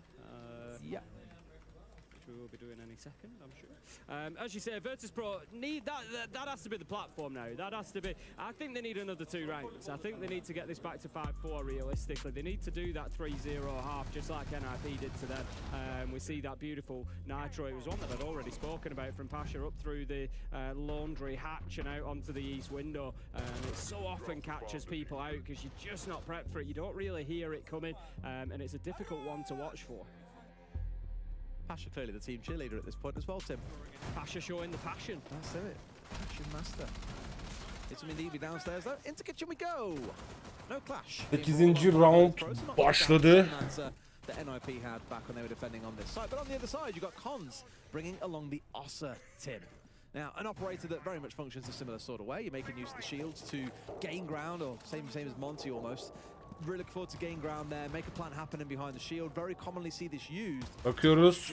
Virtus Pro'da defansta Vamai var, Vision var, Mute var. Atak tarafındaki NIP'den Twitch. Bak görüyoruz. Nomad görüyoruz. Getting rid of Dan sat inside of VIP behind the shield. Yeah, it's always such a key position. You know, you can maybe put a little bit of pressure on from sort of VIP window, maybe get down there externally onto that double window. Kameraları temizliyor Twitch. Less movement space. You could think about some of that utility you've got. There's no nades in hand, but potentially air jabs, things like that. Use those. They're going to struggle to move the shield. That's going to be the problem. Dan's got that shield there, and there's nothing really that's going to be able to take that away from him. So Dan could well take root here and be very difficult to move. Well, third, I think I got 6 coming out then a second ago, which probably would have been best shape for that shield, to be honest. After chunking through it with a bunch of flashbangs coming out to drain away the Maya magnets. However, they've got that fireplace hatch open, so they're still doing a lot of work. Bakalım bu roundda, yani yavaş yavaş aslında toparlanıyor Virtus Pro ama bakalım bu round çok önemli bu için. You sort of look at it and think maybe NIP might be better, you know, just going for bakery side and not really pushing in towards that side because I just don't see. Before denemesi geldi. For the time being, they're still working on the Pino denemesi geldi. Başarılı olmadı. Şu an Niko drone'uyla drop'un yerini tespit ediyor ama etrafta böyle oklarını atacak bir şey bulamadı.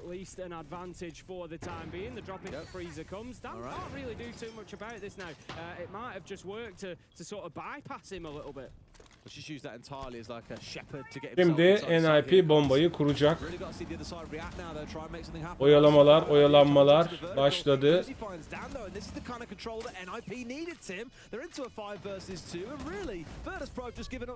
NIP bir roundu daha hanesine yazdırdı.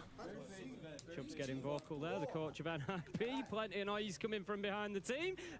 Yeah, I think ultimately that was a great attack from NIP. I love that. The fact that they didn't dislodge Dan, but were still able to get into Freezer, wander through and put the diffuser down. And it just shows the power of vertical cover on that side.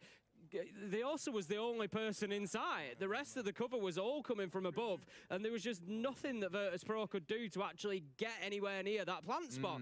It was really, really well done by them. So yeah, absolutely beautiful stuff from NIP. That takes them to 6-2 now, and they are 1 round away from putting themselves into that 1-0 bracket for tomorrow. Yeah, call it another unexpected scoreline, Tim, but that's what I love about this stage of the competition. It's still all up in the air. No real Nam Lucian'ın trebini yemiş bizler. Wizard. Ahmet. 4 rounds for Virtus Pro to fight back in. It feels like a bit of a big ask here. NIP probably quite comfortably happy that they can close us in the next couple of rounds. Yeah, I think given how it's gone so far, it's going to be a long way back Virtus Pro. An interesting triple stack of cap can traps there. Not to say that they won't work. You've got some angles that you'd use. You'd come into freezer if you shoot out the floor or destroy the floor in bar back storage. If you do get that vertical control, you might come into freezer to get the angle down in towards the double wall of library. Ve NIP için maç sayısı Doka'yı görüyoruz, Ace'i görüyoruz, Ash'i görüyoruz NIP tarafında. Kapkan var Virtus Pro'da, Mira gelmiş, Smoke gelmiş, Mute gelmiş, Jaeger gelmiş. Bakalım iyi bir defans izleyecek miyiz? Bu arada NIP bu upper bracket'ten sonra dersine çalışarak gelmiş, ciddi bir oyun ortaya koydu ki şu anda 10 kill'li Pino takımını taşırken Wizard, Pico, Kont ve Muzi 6 ve 5 kill, 5 ve 6 kill'lerle takımına güzel bir destek veriyor. Yani takımca oynadıkları ön plana da çıkıyor bu vesileyle.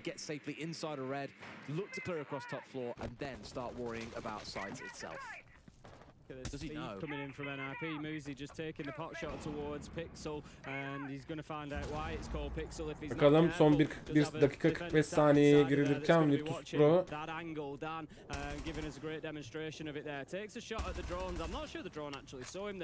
mu ilk kill alacak yoksa NIP mi ki ilk kill Virtus Pro'dan geldi. Güzel bir ekstra kill, C4 kill'i geldi. Konduz'dan bir kill geldi. Çok güzel bir atakla Konduz tarafından. Bir bomba kili de Dan'dan geldi, C4 kili. 13 vs 3 kaldı. Bir ekstra kill de Dan'dan geldi. Çok enteresan bir şekilde.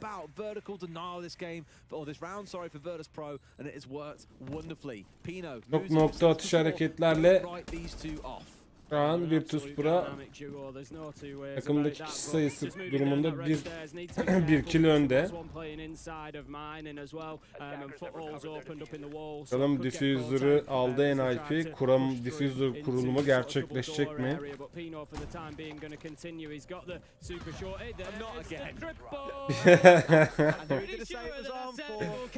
Kapkan trebi de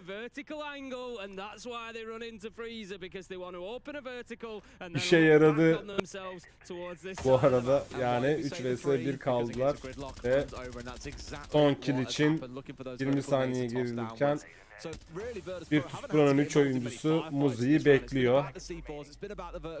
Bakalım nereden o one shot yiyecek. One shot yemedi, bir ve yedi Always tarafından. Güzel. Virtus Pro biraz dağınık oynuyor. Ama uzun zamandır, yani yaklaşık 8-9 round'tur dağınık oynamalarının dezavantajını yaşadığını ben düşünüyorum.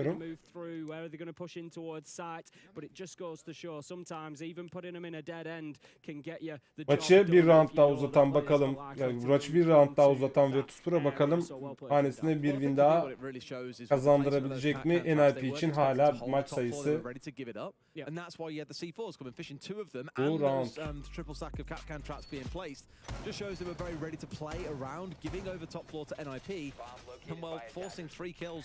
Ataklar, yani NIP bombanın yerini buldu. He is known as one of the Monty players around the world, Tim.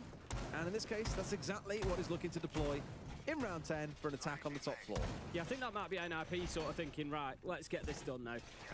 You know, sending the Monty, working behind that, you know, ask questions of Virtus Pro now. Okay, maç sayısı için son 5 saniye. Saniye, 2 saniye ve round başlar. 10. round başlar.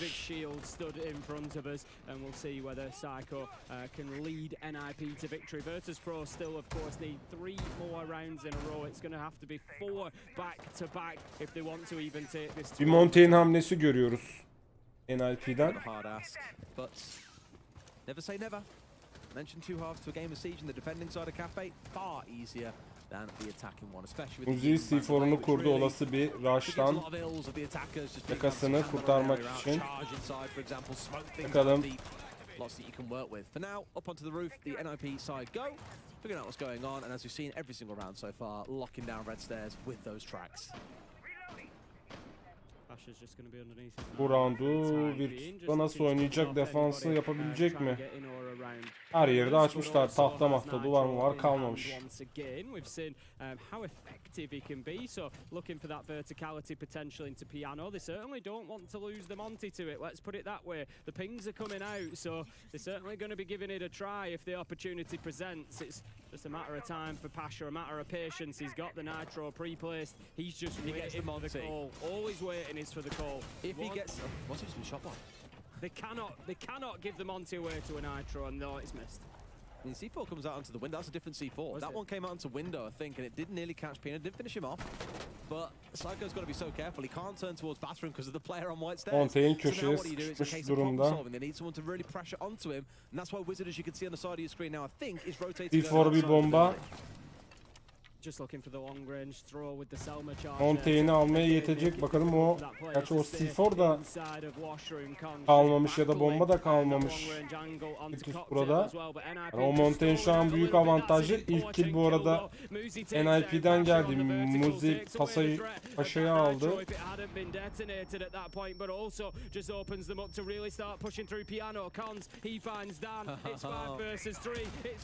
Dört vs tuttu. Muzi'den bir double kill geldi. Ve maçın galibi enteresan bir şekilde NLP oldu. Tebrikler NLP. Very comfortable performance, I think, absolutely. Although we did see a little bit of a fight back coming out of VP, nowhere near enough to really get themselves in the conversation, I think. A slow start for them, but we've seen that from a couple of teams today that have only just arrived and started playing. We've equally seen those that have just arrived today and really showed up. D+ being the great example at the start of the day. But for NIP, now you might start seeing them really warm into this game, into this tournament, sorry. Look very, very comfortable there again. Against GK, after we saw what they did to W7M earlier on today, maybe you look to write that one off, and this is the start of something great for the LATAM team. Yeah, I said it at the beginning, I'll say it again. NIP in tournaments have a habit of hitting form at the right time. You know, if they can survive those 6. mücadelesi de NIP galibiyetiyle geliyor. And today doesn't give me any reason to think that that might not be the case. Look at how it's the whole NIP squad rolling out here. Everyone's there. You've got everybody. I mean, interestingly, they've got a psychologist out for this event with them apparently to really help keep them at that level throughout the whole competition. No doubt would have been helpful in those tough first couple of days. But like I say, maybe now you're going to see that really come into effect as they build through it and really start to build that belief that they can go deep into this competition. Virtus Pro, it's going to be back to the drawing board, of course. That was only their first matchup. They've plenty of chances left to go. They're going to want a better performance tomorrow, and arguably they will have one of the easier games. Of course, anybody who loses today will play tomorrow against somebody else who also lost today. So arguably, you're maybe not going to be coming up against one of the top teams that we've seen today just yet. So it could just be a good opportunity for a few teams tomorrow to bounce back. Well, let's head over to the desk. I'm sure they've got some thoughts on what was a bit of a surprise outcome for us all. Thank you so much, Dez and Ace. A return to form for NIP. So excited. I'm Ve bir sonraki maçımızı da Pino'nun röportajını görüyorsunuz şu an. Sonraki maçımızda M80 ve Bilet Esports arasında belki de günün sondan birinci mücadelesi. So in all matches we're gonna have this energy, and I think it drives us to victory. For sure. I love they just had all this energy, and now he's like He's calm, collected, focused. He's a stone cold killer. So, were you a little bit surprised that it did end up on Cafe? What? Were you surprised that the map ended up being Cafe? No, we already expected. On the Copenhagen Major, we decided to play club with them. It was a bad choice. So since we knew we were gonna play them, we already prepared for Cafe. So everything went. What was the thought process going into Cafe, knowing that you were playing it? You guys are a very dominant team on Cafe. Did you do any extra bit of prep that set that map up for more success, or did you pretty much play it to how it is typically played? It's like we have a lot of variation of strats. Like if something goes wrong, we have always a backup plan. Yeah. So I think that's why. Okay, no, that's fair enough. Okay. So you get this win. You obviously did it in a pretty good roundu fashion. çok iyiydi. what's this like going forward? Now, Triple what are you going to do killer. going into your next opponent once you Roundu find out taşıdı. who that is? I think it's the same. We have our mental preparation with Bernardo. He's with us. The old guy with us. He's our mental coach. So mental preparation. We analyze the veto, and that's it. And one, oh, sorry. I was going to say, one more question. So what is it like bringing on bir two or soru new daha guys geliyor. outside of Yeah. you, Muzi, and Psycho? How is it getting those two new players into the roster? Great question. Yeah, at the start it was difficult. Like it's hard to change a lineup. It is. We have been playing with Cami and Julio for 4 years, I think. So I remember playing against you guys. Yeah, so now we are one year if this lineup, so we are pretty. No, I mean, you guys pretty good right clearly, now. yeah, no, you guys are playing extremely well, placing extremely well. It's just I think you guys just fix, two things and boom, solid team. Yeah, I do want to ask you about Virtus Pro rather. How do you think they're feeling right now? I mean, that was a pretty devastating defeat for them. Yeah, I don't know. I think they have a good mental to come back. They played good, I think, so they will come back. And talking about comebacks, I do want to pick your brain about groups a little bit. Play-ins, it was a struggle at times for you all. So how did you recalibrate? What did you do coming into this matchup? Yeah, in play-ins, the people always say some teams are underdogs, but playing against them is really hard. Crest Gaming was I think the hardest match I have in my life. Never felt so pressure. Oh wow! So they were really good, and always there are surprises in playing. Yeah. I mean, that's a lot to say if that's For the real. hardest game that you've had, and you're a world champion. So you think, it was like, pretty hard. all the games that you've played, and, like, Pino's been around for a long time. So if that is the hardest game you've played to date, that's impressive. Certainly. Pino, thank you so much for that fantastic interview, but I'm going to toss it over to Jesse, who has a little telestration for us. Hey, Jesse.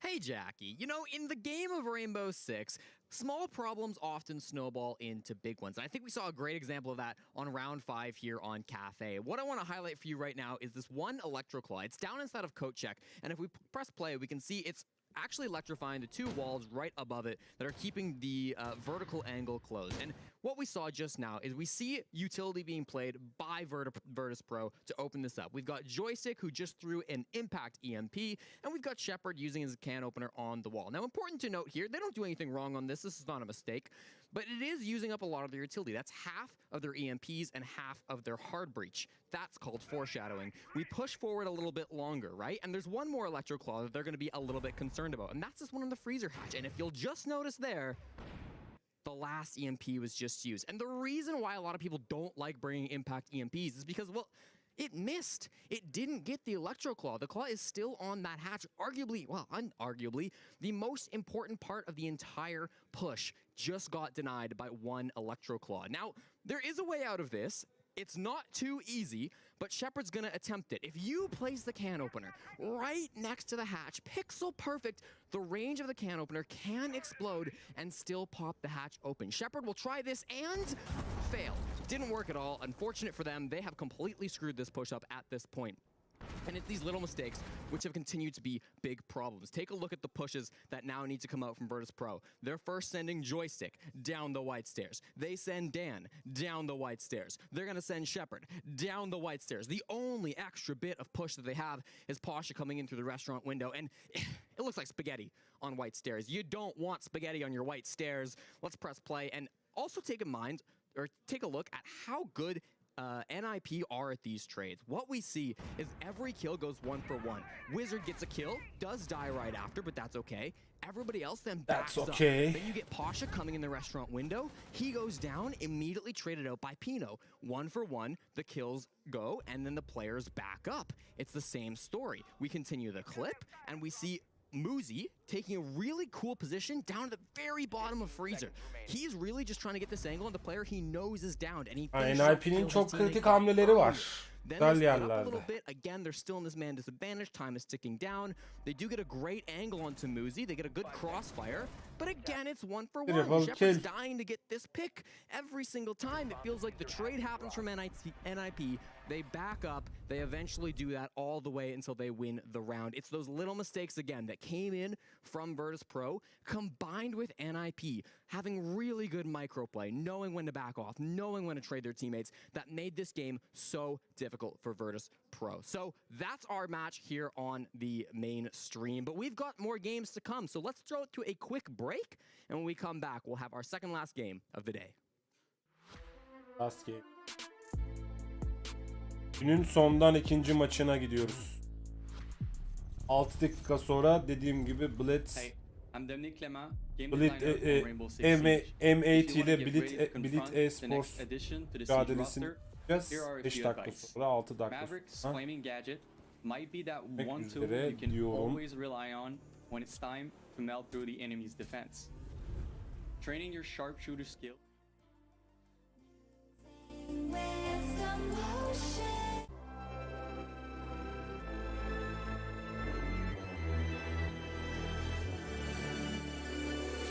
Best to give me your loyalty. Best to give me your loyalty. Cause I'm taking the world, you'll see. Cause I'm taking the world, you'll see. They'll be calling me, calling me. They'll be calling me, calling me. They'll be calling me royalty.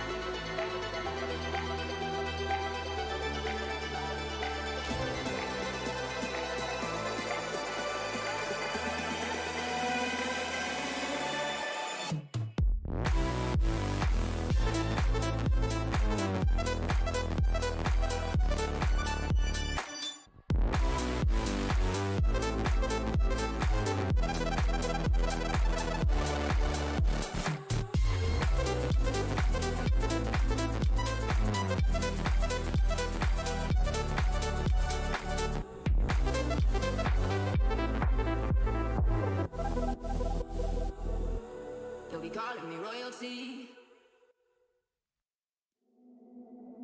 Hello, it's been a long, long time. Can't get you off my tired mind. Shadow, let the tape rewind and finally ease my anxious eyes. Oh no, I feel you creeping in, my body bleeding sin. I'm drowning. Heaven, can you save me now from these thoughts inside my head? You are the devil, running through my mind. I can't get on your level. I swear to God I tried. I am not under your spell. Turn around and turn ahead. You cannot be anymore. Oh my God, you are the devil.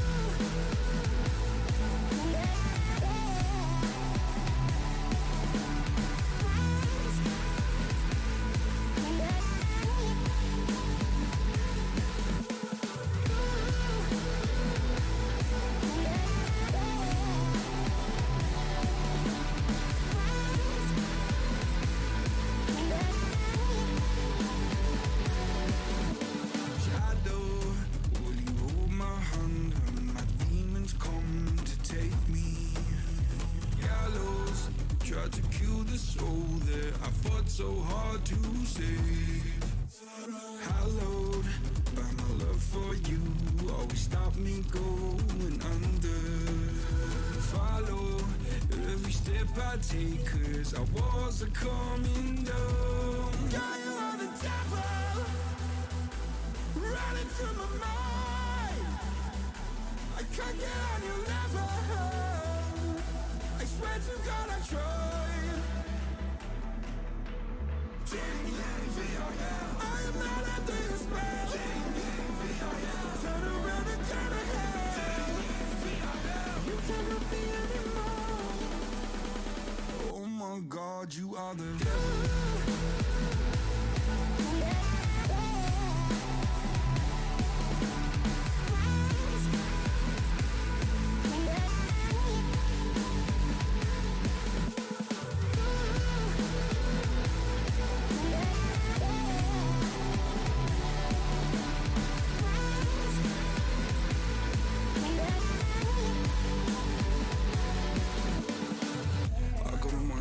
In the back of my head and I'm dead.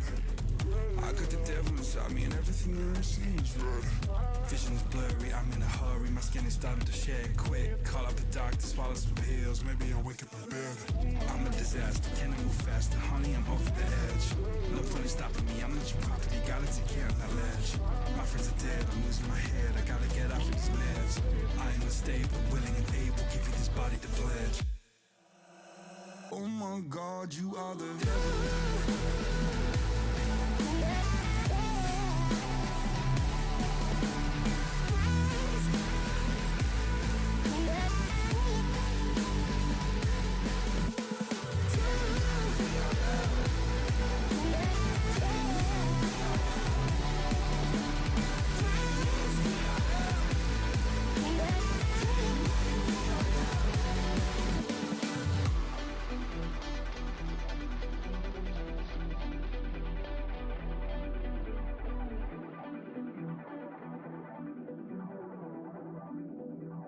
Oh my God, you are the devil.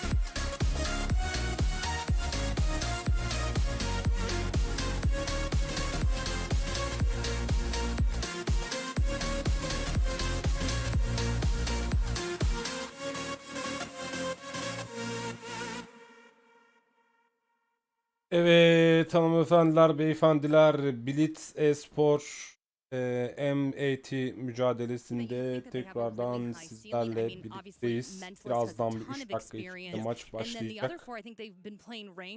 Günün ondan ikinci maçını da vesileyle de sizlerle birlikte izlemiş olacağız. Ben de sunmuş olacağım. Bu arada tekrardan kucak dolu teşekkür ediyoruz sevgili Ubisoft'a bu etkinliğe ulaşmamı sağlayan, bu içeriği bana sunan sevgili Ubisoft'a çok teşekkürler. Hemen bakıyoruz. Banlar, harita ban pikleri ve banları gerçekleşiyor. Banka haritasını izleyeceğiz. Well, I believe we are ready for the map selection process. We're working to get that information. Oregon banlanmış, Night Haven banlanmış, Skyscraper banlanmış, House banlanmış, Cafe banlanmış, Border banlanmış, Consulate banlanmış ve Palette banlanmış. Yeah. So what really comes down to this is like M80 are very good Banka at both these maps. haritasında bakalım And then for Bleed, takım neler yapacak. Chalet is their most played map. It's a little bit more comfortable for them. They're going to bank, which is a Bir little buçuk bit more outside their dakika sonra comfort zone. It's definitely an takriben alright map. They're very good dakika at sonra bank still. They ran it twice tekrardan in Stage 2, görüşürüz. beating the Hasib Warriors and falling against Fury. Yeah.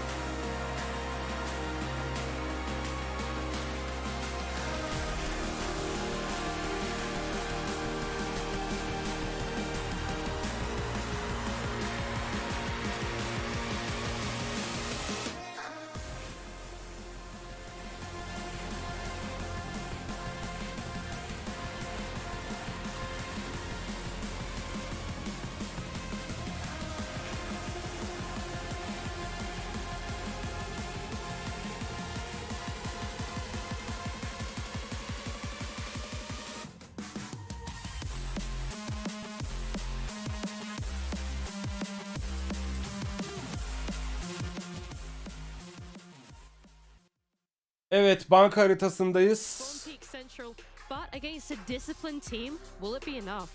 It's a great question. M80 are indeed disciplined. They are experienced. This is Sosyal medyadaki ankete göre %75 M80 alır demişler.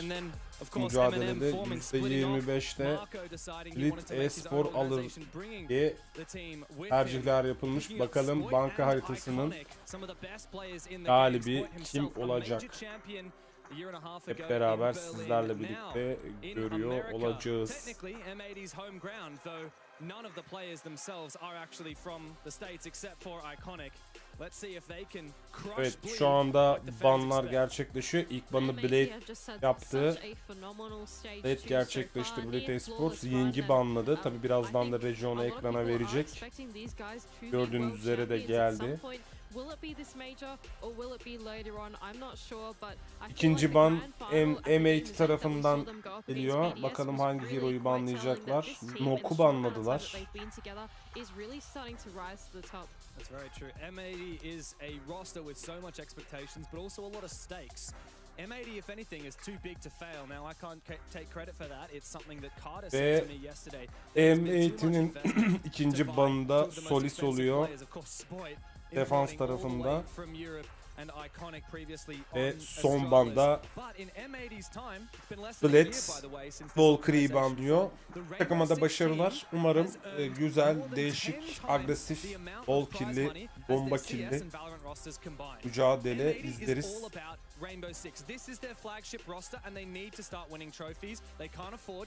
Ve iki takım için de eğlenceli maç olur.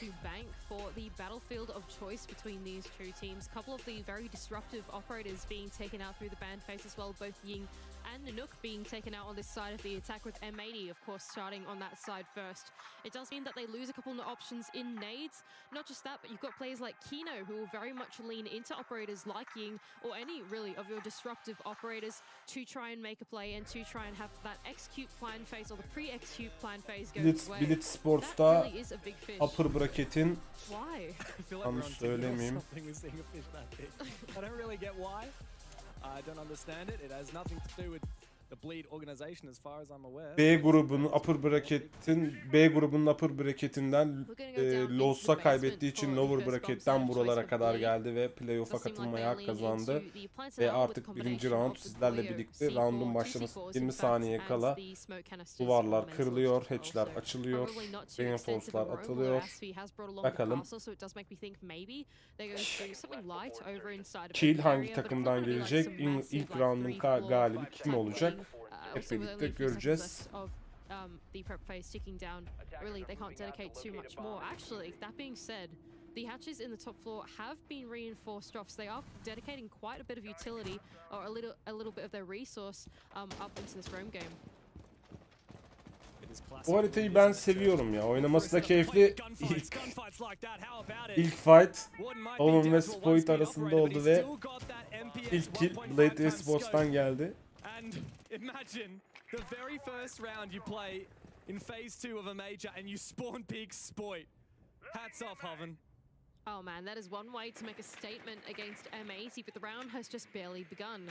Only 40 seconds have ticked by, and M80 now with a man deficit have got to make their plan work through the map. It does seem like a roam clear will be on the cards for them off the back of the vertical pressure that Gomez will be able to bring on the sledge, and he really wants to vacate out that Teller's Archives position, make sure that there's no one that's comfortable inside of the ground floor. It's going to allow Diaz some room to creep his way on in and start to get the pinch onto the plays and open. But Turd still remains on the top floor. Yeah, they have absolutely no idea. This is so free. İkinci kill de Blade Esports'tan geliyor. Third Kaynio aldı. Hibana'nın kaybı çok kötü oldu. How do they have no idea that the Mozzie still roams up above? He has dropped now to the ground floor, but he's still at large. He has so many options. He's actually going to C4 himself a rotation now into lobby. Diaz was not far from this position not long ago, and he's got an idea. He may have heard that C4. Oh, Turd's done good here though. Even if he has heard the C4, it is going to Bakalım make üçüncü kill M80 kimden even more gelecek? distracted on this clearing through the ground floor. There's only a minute left to go. They do not have that much utility left on their side. Like, yes, Diaz could work, I guess, the hatches with some of his hard breach charges, but Turd's gone all the way up into the top floor. They need to make a decision now. Are they going to hit the bomb site or try and deal with them? And it seems like the bomb site is going to be the next point of focus. It is a 3v5 though. Even if Turdster stays in lobby for the rest of the round, it'll be a 3v4 on M80 drop'u düşürdü. Bombayı bıraktı ya da bıraktı diyelim. clearing that bulletproof camera. Şu an bomba That'll be the first ikonikte. that they've done so. That's very nice. And this is Üçüncü kill perfect. Turdster moves far too M80'den early. geldi ve Diaz third'ı aldı. İlk kill'i alan. Şimdi bir bomba kurulumu gerçekleşiyor ama tabii ikonik demeç yedikten sonra bomba kurmayı, difüzörü kurmayı yarıda bıraktı. He's spotted by the Grimm's bees. However, Iconic goes for another smoke, but hang on, he's taking the diffuser upstairs. Immediate deciding to change. Son 10 saniyeye girilirken hala ortada bir bomba kurulmuş değil. Double kill geldi, triple kill geldi Diaz'tan ve bomba uzatmalarda, saniye uzatmalarda kurulurken izin vermiyor Bleed Esports. Oh man, but what a close round that was between M80 and Bleed. I mean, there was a 3 versus 5 turd. He made absolutely the wrong move going in for his flank way too early. And the innovation of M80 to then make that call of, okay, we do not have the time to burn through this utility. Flooding in would be a terrible Bir idea teknik into the water. sorundan dolayı timeout alıyor Genius. It just came sevgili down to Iconic getting a little bit indecisive in the final seconds of the round. oyuncular. Going for a plant somewhere unsafe when he couldn't land the final kill. If Diaz had dropped the hatch even mere seconds or even half a second earlier, that would have been M80's round. And I feel like that is a pretty crazy prospect when the round looks so dominant halfway through. I happened to catch a glimpse as well, Mandy, that there was a really strange castle barricade on the double door in the red hallway. Right? So And if you double drop the hatch, door. you actually can't see red hallway immediately, and it meant that even if he did drop the red hatch, he would have had to run into C6 Hemen to try and round cover the red 2 hallway. başladı. And it's little strange things like this in hectic moments in rounds that cause even the most experienced players to take an extra step, to take an extra second. And as we could see, there were no spare seconds in that round for Diaz. Nevertheless, Bleed do get away with the first round. Even though it was scrappy and they're going to send us up into the top floor instead. Bleed Esports 1-0 öne geçti bu vesileyle. Lounge and reception a little bit more of a stronghold for the player that is inside there. Mentalist as well, setting up some of these yokai drones as well for the late round. Eko drone'u görüyoruz etrafta dolaşan. As the round ticks by. Demek ki bir eko tercihi yapılmış Bleed Esports tarafından. This top floor can be quite a troublesome one to defend if the attack can establish a really strong beachhead at top square. Looks like M80 tarafında Zofia, Flores, Finka, Ace, Hibana görüyoruz. Definitely, for sure. Bleed Esports'ta da Vamai, Mute, I would not be asking for anything less from M80 as they start Amai, Amai, Amai. Castle ve Eko görüyoruz. Bakalım son 2 dakikaya girilirken ilk kill kimden gelecek? The Rotero drones were doing just then to try and at least clear off some of the utility off the back side of the wall to see if they could then land some of those X-Kairos or Selma or whatever they want to do. He's even going to use it to try and breach the wall going into the bomb site too. So what M80 want to do Bomb site'ın bir duvarı açıldı.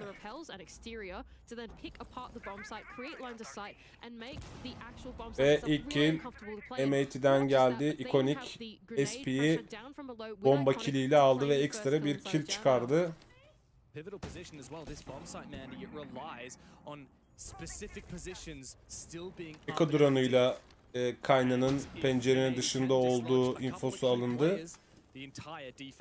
Bakalım. Double window ama alamadı ya onu gerçekten ya. Ki Gomez'den de double kill görüyoruz. Yeah, he's found 2 kills on the round. 2 more needed. Gomez falls on back into airlock, but he's spotted on the risky rotate. All up to Hoven versus Diaz. He couldn't clutch. Last round, Diaz. Bakalım clutch gelecek mi biletten? As he picks Gomez back up, quick thinking. Hoven looks for it, but Diaz says not twice. They fucking powered by Gomez. The score is even.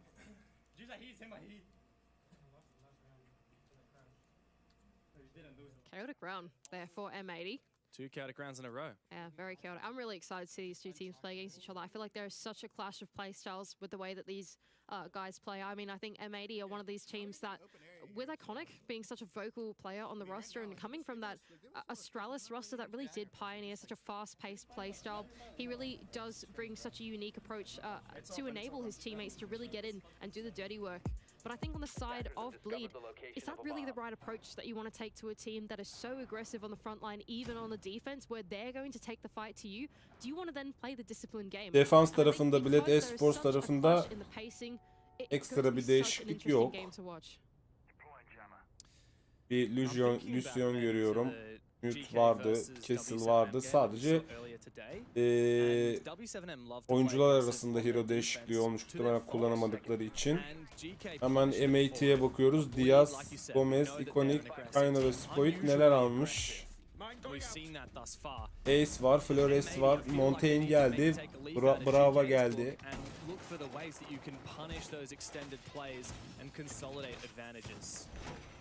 M80 tarafından.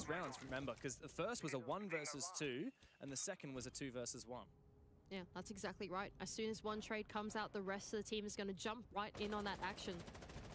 Diaz with a very quick entry up the blue stairs, enabled by some of the drone work of his teammate in Spoit, who's actually jumped onto the Bravo. Interesting pick here, especially against the gadgets of Fenrir. Drone'u da güzel bir yere koydu. To make sure he doesn't lose some of his activations. This is really fast drone work from Bravo or Spoit to take down the two mute jammers going onto the quad wall. Şimdi ilk kill'in gelişini bekleyeceğiz. Montaigne B bölgesine, B bombasının olduğu yere sızdı.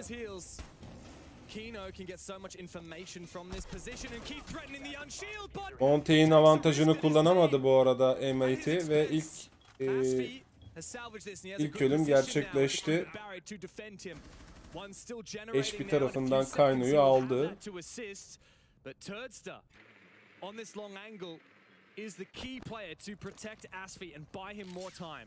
Not the smartest bit of micro there from Kino. They had the opportunity to hit the bomb site, but off the back of that, they need to pivot and change their plan. And it does seem like a top floor clear is going to be on the cards for M80. We're good here. Argus online. Patient now for M80. It took a very risky early play, and it did not pan out. Now they have to figure out how to bounce back as a result. I'm still trying to figure out their exact plan, Mandy. They're kind of pressuring a lot of everywhere all at once. Evet, son bir dakikaya gidilirken hala doğru düzgün bir kill yok. Bir fight göremedik. Yani fake atışlar gerçekleştiriliyor takımda da. Belki yem olur, düşerler diye. Owen'dan bir C4 kill'i geldi. Ekstra bir kill. Güzel bir C4'du o. Tebrikler. Son saniye rush'ı görebiliriz. Son 30 saniyeye kala muhtemelen M80'den bir bomba kurulumu bekleyeceğiz. Çünkü sayı avantajı olarak da üstün değiller. Bakalım neler yapacaklar. Iconic şimdi bir dalış gerçekleştirecek. Reload edemedi Spoit ama pompalıyla çok işe yaradı.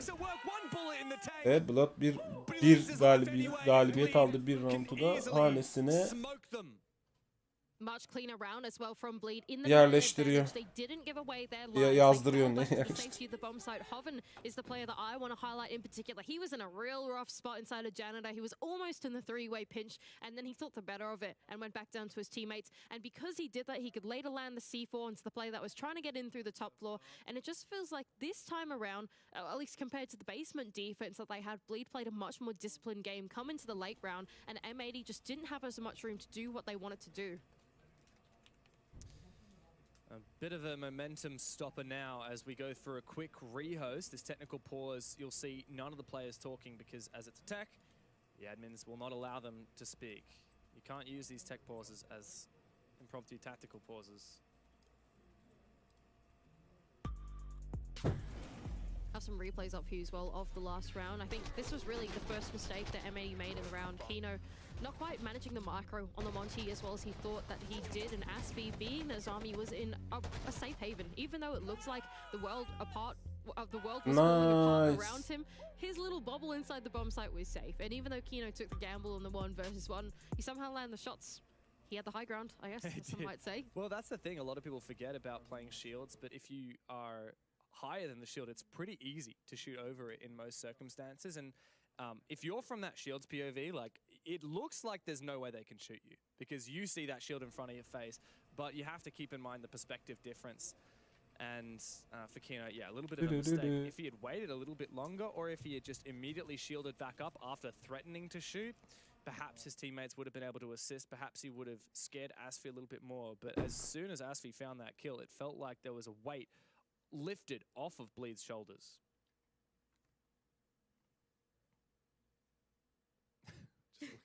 Just look at this man. He looks kind of scary. I don't know. Like, he does. Like in an unsettling way, you know? No, Reaps is unsettling. You know, he actually reminds me of? What? You know Light from Death Note? Oh, yeah. He actually gives me vibes. Yeah, he does. He does have light vibes. That is true. He just needs to eat, what is it, strawberry cake or whatever? You're pressing my memory too much. I don't know, something like that. Yeah. I wonder if we can get the photographers to do that. Surely that's like a very achievable photo shoot, right? Yeah. The fish is really unsettling as well. Like, what's going on, you know? Speaking of unsettling, I think that's very much the strategy that this team have, right? It looks like we've actually moved into a tactical timeout, by the way. If you're wondering why these teams are speaking, let's listen. Just fun. Just stay tough and punch that guy on marble. You know, Kiki, just be on the skyline and just punch that guy. I don't want to play skyline. Oh. Yeah, I'm kind of fucked now. Okay, fine. I'm gonna move my BP to garage, so no CC BP. That's fine. Give me a multi-trap on the CCTV door. Yeah. For us, yeah. Posso. Que deve ser esse capa até? Oh, and Kiki? No, but you're fine. Okay. Interesting words from the coach of Evet, MAT. enteresan bir... Is it Bodega? I believe so, yeah. Okay, there we go. Yeah. It looks a bit different to the last time I saw him. It's just like... I was going to say, I didn't quite recognize him there, to be honest, but... Yeah.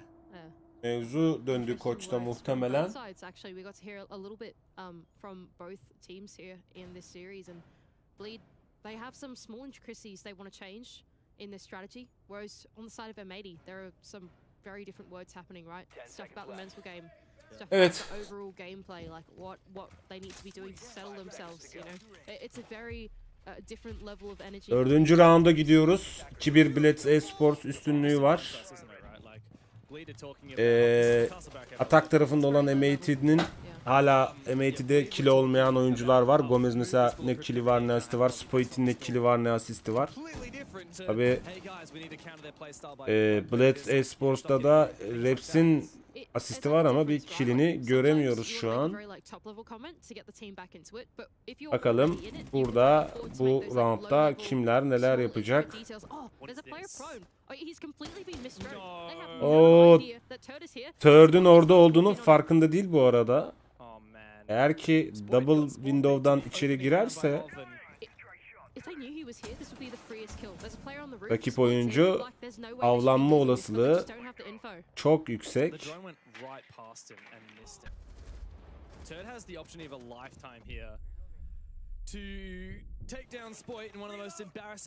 Reload.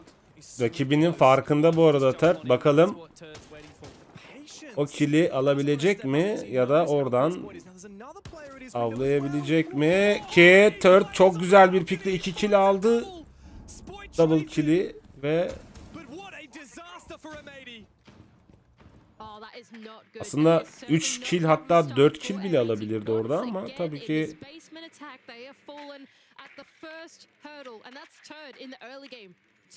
ekstra olarak arka tarafından gelen oyuncuyu hesaba katlamıştı. Ayimini direkt oraya çevirmiş oldu.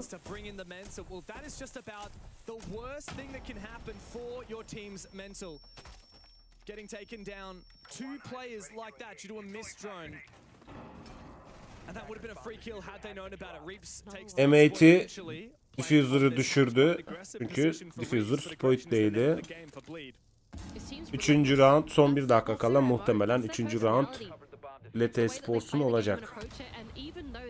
in the man advantage. Reeps is still sitting there and he's thinking, okay, this is a one-way angle for me. This is defender sided. I'm going to shoot his feet before he sees me. Bleed want to get in your head. They want to claw their way inside and remind you that they will always be there. There's nothing you can do about it. Gomez drops the hatch, but the Vulcan canister detonating on the back of that nade will lock him from peeking out. Arılar gene uçuşmaya başladı.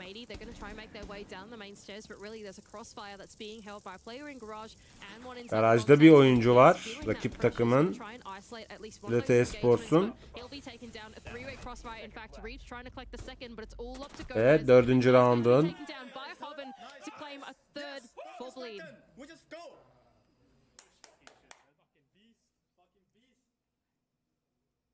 öncü round'un kazananı da Birlikte Esports oluyor. Seriously? Here he is, Tursta himself.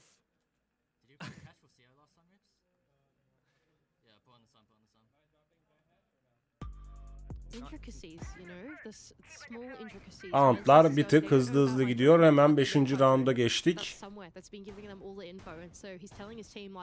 Play off it, you know, like go for it, and it's so interesting, just how different the comms are between these two teams right now. Yeah. But the round win reaction for Bleed is still getting them back into the mental, right? Like they're not talking strategy in those moments. They have a few choice words. I mean, I don't remember exactly what. Duvarlar duyduğunuz üzere, bakın gördüğünüz üzere eş bir tarafından diye kırılıyor. Bakalım double window'dan bir daha aynı performans gelecek mi Birlikte Esports tarafından?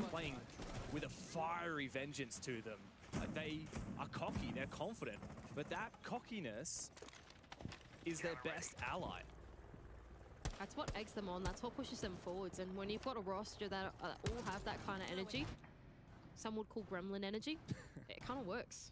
It's the magic. It does. When you've got players willing to be really cheeky, like Turdster, and the confidence to peak some of the best players in the world. You know, this guy's peaking Iconic and Diaz on these repels with a 1.5. It's not easy. Look at how many 1.5s this roster's running, by the way. I think every single operator should have a 1.5 times scope, except for Asfi and Hover. Flores, yani Flores oynayan Keno'dan bir drone hamlesi görüyoruz. Bak, gireceği yerde bir oyuncu var mı yok mu? Rakip oyuncu onu kontrol etti.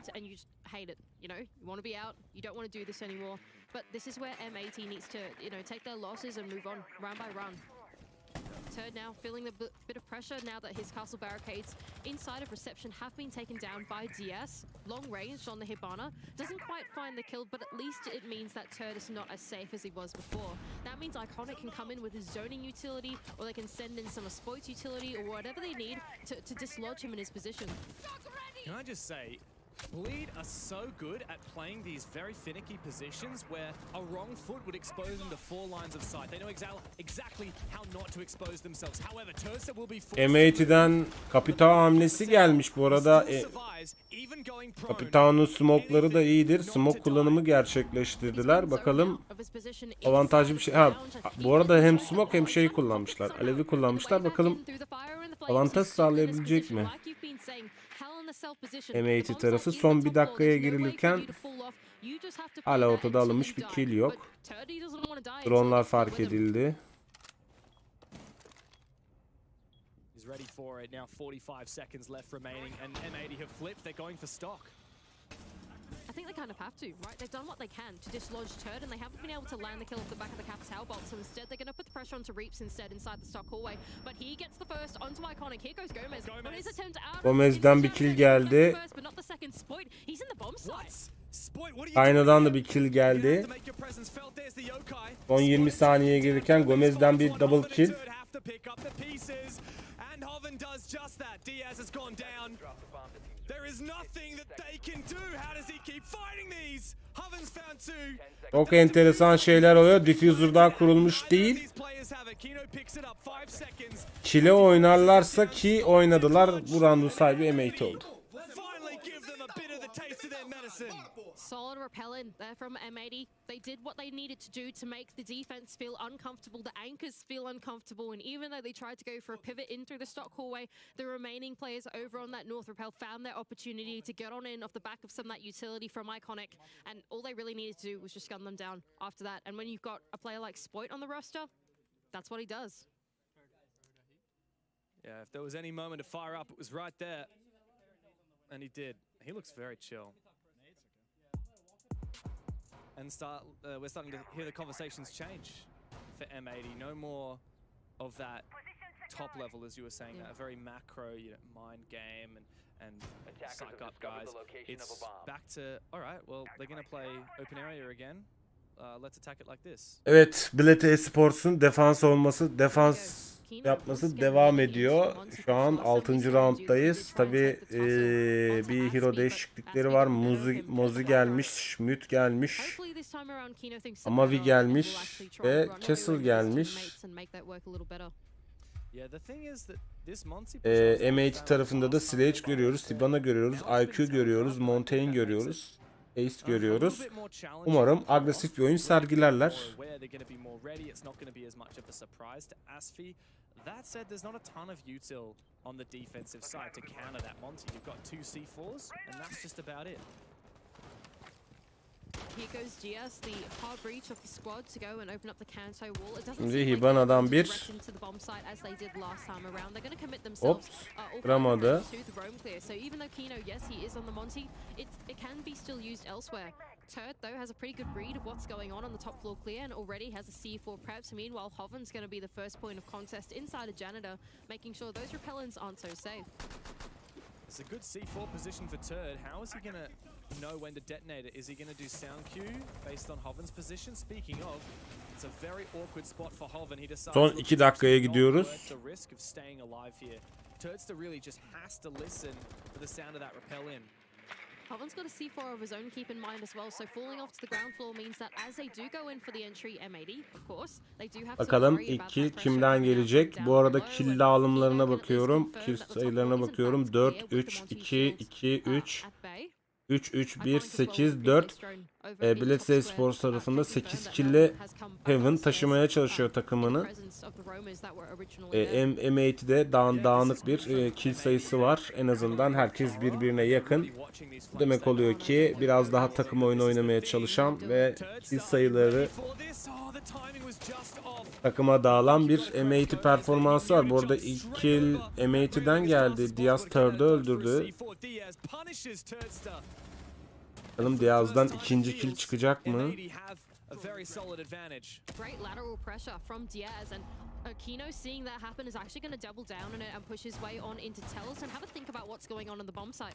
The time has been ticking away, so there's only about 50 seconds left for M80 to go through this pre-execute planning phase. But oh, there goes Kino taking a hell of a lot of damage from Reeps over an elevator. Reeps bir duvar arkası deniyor. Rakibinin yerini biliyor ama tabii rakibi açık vermediği için çok sistematik bir şekilde Diaz'ı aldılar. 2 vs 2 kaldı son 25 saniye kala. Bakalım. Bilete Esports.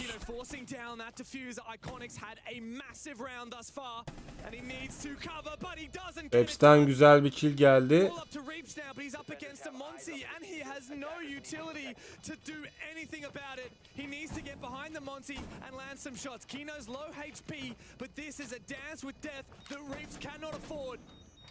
Çok kritik bir hamle. Bu arada Montaigne o kalkanı açığını yakaladı ve Reeps'in triple kill ile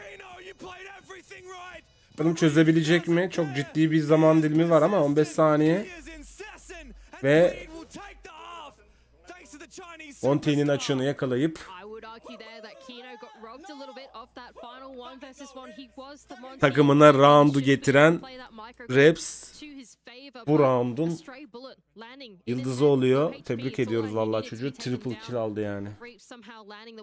Helal olsun. Helal olsun. Helal olsun kardeşa.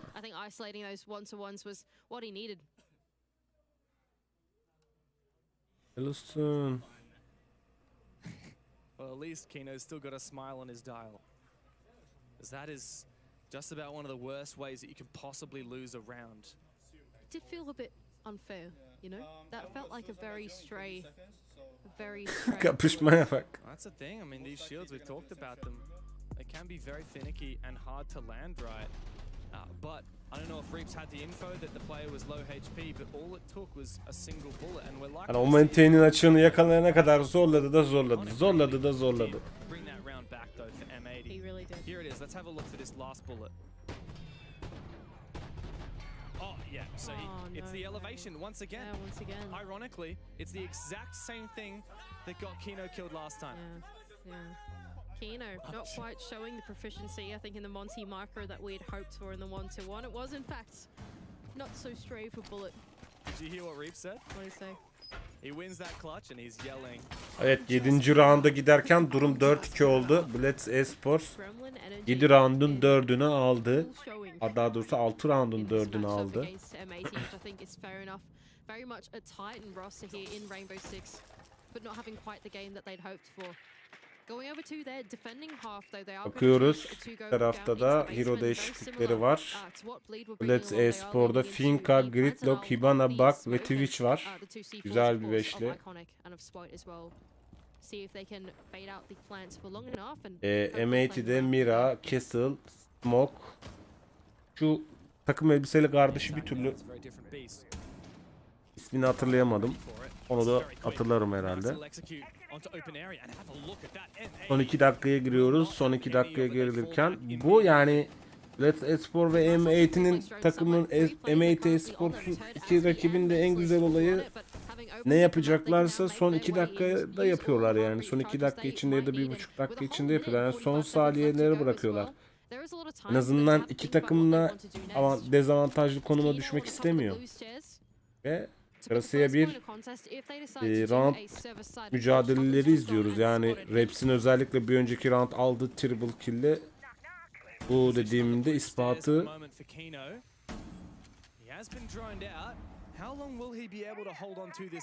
Bakalım.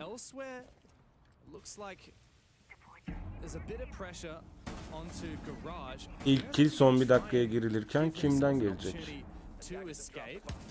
We say that, the hatches are being opened up. Bleed have made pretty good headway, but the thing is here, Mandy, you got 2 C4s, 2 impact grenades, and 3 gas babes to deny the plant in that late round. They might have taken too long. Only now are they starting to pivot and then clear up Kino with only 50 seconds left to do it. İlk kill Blitz Espor'dan geldi. Hav'ın gene takımını taşıyor. 9 kill'le. 9. kill'ini aldı. Bomba bu arada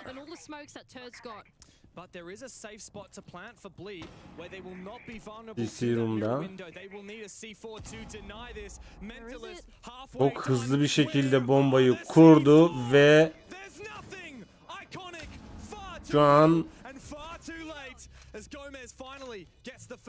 zaman geriye akıyor. 35 saniyeden bu tarafa. Bankanın garajında dönüyor her şey. 10, 26, 25 saniye, 24 saniye. 4 vs 4'lük bir mücadele var. Blitz Esport hem kurdu bombayı hem de aldı killini ve 7. roundu da hanesine yazdırdı. Güzel oynadılar.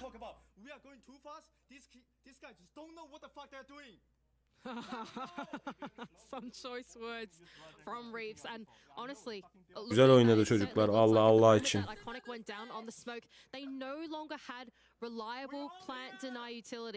Hem bombayı kurdular.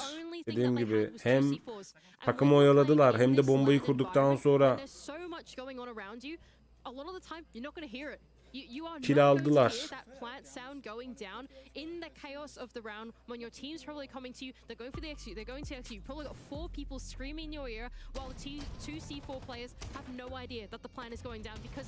Yalnız o Sisirum tarafının ve Blue mavi merdiven tarafının infosu olmaması enteresan katmış olabilir round'a. Iconic was the Batman on Six Invitational main stage just earlier this year, and what a different expression we see from him now, down 5-2 to a bunch of guys from the Asia Pacific region. I mean, this is really an eclectic mix, by the way. You've got 2 Chinese players in Reaps and Mentalist. You've got Hoven from Indonesia, Asfi is from Singapore, and Turdster from New Zealand. Duvarlar kırılıyor. 8. rounda gelinirken durum 5-2 oldu. With Tokoname and Reaps from his one major experience in Yeonchuping last year. Certainly an interesting bunch, and one that I really felt like they missed the opportunity in stage 1 in Copenhagen. It's really exciting to finally see them have that chance at the international stage here in Atlanta, and they are proving to us why they deserve to be here. I also forgot Hoven was on Gaming Gladiators in Berlin. Yeah. Cannot forget that. And he's been the man of the hour here. 10 kills in 7 rounds. Here he goes, special drone squad rollout. Both the Rotero drones and the Twitch drones are going to make work through this mid-round slowly and steady, but surely. Hoven's taken down at the top of Spiral Stairs, but Asvi's still going to make use of his on the other side. I can only imagine he's probably sent his over on stock side, try and clear out the shield that's gone down there, or whatever utility might be stopping Mentalist from getting the hard breach on the wall. Gene son 1,5 dakikaya gidiyoruz. Ve gene ortada kill yok. Enteresan ya. Gerçekten. Şu an bence birçok takıma nasıl oyun oynanacağına dair iki takım da ders veriyor. Tabi M80'in geride olması bir aşikar ama en azından bu haritada böyle oyun oynanır diyor Let's Esport M80. Biz bekleyelim, siz rushlayın ya da siz hatanızı yapın. Biz tutabilirsek tutarız. Tutamazsak yapacak bir şey yok.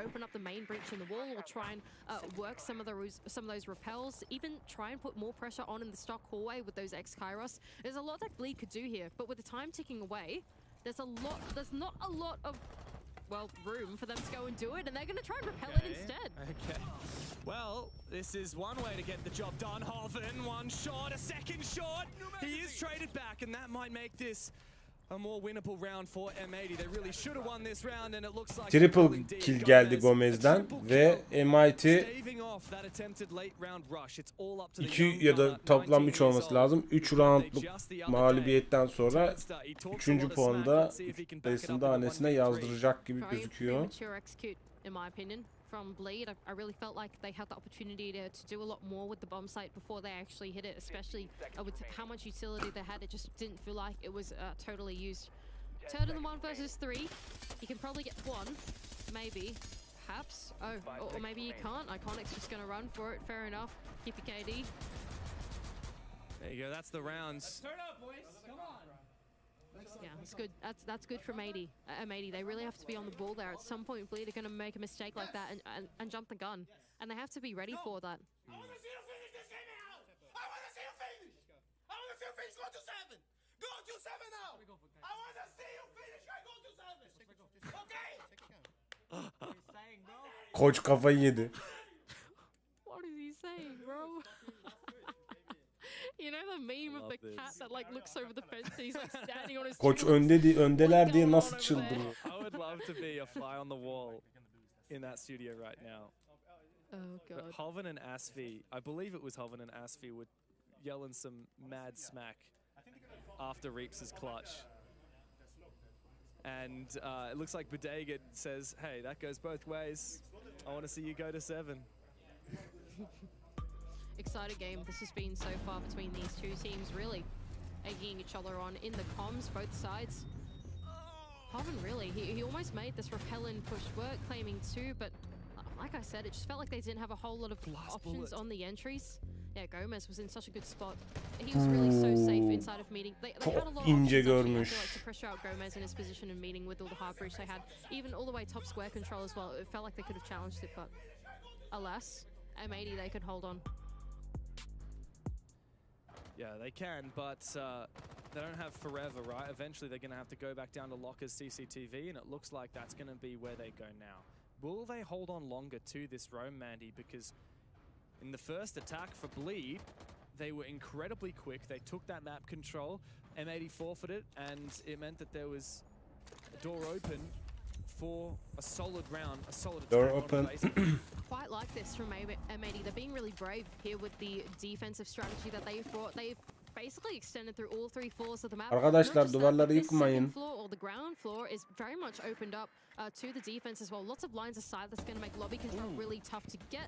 Reeves though, bottom square control seems to have been opened up to him. Makino's there on the other side, SMG 11 in hand, but he's going to be taken out by Reeves over on that window, and it's going to put Bleed in the man advantage. Another critical death for Kino, but you know what's more important, Mandy?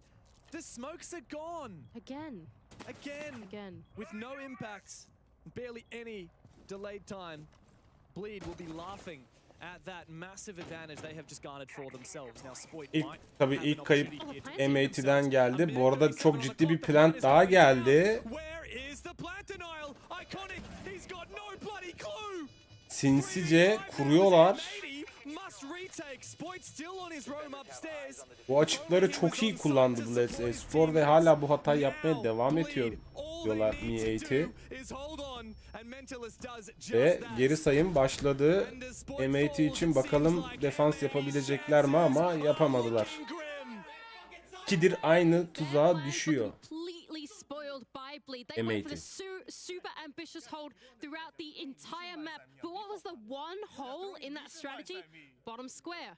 Reeves immediately injects himself inside of there. Mentalist is thinking, you are in the perfect cutoff Mental position olarak right şu now, an Reeves. I'm going for the çökmüş plant, and they have durumda no muhtemelen idea that I'm going M80. for the plant, because Hoven was down Bu there roundda with the da plant. He opened up the bu roundda bir wall by rush himself, and he görebiliriz. went Maç up. sayısı olması There it gerekiyor. is. There's the plant spot.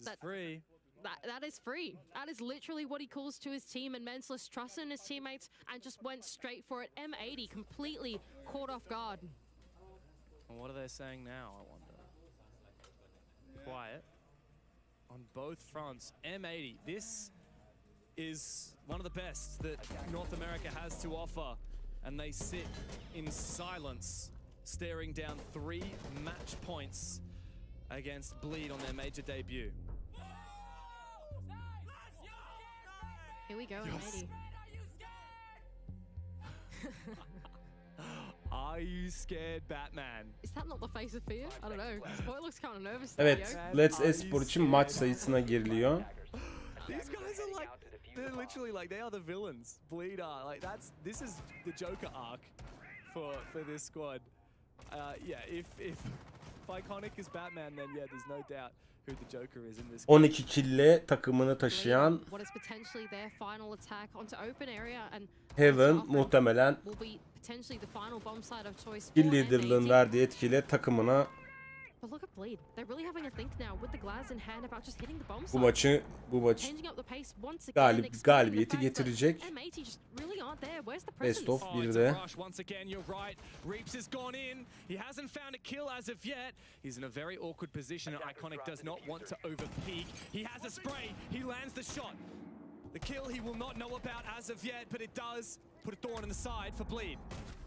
They've messed up. M80'den Able to shut that biraz one daha down. It's kontrollü Reeves to bir go down at the zafer expense of what was an attempted oyun rush. görüyoruz. Mentalist is gonna get down in through, En azından bombayı koruyan so does Churden, so does Asfi. oyuncular actually pops var. off with a kill, but not before being traded back. So man advantage still in the favor of M80 coming into this mid round. But M80 still their nerve, which is critical here, because if they had over-aggressed, if all of these roamers had quickly tried to get back to site, for example, Spoit, if he tried to make his way back, then Turd definitely would have caught him out and opened up the round once again for Bleed. M80 have the numbers advantage, but there's good information here for Bleed to make something work. But Spot and Iconic, they're in such great spots here. Even if they try and make something work from the bottom square, they have to worry Yani about Reji Spot öyle bir yerde coming in değiştirdin top ki square with the rotation spotu on alacak mı onu bir Iconic göreydik. so far has just done such a good job at keeping the site at bay and making sure it's safe. But here goes Churd on his play in through bottom square, the position that we were just talking about, the space that's being given to Blitz them. Espor But için it çok could be kritik bir zaman. a Son false bir sense of dakikaya security. Now girilirken Spoit's still there on the top floor. bunun bomba kurabilecekler mi? Yine gizli bir kurulum. He knew where they were. Now he's looking to make something work in through archives. He's actually right close to the site. He can peek on inside. Will he be able to find something? Meanwhile, Mentalist has made his way 3 into kişi kitchen as well. A bombasının başında. Has gone down, but I think Turds has got a great position. He is traded on back. Mentalist to trade again. 1v3. Ve 10. roundun sahibi M80 oluyor. You solid hold there from M80. Psikolojik savaşlarda başladı. No, I thought he said I want to see you choking this mentalist. Is that what he said? I thought that's what he said at the end there. The mind games between these two teams. Good fun. I like it. Nice stuff there from M80, taming the beast of Bleed as they tried to change up the tempo for the final round. Actually, not really changing up the tempo, going by Bleed tempo in the final round, but not to be. M80 can claim that one. Iconic and a really great position to actually shut down the rush that came through, and then Spoys as well with his backstab. I thought that was really what they needed to make sure that nothing was Bir round da olsa I do feel like these last couple of rounds, despite M80 having some critical errors, particularly in the basement, you just look at the faces of the players. en azından M80 için oyun uzamış oldu. Tabii Bled Esports şu an 3 farklı öndeydi. 2 farklı önde olmaya devam ediyor. Bled Esports'un içinde bu zaten o farktan dolayı hala bir maç sayısı. Maçı kazandıracak round bu mu olacak? Reinforce'lar kapatılıyor gördüğünüz üzere. Bu sefer bomba CC Room ve CC Room'da direkt aşağıda. Umarım 3. kere CC Room'a kurulan bombayı gizlice kurulmaz yani o gizli iki el hiç fark ettirmeden kurdu Bled Esports bombayı. 3.'sü gelmez. Papaz bir pilavı 3 defa yer mi göreceğiz. 2 defa yedi şu an. From Gaming Gladiators, a lot of great teams that are either a shadow of their former selves or no longer exist. We used to have so many strong teams in the APAC region until it cannibalized itself and we got Bleed. In stage 1, they failed to make it to the major at the final hurdle, losing to Fury in the playoffs, and now they're here, and by God, they're making a statement. Here goes M80 though. They're really putting the pressure on this ground floor and making it tough for Bleed to make that O neler durduğu yerde kırılıyor. through to the mid rounds. It's stunting them at the moment as Mentalist really wants to Evet. get his way on into square but not before the hatches M80 defans tarafında Castle, Jaeger, Smoke ve Amava'yı görüyoruz.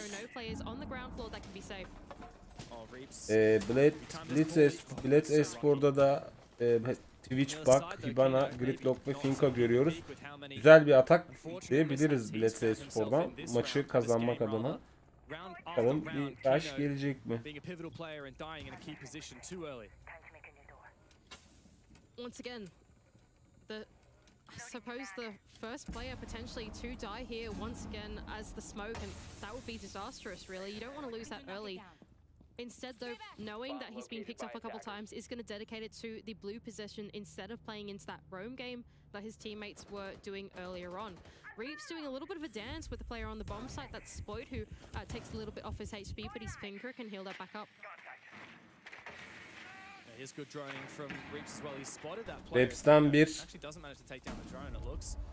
He's going to use his last gas babe with 50 seconds left to try. bombalar yağıyor, flashlar yağıyor. Blue'da evet geliyor. O kritik bomba kurulumu geliyor muhtemelen. Çünkü gene A bombasının içinde kimse yok.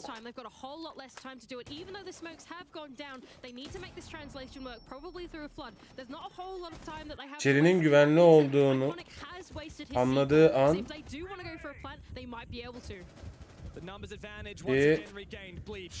şu an çok zorluyorlar o bölgeyi. Bankadan da artık kurmaları lazım diffuser'ı.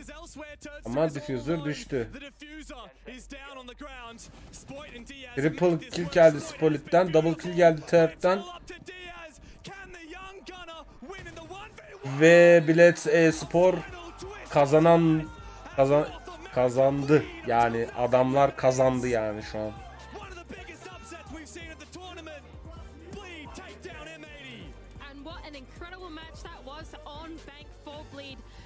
Showed us why they are relentless on their defenses, on their attacks, how they exude their confidence and how they make M80 bleed. Play'indeki mağlubiyetten sonra görüyoruz ki Bled Esports'ta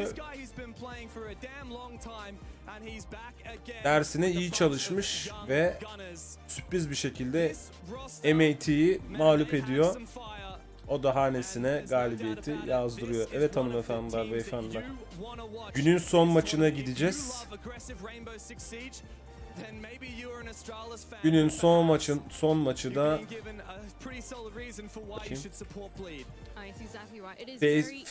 FaZe Dark Zero arasında olacak. Eyvallah abi, teşekkürler. Bir maçımız daha var, yani günün son maçı FaZe Clan Dark Zero Esports arasında olacak. FaZe Clan'ını da ilk defa izleyeceğim, ben de merak da ediyorum nasıl oynayacaklarına dair. En azından Dark Zero'yu yanlış söylemeyeyim. Dark Zero'yu G2 Esports karşısında izledik. Bir varlık gösterdi, bir ofansiflik gösterdi ama tabii G2'nun ekstra oyunuyla lower bracket'e düşüp Fury'yi yenerek de playoff'a gelmişler. Playoff'a adlarını yazdırmışlardı. Burada Deniz abi hoş geldin. Yani şöyle bir change yapalım. Saniye. Böyle hafif değişik bir change yapalım. Şöyle aslında çok kritik bir maç oldu.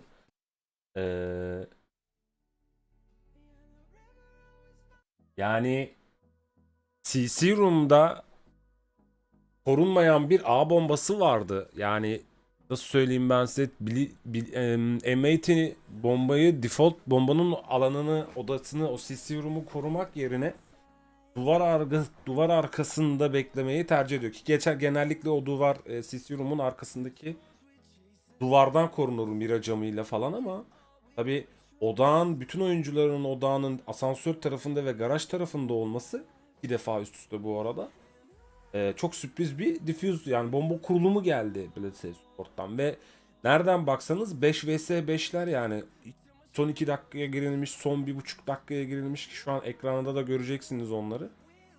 Reji veriyor. Ve 2 kere yediler bu Tongo'yu yani. Bütün okuların geride olması bir anda Blitz Espor'u o roundda avantajlı hale getirdi. Bakın mesela. Bu birazcık 9 maç rounduna doğru. Ve o diffuser bombayı korumadıkları için de bir anda defans yapmaya geçtiler resmen bombayı korumak için. 5 kişi 5v5, çok enteresan. Bu maçta da yani oynadıkları kritik o 3 roundla da büyük hak ettiler. Adlarını bir sonraki turlara ya da bir sonraki maça yazdırmayı.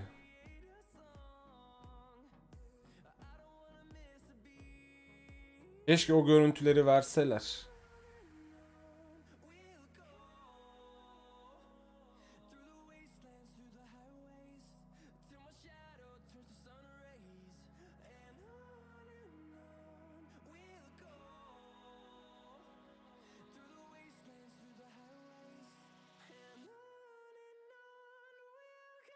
Neyse, bir sonraki maç için ben de artık sizler gibi beklemeye geçiyorum. Röportajlar yapıldıktan sonra tekrardan geri geleceğim ben de. Çaylar, kahveler, ayranlar tazelensin. Bu arada YouTube tarafı da yayını beğenmeyi unutmuyor. Yayın sonraları yorum yapmayı, like butonlarına basmayı, aramızda yeni katılanlar varsa, yeni videolarla keşfeden varsa, olan sevgili mahallemin gençleri varsa da bu ne oluyor? Bildirim çarklarını açıyor. Ve sevgili Ubisoft'a da teşekkür ediyoruz bu içeriğe erişimimizi sağladığı için. Evet, bir sonraki maçta görüşmek üzere.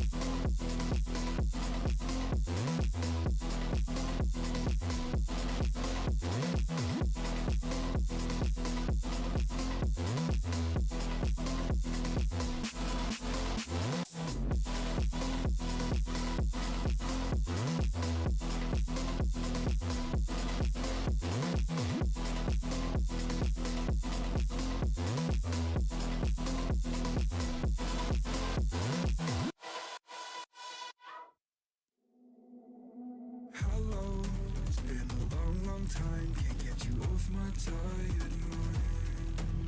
Shadow, let the tape rewind and finally ease my anxious eyes.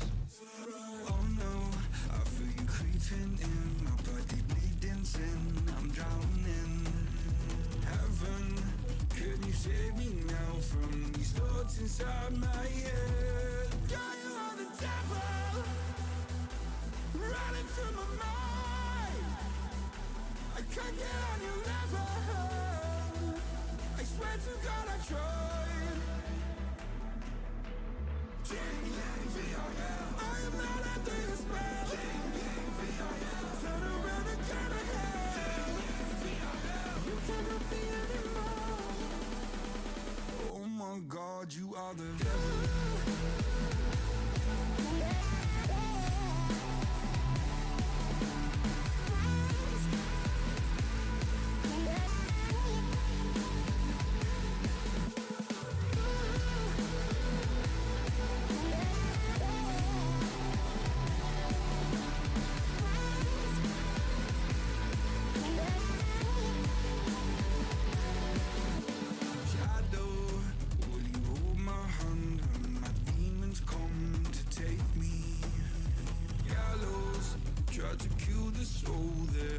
So hard to save.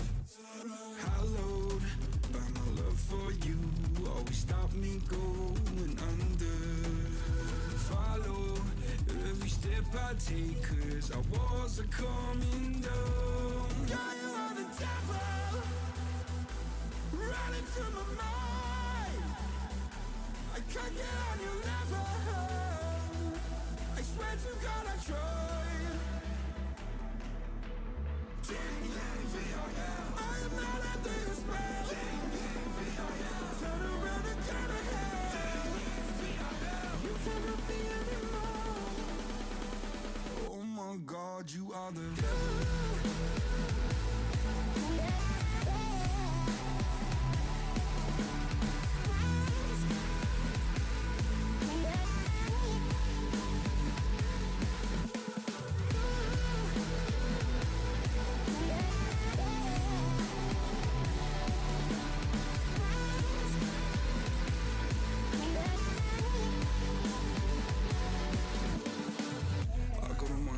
In the back of my head and I'm dead. I got the devil inside me and everything there seems red. Vision's blurry, I'm in a hurry, my skin is starting to shed quick. Call up the doctor, swallow some pills, maybe I'll wake up in bed. I'm a disaster, can I move faster? Honey, I'm off the edge. No fun is stopping me, I'm not your property, gotta take care of that ledge. My friends are dead, I'm losing my head, I gotta get off of these meds. I am unstable, willing and able, give you this body to pledge. Oh my God, you are the devil.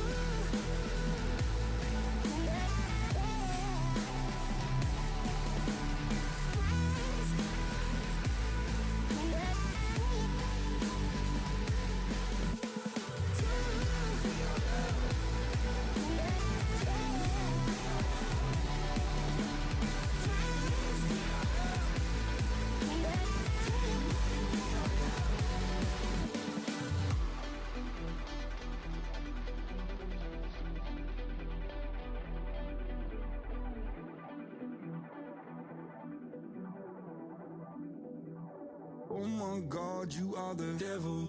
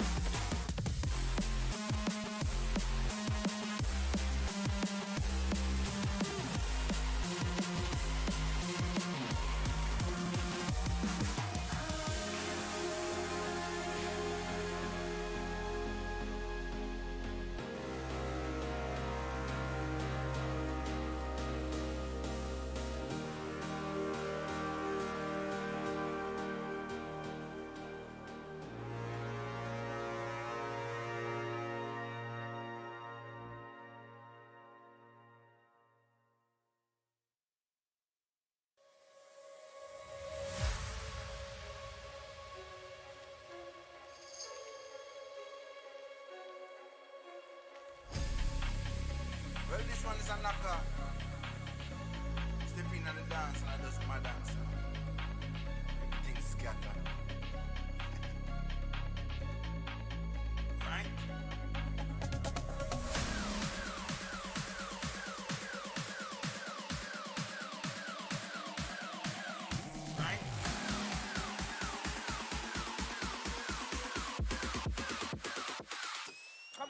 Right now, man, active.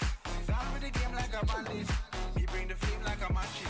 Test me now. Without the slackness, active style and pattern, that's a man there. Active. Active. Active.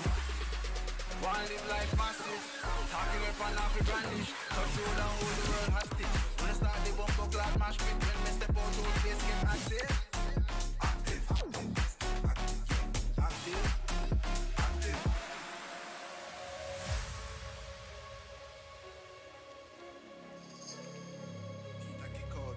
Hey, get the style now. Clocks on the east side. Bad bitch on each side. Big splits chilling on the beat side. Run things where you feel like. Cake big, have a carve out the peace line. Freestyle now, millions for each line. Too cool, when I need ice in my beverage. Test this bigger, please find the exit. Murat hoş geldin Murat. Teşekkür ediyorum. Yeni gelenler hoş geldiniz, sefalar getirdiniz. Sıradaki mücadele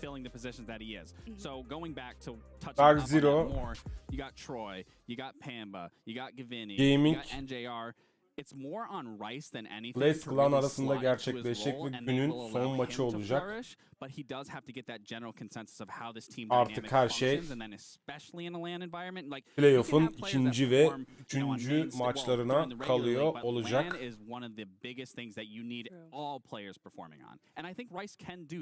Okay, talking about team dynamics, let's switch over to FaZe. Souls and Cyber, I mean, what a duo, right, Fresh? Yeah, this is like kind of the legacy, players from FaZe. I would say FaZe have undergone kind of a rebuild. FaZe Clan Brezilya'dan geldi. Dark Zero'da Kuzey Amerika Ligi'nden. This is a brand new FaZe that are still equally as feared, and I think that's testament to the remaining players and the new players that they've brought in. I think FaZe have got a lot of good things going for them. I think particularly their ability to read the game inside of the round, quickly adapt to it, and then just pivot on a spin, 5 seconds, pivot into a round, into a completely different win condition almost if they need to. And I think that's one of their their biggest attributes, the fact that they're still operating at this highest level. I know people was very surprised with FaZe during the Brazil stage, and the fact that they went out and won Brazil, which was very important for them. That final against W7M was very important for them. So it's interesting that you talk about things like that, because I've always viewed FaZe, whatever iteration it was, that they've always been the team in Brazil that has had like a very concise playstyle of how they want to do things, where a lot of other Brazilian teams have maybe been a little more chaotic or straight in your face. I always felt FaZe had that team chemistry where they were more methodical but still had that gunplay to back it up. Yeah, I think they just have a very, very good read on their opponents at all times. Definitely. I do want to look back at Dark Zero. Pamba tweeted out that it was one of the craziest series when they barely beat Fury. Fresh, you had some harsh words, and I was chatting with you about that earlier. He's trying to convince himself a little, and the fans a little bit more, because I think what he really wanted to tweet was thank goodness for that we escaped. Okay. Because again, it was another one of these teams where one round goes differently against Fury, and a couple of rounds should have gone differently against Fury, and Dark Zero aren't even sat behind us. They came very, very close to being eliminated. Hopefully, that's the kick up the backside they need, because this team is a team that 12, 15 months ago won a major. In terms of when we was back in Charlotte, this is a team that has some of NA's smartest and best players, especially in terms of Pamba, NJR, Gaveni. I know we talked about Rice as the rookie. They've got some of the smartest players in North American Siege. If it clicks, this is a very dangerous team, and hopefully that was the scare they needed. All right, I believe that we are ready to move into the map selection process. We are working to bring that information up on the screen. There we go, that way. Evet, oynanın maç Night Heaven'da geçecek. FaZe'in banlarına geliyoruz. Kalet, bankayı banlamışlar, kafeyi banlamışlar, Consulate'i banlamışlar. Zero tarafında da Sky Oregon, House banlanmış ve haritayı seçen in my opinion, because Dark Zero Sonics defans one is a team that played that olarak map extremely well Nighthaven'ın versus them, and I just don't feel that they've really since mücadele then iyi shown too göreceğiz. much on it. Yeah. Whereas FaZe, I think the dynamic and how they play heavily, like a map how Nighthaven is played, I can see that more falling in FaZe's hands. I guess. And the numbers kind of back this up, I would say, because so for Dark Zero, this is like their 5th map preference. It's very middle of the road in terms of Nighthaven. They've played it against North American teams, and we said North American Siege on Nighthaven. It seems to be good at the minute. However, for FaZe, it is their #1 map preference. But the results don't back up the fact that they're great on it, because they did lose it to Lost One, and they did end up winning against Netshoes Miners. But, you know, everyone was winning against Netshoes Miners in BR. And it's a best of one. Anything realistically can happen, but like you were saying, like I was saying, I think it does more heavily favor in FaZe's favor more than anything. Okay, quick predictions, go. I'm going to go with Dark Zero. I'm going to go with FaZe. Just because I knew he was going for just FaZe. splitting every time? He's abandoning his region, so I've got to back it. That's what it's got to work. All right, well, we will see how it plays out. I'm going to hand it over to Dev and Mandy. I miss you all. The last time I saw y'all, you were on the analyst desk with me, but cast away, my friends. Thanks, Jackie. No, we finally escaped. We didn't like you very much, so now we get to cast instead. Oh, I can't say that. She's way too nice. Yeah, I was gonna say That's way too harsh. That's the second time today that you've been mean to Jackie. I'm sorry. I might actually tear up. You could see I was tearing up after that bleed game. I've got really irritated eyes. I swear, it's just allergies.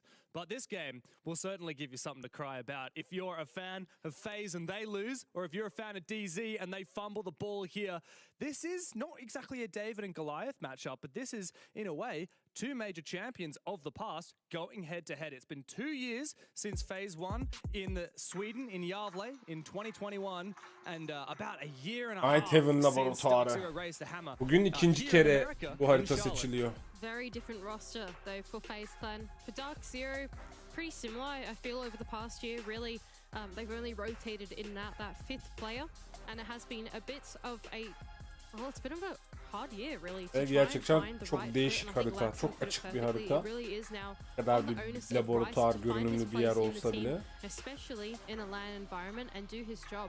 On the side of FaZe Clan though, they have completely changed their identity in the past year of playing. It doesn't feel like the FaZe of old, but still a very strong roster and one to be feared. Indeed, yeah. FaZe, they still bear the name. They still bear the reputation of an organization and a team like FaZe. I mean, these guys have been in Rainbow Six for a very long time, and Cyber and Souls pretty much the whole way through it. As we get into the map, it is, like we said, Ve banlar geliyor. Bakalım hangi operatörler banlanacak. İlk banda Dark Zero tarafından geliniyor. Değişik bir ban bekliyorum ben halihazırda. Doka'ya bir banı geldi. Çok oynanılan bir hero sezonun başından beri. FaZe Clan atak tarafından ban yapıyor. Bakalım. Montaigne banı geldi. Çok enteresan. O da turnuvanın en mücadelelerinden biri oynanan bir hero. Şimdi de FaZe Clan defans operatörü banlayacak. Da göreceğiz. Valkyrie geldi. Çok ciddi hero'lar banlıyorlar bu arada. Çok seçici davranmışlar. Son olarak da Dark Zero defans operatörlerinden birini banlayacak ama ne gelecek göreceğiz. Azami geldi. Bu Azami de çok oynanıyor. Çok kritik bir banlar. Montaigne'in kalkan avantajı kullanılmayacak. Valkyrie'nin kameraları kullanılmayacak. Bakalım bu maç mücadele nasıl olacak? Vessel, Mira, Solis, Legion, Smoke'u görüyoruz Dark Zero tarafında. FaZe Clan tarafında da Ram, Buck, Ace ve Finka'yı görüyoruz. Eğer bir değişiklik olmazsa ilk roundu bu karakterlerle oynayacak her iki takım da.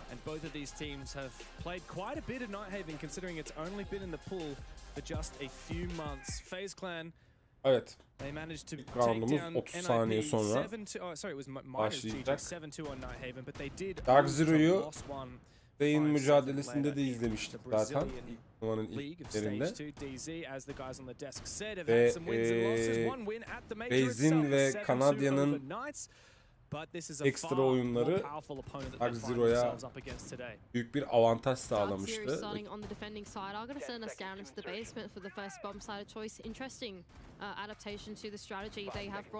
Ki G2 Esports'u yenemeseler bile lower bracket'ten lower bracket'in şampiyonu olarak şu an playoff mücadelesi.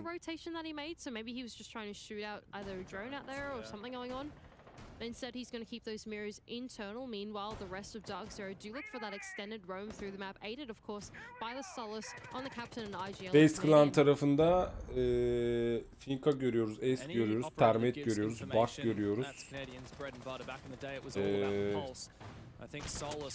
Atak yapacak hero'lar bayağı iyi ki Finka'nın atakta çok güzel bir heal boost'u var. Takıma büyük katkı sağlayan, belki de takım arkadaşının hayatını kurtarabilecek bir karakter. Doğru heal, doğru timing.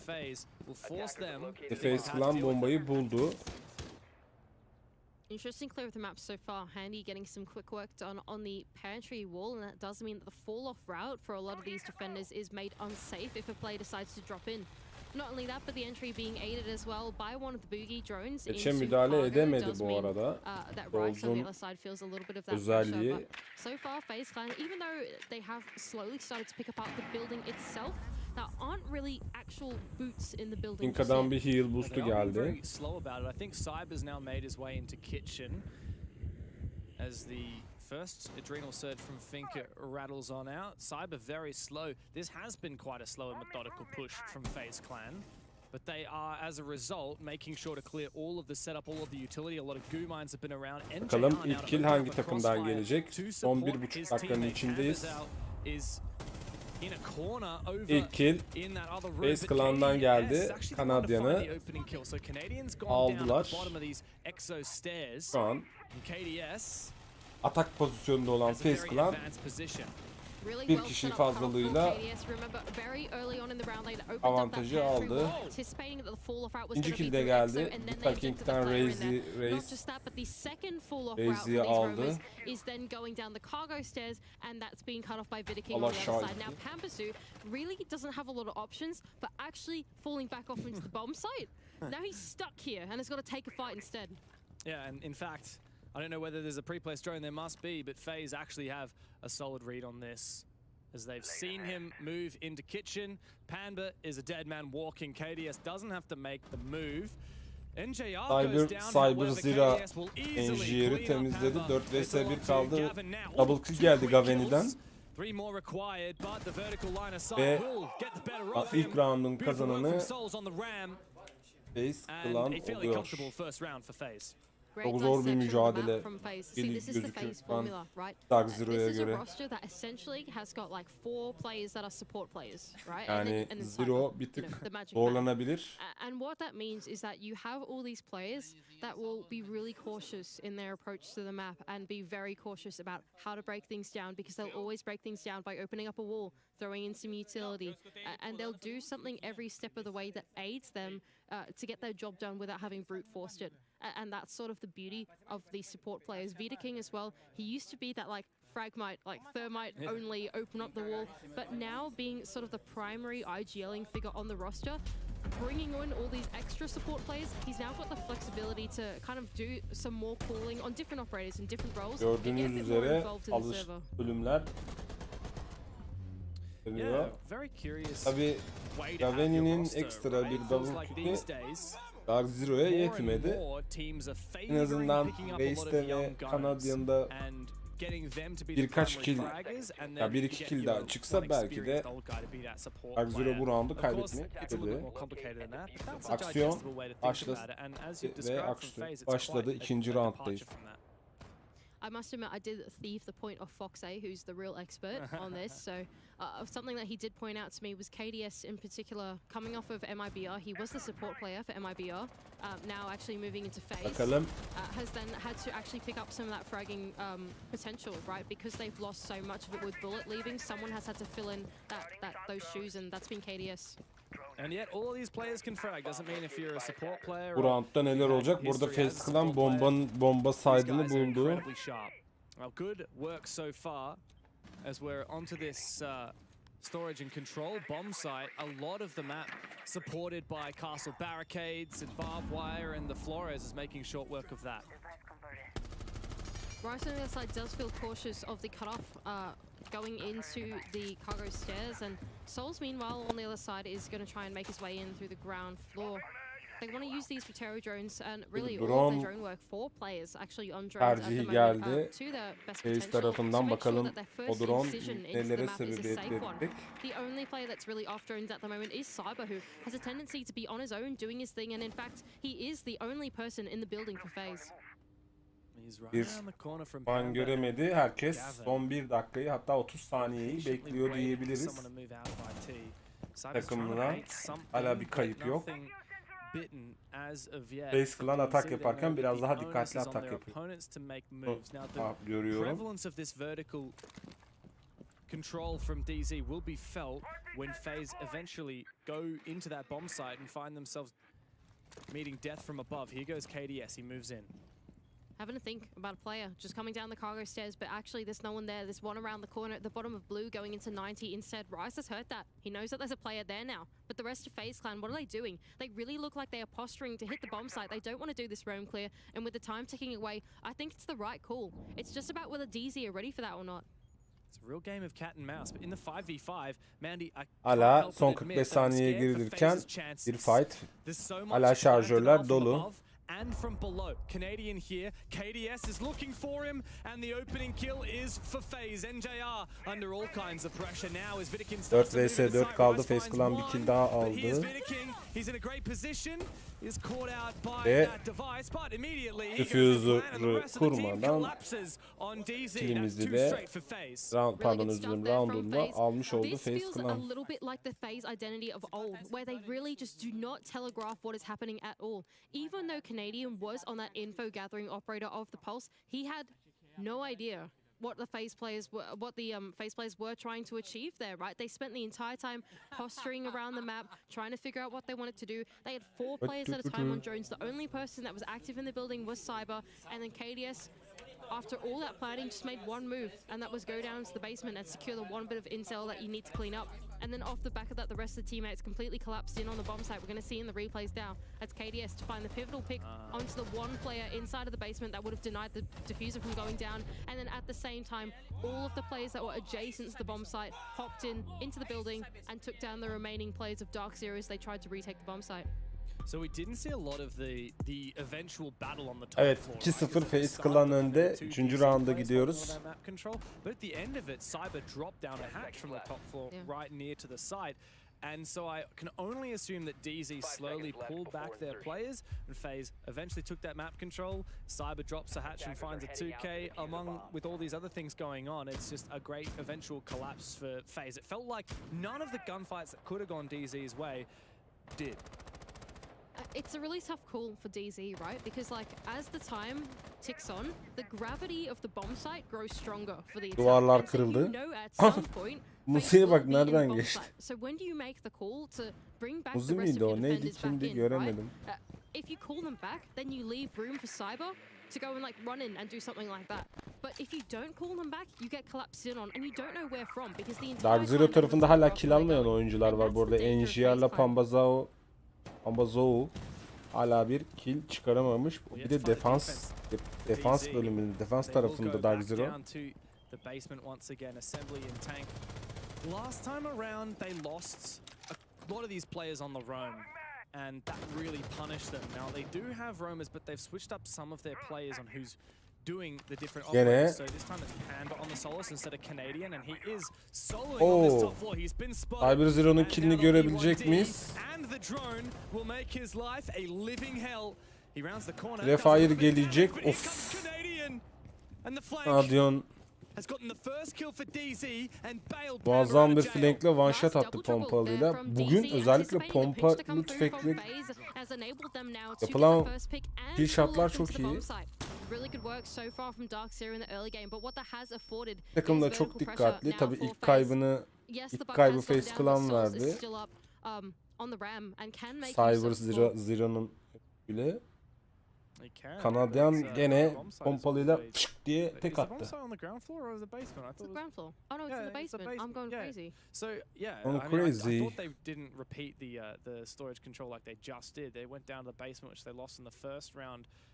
But of course, they still need to clear storage and control because previously Panda on the Son bir dakikaya girdik. İki takımda pür dikkat. he's completely vacated that position. And DZ have their two roamers persisting at the top of the lobby stairs. I could have sworn that a phase Gene knows what's going on. They still haven't Soğuz played it off yet. Surely tavan someone bırakmadı. KDS or handy is- Yeah, there we go. KDS Yürüyecek is yol definitely yok. keeping them at bay, preventing them from falling off. But once again, holding hands are the two roamers of DZ, and they can get the trade-off to KDS. Now, with the time ticking away, they do have the man advantage in the final 25 seconds of the round, as they need to translate it into the basement. Oh, but Ve 3. roundun sahibi Dark Zero oldu arkadaşlar. Waiting to receive Gavini to find the final two kills drop in the hatch. And DZ finally have their first round. Solid work there from DZ. I liked the adaptation to actually play a bit closer together, especially the roamers. I thought that playing hand in hand was a much better idea than playing separated because it means that at least if you're close together, there's more trade potential. And I think that once that second trade had come through, especially onto KDS, the rest of the players on the bomb site felt like they couldn't be backstabbed, right? The push was going to come through onto the tank bomb site, it was going to come down the Animus hatch, and was going to be down cargo, and that was the only two things they had to worry about because KDS was taken down. Yeah, very desperate. Öf. Öf. İkinci şatta gitseymiş. KDS at the bottom of the lobby stairs, like you had said, but yeah, also Panda playing so close by. Güzel olacakmış. From DZ, slow and steady, don't overcomplicate. Hadi bağır, bu maçta da bağır böyle karşı takımın psikolojisini oyna. Hadi Kanadyan hadi. Bakma öyle yandan Solid round yandan. for DZ, but can they keep the momentum going? I think that slowly but surely they are figuring out the formula against FaZe, and that's to play together. Make sure you Kaldırdı eli out, oynuyor. especially when you have a player like Cyber on the loose, just sort of running around on his own, given the intel of like 4 droners for the first like minute and a half of the round. That's not cool. You do not want to fall into that trap. Oh, very much so. And Ay, now you were susamış talking yavrum. about Ben de susadım momentum, ya. right? Well, DZ after için winning su that round, they içmek don't iyidir. have the ability to carry that momentum immediately back into Ne the game because diretli. we've got this technical pause. As you guys can see, a lot of players are just chilling out at the moment. We're just rehosting, we're getting everyone back in the server. And like we've said many times before, Mandy, at LAN, the admins are very diligent LAN. about making sure that this is a tech pause and not a tactical pause. So you won't be seeing strategy discussed from these players. They're just being told to hop back into the lobby. Gives us an opportunity for a break as well to chill out. Stay Chilling out hydrated. is good. Staying hydrated Yeah, is good. Take a swig of this water. Very nice. I held down my cough button because you didn't want to hear that. So hydrated. Yeah. But I feel like the glug noise is like part of the No, we don't need to touch on that. Bir technical dakikası belli olmayan bir technical timeout aldı. Timeout. major. You're not allowed. That's not allowed. Ne oluyor, ne oluyor? Anyway, Lighthaven Labs. I really do feel like DZ can get themselves back into this because I really like the way that they play it. I feel like if there was any team to watch play this map in NA, it was definitely these guys. They were certainly the merchants on it, some might say, except against Sonics apparently. But alas, Twice apparently. Yeah. I don't know. Sonics are looking to be potentially NA's best hope at the moment with M80 going down and Space Station going down. Both of them upset, quite surprisingly, I would say. And now we have DZ down 1 round, but not out by any stretch of the imagination. That said, FaZe have been pretty damn good.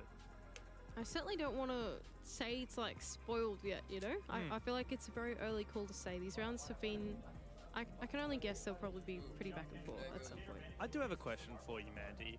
You've watched a lot of DZ. I know that. You studied the hell out of the NA League Nighthaven. And you told me, I think, at the start of the season that you watched every single Nighthaven game in every region.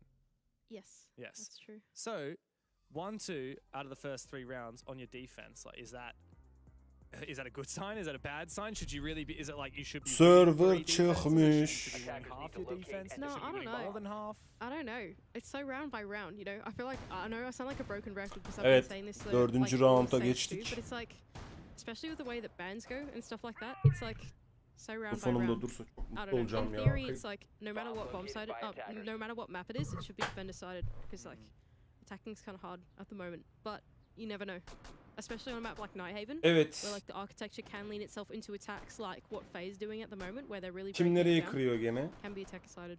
Well, for the first time, Andy, we are seeing a new bomb site. We're seeing this CCTV room and server bomb site.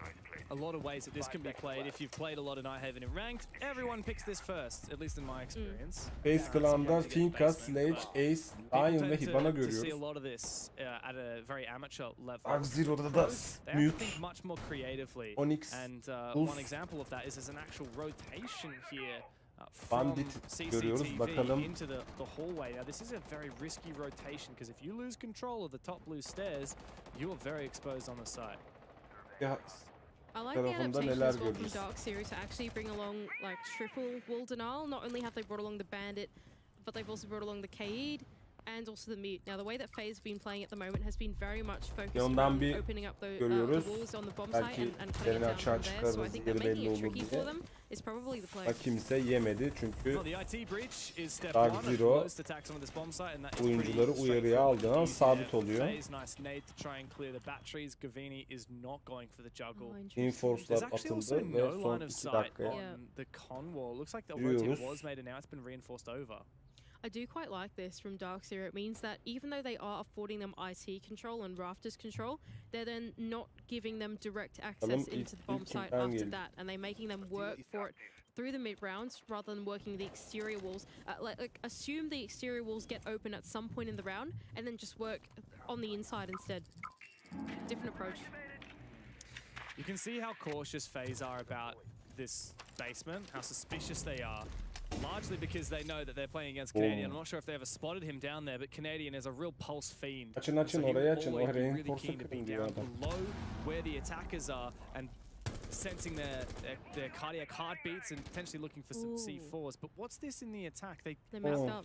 haven't managed to get the wall open. No. Cyber threw their baby EMPs too early, and as the nade tried to sail through, okay, Cyber's realised that. No, Cyber Zero. But NJR's going to take him down. They've really messed up the minigame here. I think Darkseer have got the read on exactly what Alamadı they have onu. to do to shut down the plan of FaZe.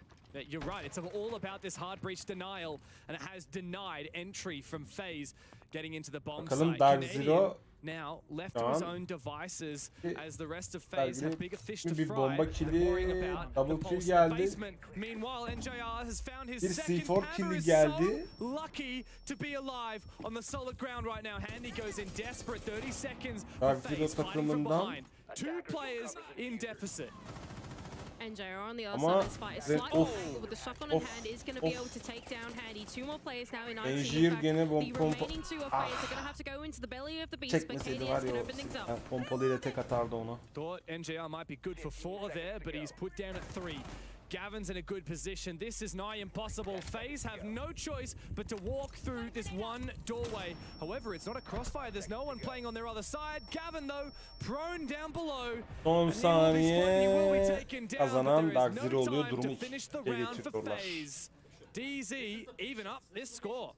Good read from DZ, really shutting out their direct way into the bomb site. Like, yes, you can try and play to shut out the external walls, but playing the minigame on the IT wall is way harder than actually playing the one on the triple wall. Deciding to keep that closed, not just keep that closed, but even the con wall closed. And then FaZe falling to hemen their own çenesi missed düş. timings as well, not landing the baby EMP at the same time as the grenade from below, meant that electrical came back online too early for the Selmas to actually go off, and from there on out they only had to funnel through doors and through windows into the bomb site. Really well read and well played as well from Dark Zero. NJR with a shotgun in Lord hand, Skywalker close quarters, hoş geldin. that's the gun you need. Eyvallah. That was the C4. Wow, that's a good one. Definitely going to take notes about that nice C4 outside the con window over. Nice fucking round, Nick. Nice fucking round. Audio guy was Aldı ya round'u, hemen çenesi düştü. Sen nasılsın, iyi misin? Hoş geldin. Sorry, I keep saying con. That's electrical, right? It was Yeah. threw it over the electrical thing. I don't know what it is. What do you think that is? A generator? A box? A nice piece of cover. 5 seconds left. Yeah. 5 saniye, 4 saniye, I saniye. don't want to get too technical with it. It's E-box. E-box, there you go. Anyway. Evet, 4. rounddayız. On a very successful defense, I would say, and that's even up the scoreline. And I think all the excitement that we had about the phase attack is starting to be pulled away, I would say, by DZ. Bakalım bu roundda neleri göreceğiz.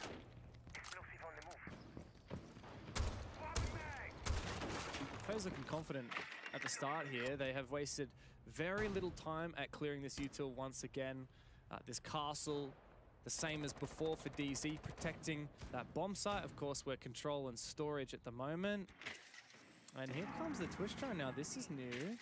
What's he going to be able to achieve? Mostly just taking out the default cameras, but surely there are some higher priority targets.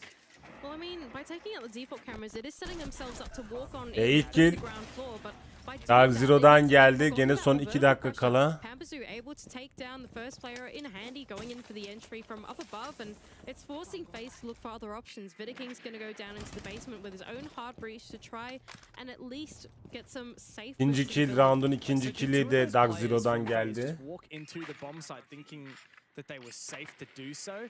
This is one of the hardest bomb sites to walk into because not only are you worrying about players in the room with you on the site, but you can get killed from below and you can get killed from above, which is what ended up being to their demise.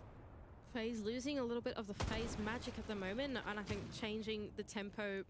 Bakalım. That's not that informed, and it's cost them two of their picks. Kameralara geçildi. Dark Zero now they're in this position where they still do need to worry about pressure externally from the bomb site that FaZe might be looking for. I mean, just earlier we saw Vidaking look for something from the basement down up, but really all they need to do is consolidate their players, Gaveni play kill them close arayışında. together, don't afford them 1v1s, and hold the advantage from here on out.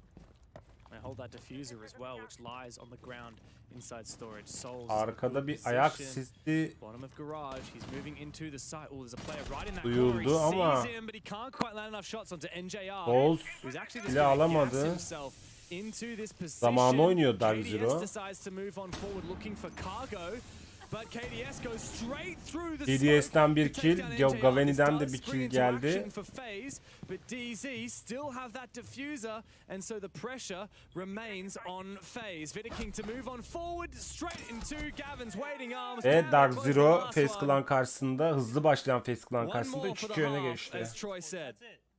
This is really good stuff. Uç iki, They're uç. really now matching the pace of FaZe, realizing that they are going to take their time to do things. And that last round was the one round that FaZe actually tried to change the pace and do something early, but it was misinformed. It just didn't feel like a very smart play once they jumped in onto the bomb site. Pampersu just had the vertical from above, and like you pointed out, even on that bomb site, you can also be killed from below as well. There's just a lot of stuff that you've got to worry about before you make that entry, and FaZe not quite accounting for everything. Yeah, and once again, FaZe very quiet. DZ, no? DZ starting to really decide how they want to change up this Birden defense. alabilirmiş First orada. time they played Assembly and Tank the Basement, they lost it pretty badly actually. Their roam just fell flat on its face. They go for the re-attempt, and that roam was perfect. It was mostly Panba on that roam, supported by Canadian. The two of them ran a mock upstairs. They found the first kill. They denied refrags, and then they later actually refragged each other roaming on the ground floor. And I'm curious, will DZ continue that type of setup, that type of pace? It looks like a lot of Rios are being committed offside, but will they also commit the players there? Well, I think you kind of have to roam a little bit, especially on this bomb site that's so vulnerable to the vertical, and you can see on the side of the attack both Cyber and Souls have brought Evet, operators with 6. them, rounda potential gidilirken Dark Zero 2-2 öne geçti. So for Dark Böyle Zero, bir if they kill'lere want to bakıyorum. maintain a safe Dark haven Zero on the bomb site, tarafında yes, they do need to hold on to the Enjir ground 3 kill floor almış. for at least a Ambazao little 2 while. kill. Now, how Kanadiyan they 1 do that kill. this time Gaveni around is a 3. little bit different. Dice her Instead of zamanki going on gibi. solos, they've brought along NJR 0 kill on de the yoluna devam course ediyor. instead. Maçta Not da just that, Rice'ın but it çok does seem fazla like kill. it's going to be a pretty heavy fall-off strategy, right? Because not only does kadar NJR diyor. have a pulse and a C4, but Bu so does oyunda da Canadian, aynı and so does performansına Gavanians devam as ediyor. well. FaZe So Clan'da if da they can just waste KDS a little bit of time and then fall back into the basement, they King do still 0. have the C4s to lean on. Hyper 0-0. Souls yani oha. Hı? Peeling back the layers of the onion type of round. Ders sıfırlanmadı The değil mi ya? defense. NJR's trying to support these roamers Hani with some FaZe Clan'ın information, 2 but at the tane moment, all he's getting roundu var. is Yani information bir that there's galiba nobody where he's looking at the ayrıldı moment on that ground ama floor. Orta KDS has oyuncusu thrown a nade up to üçlükte nasıl enable yanlış a o? breach on this IT wall, but as we Yanlış. can see from the outlines, there are Sıfırlanmış. no defenders immediately close. Pamba is the closest one on this Legion, but he is O so belli. ready to fall back to Canadian. Arada kopmuş. 5 players on Tam drones dolayı in those herhalde. last 30 seconds. I mean, all of them have come to life now, having the info that they need to get their way in onto the ground floor. They've decided to forego completely the Ama roam gene game of Dark Zero and Yes, start to shift galiba their focus taşıyor in diyelim. towards the bomb side instead. Killlerine bak. The player inside the building is Cyber on the buck, and he's going to be the one looking to cut off the roamers, or maybe not cut off the roamers, Bombanın but yeri actually go for the bombanın player yerini buldu inside of Face Cargo Clan. off the back of that info. Cyber might be able to find him. He's taken down that hatch as well, which does reduce somewhat the mobility of these players. Souls has found the opener here with the R4C on Ram, and Cyber's actually going to drop down. He's going for the pronos. Evet, Face Meanwhile, Clan'dan bir Vidiking has user moved kurulumu into a geliyor. plant spot. DZ, where's the plant denial? Where is the proactivity? Şimdi They had artık no clue kurulan whatsoever. But this retake bombayı is so çözme vakti achievable. Dark Zero için. Double Bakalım. for Cavini. 5'e 2 kaldı. Çok kritik. Two hard breaches to try and cover this diffuser. Quite awkward placement. They will Allah'tan have to swing Face fairly Clan'ın son iki wide oyuncusunun in order canları to full. deny this plant, but Handy above Eğer is in doğru the konumlandırma, perfect doğru defans position. I think gelirse Pamba knows. NJR to get himself some bombaya information patlar with ya da cardiac sensor as well. As Handy has Oo. the perfect position to deny Çözüyor, this. çözüyor, çözüyorlar. Is there a trade? Triple kill geldi Gaveni'den. Handy from above is able to deny. Ve bomba 6 saniye sonra patlıyor ve Face Clan bir roundunu alıyor. Fantastic post-line as well from FaZe. They decided that the roam clear was too hard with what they had. Well, maybe it wasn't too hard, but they decided that they could forego it anyway. They had so much map control that all they needed to do from there was just translate it down inside a tank. And if you want to go for a tank execute, you don't want to go in through something from assembly or whatever, you don't want to clear the mirror, you don't actually need the vertical pressure. And so they completely bluffed it, basically, and just decided to hit the bomb site instead. Off the back of the control, they managed to get through Adamus. Vidiking as well making a great call at that point to decide to shift their focus in towards the bomb site, knowing he'd opened up the wall beforehand. It was such a good pivot from FaZe Clan that really caught off Dark Zero. Hey, what blows my mind is that they were able to plant in that spot in tank. Like, that's a really exposed position. There are doors onto both of the other rooms on the bomb side and to the bottom of the Güzel bir bomba stairs. kurulumu. And anyone who's actually playing in tank who could have fallen and simply just denied that plant. Well, that's the thing. That's why Cyber had to make his play first, right? Cyber was the only person in the building at the time, right? He was the sole player for FaZe that actually made something happen. And the one thing that he did make happen was clear that player in cargo. And that was the only person that could really deny the plant from there. After that, Souls made his entry into the bomb site. And once those two things went right, it was over. We just saw in that replay as well the needle that had to be threaded by Vidiking in order to deny that plant in the dying moments. Deny the diffuser, rather. Dark Zero got so very close to winning that retake, and yet it's just barely brought over the line, and now we're brought into the second half without the win that DZ was looking for.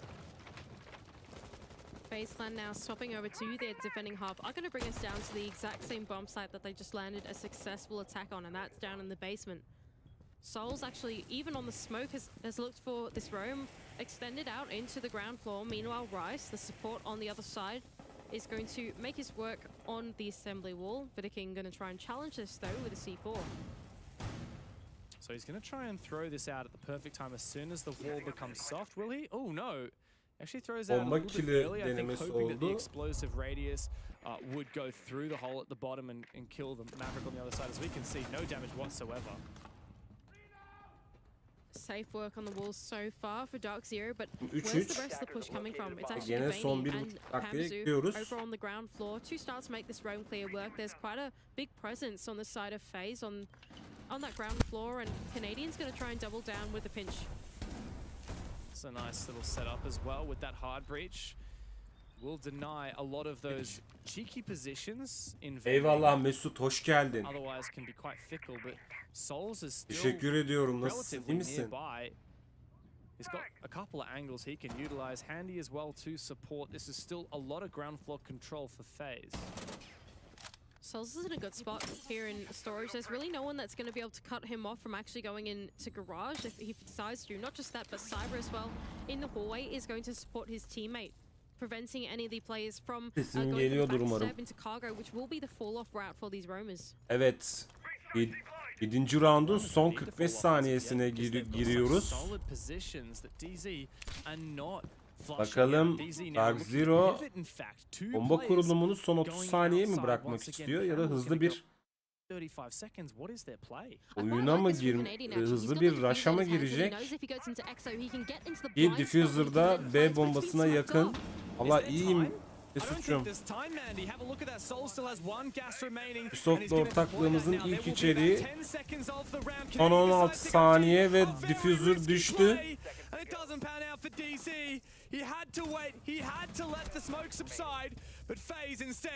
Dark Zero yine son saniye bomba kurmayı başaramadı. Önceki maçlarında olduğu gibi.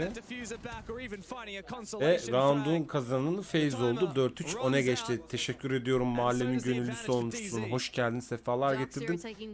Bunu söylüyordum. Ubisoft'la işte partnerlik konusunda anlaştıktan sonra, content kreatörü olduktan sonra ki ilk sponsorlu içeriğimiz buradan da Ubisoft'a teşekkür ediyorum. İçeriğe ulaşmamı sağladığı ara ara da bunu da hatırlatın demişler bize bu şekilde. Kesine bereket diyelim.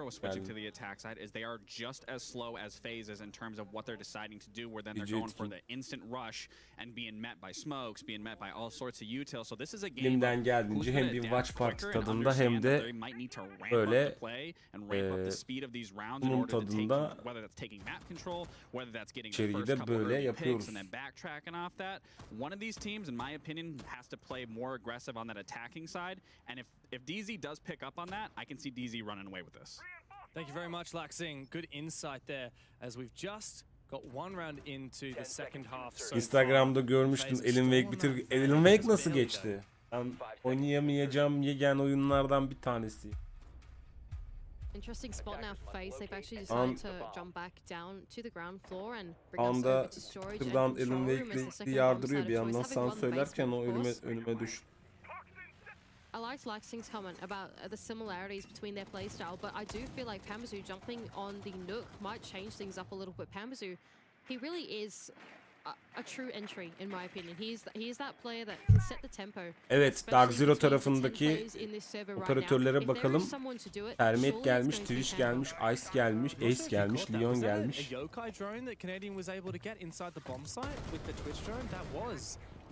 Ace Clan'da da bir Legion, Echo, Bandit tercihleri var. Bakalım neler gelecek.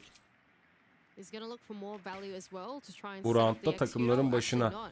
Güzeldi, ben de oynamadım. Tuna abiden izledim, sardı bayağı oyun. Vallahi sarmıştır ya. Hani Alan Wake sonuçta. Ama korku ve gerilim jumpscare olunca beni biliyorsun halimi. Yani diğer gerilim oyunları oynamaya çalıştım. Neler olduğunu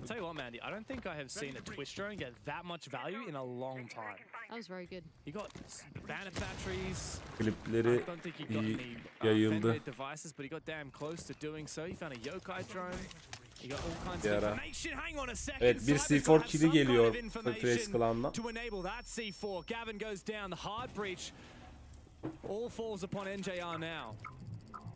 The line scan's going to ring true. I can hear, but a Pambazu just getting on his bir anda at the moment to try and inject himself into the building, but it's actually Canadian over on the ground floor to make the first işler tersine döndü. Dark Zero için dezavantajlı konuma düştü. Kanadyan'dan bir kill geldi.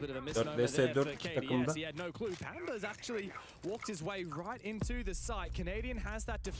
Bir Leon line geldi. Bir kill daha geldi bu arada Rice'tan, Dark Zero takımından.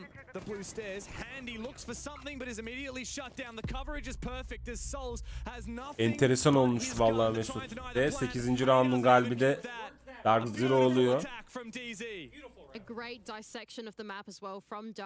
Bir nevi Dark Zero'da sonradan açılmış oldu bu arada. Face Clan karşısında iki farklı üstünlüğü ele geçirdi. Alanın sahneler gerilimliydi. Saga karakterinde daha çok aksiyon, Taha karakterinde daha çok aksiyondu ama ilk oyuna göre gerilimden korkuyu dönmüş. Valla ben Elimden serisini oynayamadım yani öyle söyleyeyim. Ondan sonracıma ama tahmin edebiliyorum yaşadığınız vahşeti, dehşeti, korkuyu, gerilimi ve hazzı. Keyif almanız miko olmuş. Olur da bir gün oynarsam ben de göreceğim o sahneleri. Ben izleyemedim bu arada yani.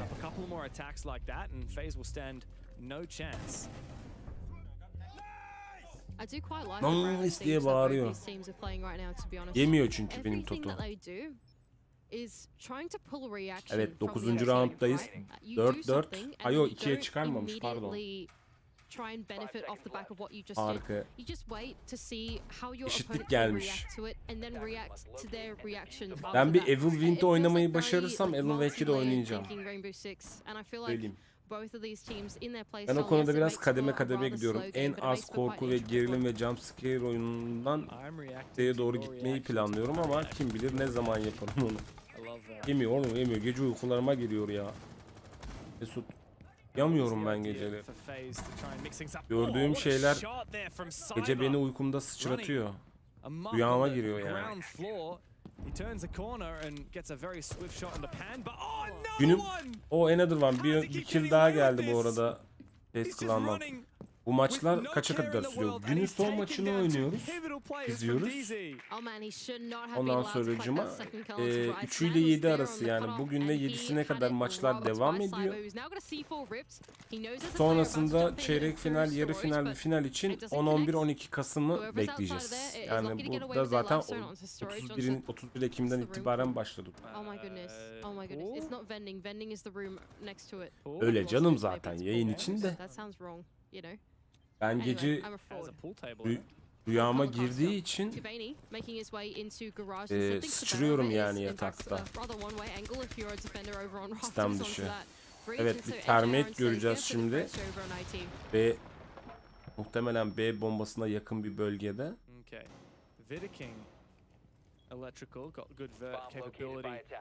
In the back of my mind, I'm still wondering what Cyber is intending to do here because he's been Cyber Zero'nun bir kill'i geldi ama tabii kendisinin canı da 1 hatta 5. 5 canlı bir kill daha çıkarsa takımına büyük katkı sağlamış olacak ve muhtemelen roundu getiren de adam olabilir. Bir üfürüklük canı var. Kanadyanın bir geri geçişi oldu. Bir smoke bombası geldi. Smoke'tan, Handy'den.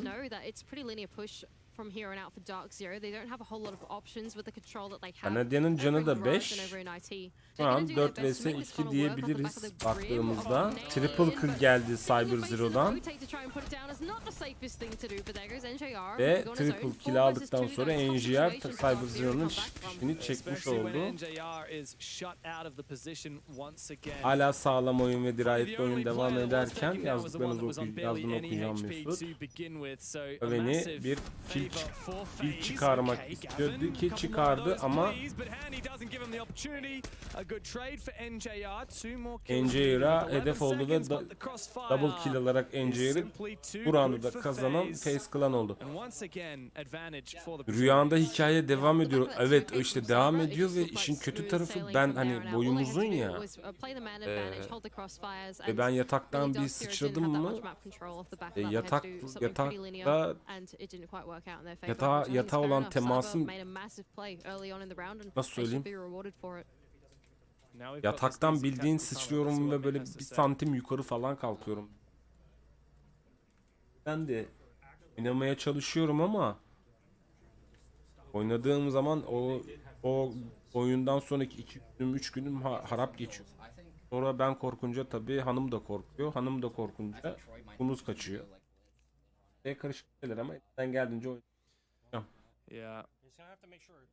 Tam fiyat performans olur. Oyun fiyatlarından sonra 2 kez oynamış gibi. Ucuz mu ya? Ucuzmuş galiba abi. Yanlış mı gördüm? Yanlış mı gördüm? They are thinking about the thing that Laxing is telling them to think about though. What they're thinking about is tempo and pacing. They have so many Mesela ben bu holes. Do you really sebepten wanna face dolayı them or do you just wanna sinema inject korku yourself in? filmleri That de was the izlemem. conversation that NJR was Oha trying to iyiymiş head by fiyatı bu saying maybe arada. Canadians should just get on blitz. 900 liraya Well, yani temiz oyunmuş, alınırmış. Alanlar kâr etmiş. I don't know what Cyber's intention was, to be honest, at the start of last round. He was just sprinting all around the ground floor. But when you find 2 headshots, you really cannot question anything. And as you said it, Mandy, it looks like Canadian will indeed be sticking this blitz. No, if you're Cyber, you should get the license to run around, I reckon. If there is one player on FaZe Clan that's allowed to do it, Cyber, for sure. Anyway, alas, yeah, it seems like Canadian is sticking this blitz idea. And that does make me think that Dark Zero are having Evet 10. rounda gidiyoruz. FaZe Clan'ın üstünlüğü var 5-4. In his analysis of the game, and I think it will really change Bir de 400 liraydı the ya. feel and the tone of the game if they can land this. Bir alan var ya 400 liradan alan yaşamış ha. Vallahi This is the point where you have to do it, because if not, FaZe for match point.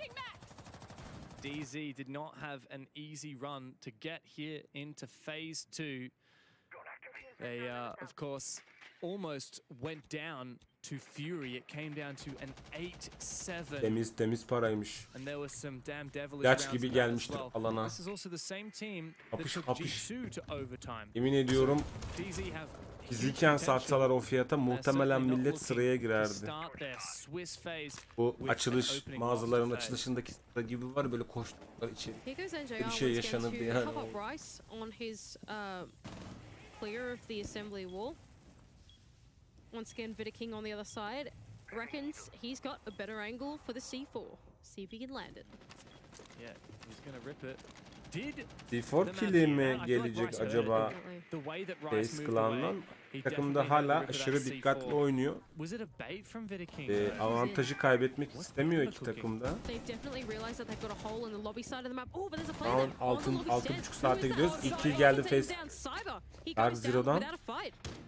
That's quite the opposite of what we expect out of Cyber. Last round he found 2 unreal picks very early on, and it spelled death for DZ. Now, ikinci kill hangi takımdan gelecek? Muhtemelen trade'leşecekler. 4 vs 4 kalacaklar. Ama Dark Zero mümkün mertebede kendini açık etmek istemiyor. Ha garanti killer almak istiyor.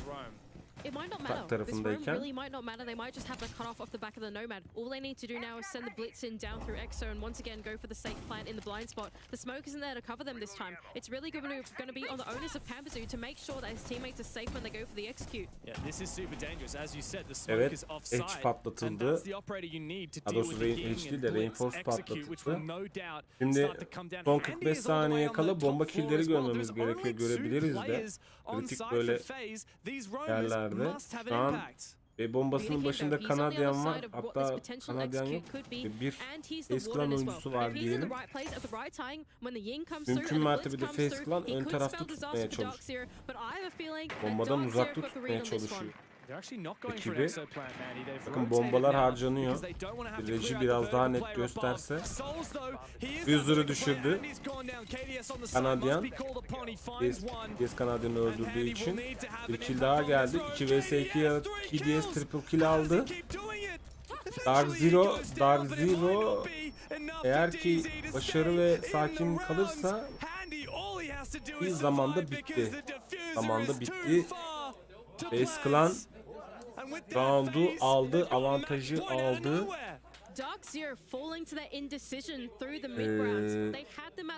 Maç sayısına doğru gidebilir bu arada bu roundda.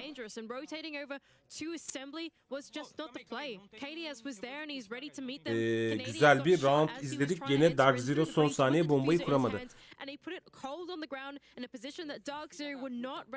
Yani mümkün mertebede kendimi yormadan sunmaya çalışıyorum. Zaten sakin Battle. Ama Twitch grubumuz var. Twitch tarafında kanalında da yayındayım. Çünkü bir de çift yayın var şu an. Hem Twitch'ten hem YouTube'dan aynı anda. Ondan sonracığıma. Orada da drop'umuz var. 3 saat boyunca izleyen olursa Rainbow Six Esport paketi kazanıyor. Ki alanlarda vardır. Alanlarda lütfen sosyal medyadan beni tagleyerek paylaşsın. Ben de görmüş olayım ve paylaşmış olayım. Bir ara senin de Reata oynaman yok mu Esnaf? Bunlar oynamayı bilmiyor. Oynayasın var ama solo oynarım muhtemelen. Oynayacak insan yok. Şimdi 4. sezon geliyor yanlış görmediysem. Muhtemelen.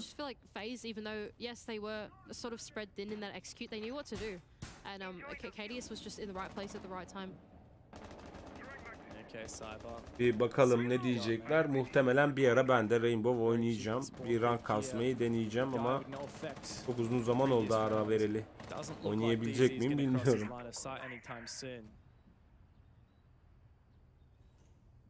Evet. Maç sayısı Face Clan için son 2,5 dakikaya girdik. Eğer ki takımda güçlü kalırsa neler olacağını, neler biteceğini göreceğiz.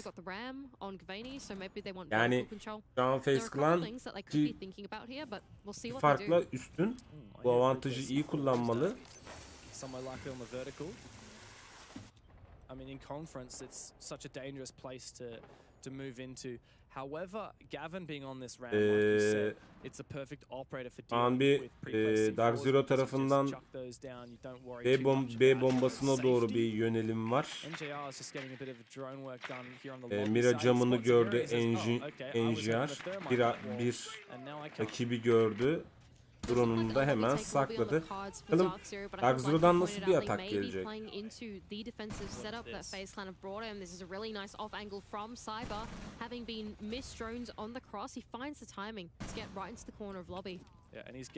Allah abi oynuyordur Rainbow. Gelmek isterse oynadığımız zaman gelir. NGR bir canı kaldı bu arada. Hala kill çıkmadı son 1 dakikaya girilirken. Ve ilk kill Gavini'den geliyor. Dark Zero tarafından geliyor. İkinci kill, 3. kill Dark Zero tarafından geliyor. Triple kill geldi Kanadyan'dan. Bakalım 4 vs 1 kaldı şu an. Face Clan defans yaparken 1 vs 4 kaldı. Vita King full canı var ama tabi Rainbow'da her an ne olacağı belli olmuyor. Takımda garanti oyun oynamaya çalışıyor. Mümkün mertebede sakin kalmaya çalışıyor. Şu anda muhtemelen 4 takım oyuncusu da ki Vita King'den bir kill geldi. Raze'i aldı. 10-20 saniyeye giriliyor. Bomba geliyor bu arada Kanadyan'dan. Bir bomba kurulumu geliyor. A tarafa kuruyor. A bölgesine kuruyor. Bir kill daha geldi. Double kill geldi Vita King'den. Şu an Van 1 vs 2 bir clutch gelebilir mi? Çünkü NGR'ın canı 1. NGR'ın canı 1. Biliyor pencerede olduğunu Vita King. Fake atabilir mi? Fake geldi. Hala NGR'ın bir canı var. 17 saniye, 16 saniye kaldı. 5 saniyede çözebiliyor. Bir fake daha geldi. Vita King bir kill daha aldı. Trible'a gidiyor. Bir canı var NGR'ın. Eğer NGR piklerse ki pikledi. Yine Recep beni batırdı. Excellent clear there of the lobby hold. They saw the problem that was in front of them and they thought we have Ne the oldu tools that we orada? need to face it. Sometimes it can be really tough in that situation to call, do we actually face the resistance that's in front of us and problem solve it, or do they then try and take the path of least resistance? And I really liked that DZ, with the utility and everything that they had, when we know how to do this, we can actually clear this with what we have. And I think you making the call on the grab as well was perfect. That C4 that was pre-placed for the meeting hop-in was gone. Reji çok hızlı değiştiriyor. Not just that, but handy, even with the shield on top main, that was completely nullified by the pinch that came in through lobby. Really well played from Dark Zero. Yeah, and now one more round is required to push OT. This is that 3K from Canadian. How did FaZe not expect a player to be watching this hallway? That's fish in apparel. mean, that is well played from Canadian, but it's not like that was stellar or anything. It didn't require the most crazy gunplay or anything like that. I don't know what FaZe were doing, exposing themselves to that hallway.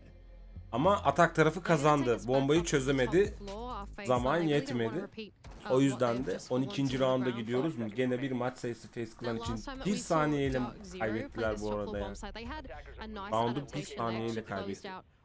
Valla boşluk onları söyledim. Boşluk gelir büyük ihtimalle ama yani ben Rainbow oynarken bilmez ama kapım açık gelmek isteyen gelebilir. Sıkıntı yok. Age of'larda da öyle abi. Age of'larda çağıracaklar ki. Hani ben zaten halihazırda Age of oynamıyorum. Ben bu arada R6'da hala çok ben de ezberleyemedim ama zaman harcamak lazım. Yani zaten 100 level'da öğrenemiyorsun. En az bir Handy is the perfect operator for this. They're really going to commit to this. Like evet. Onun 12. rounddayız. Dediğim gibi FaZe Clan için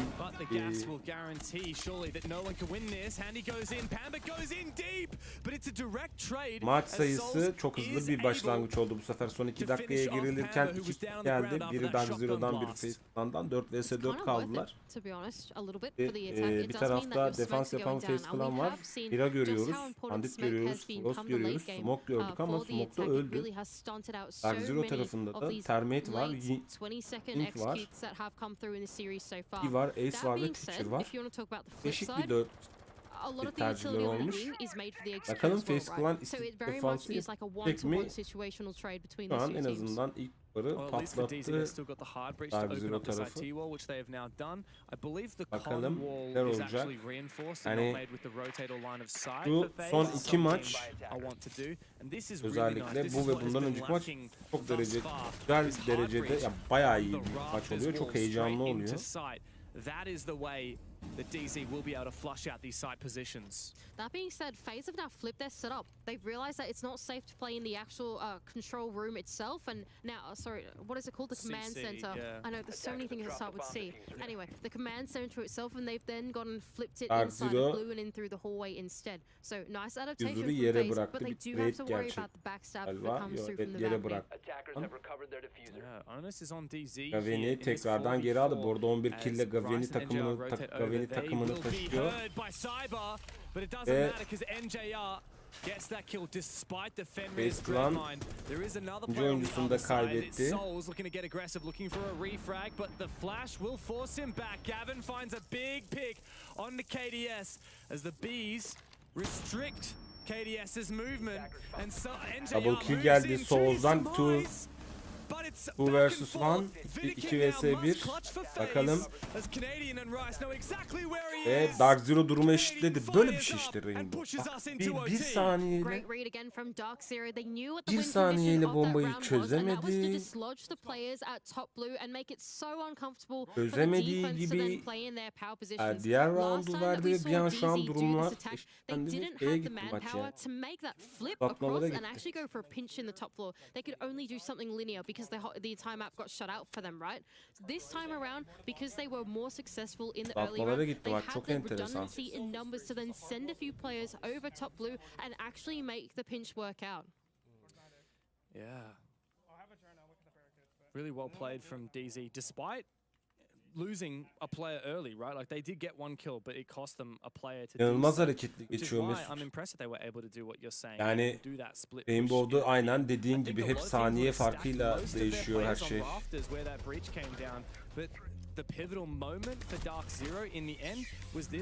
Yani tam bazen diyorum ki sunarken çıldırdık ana.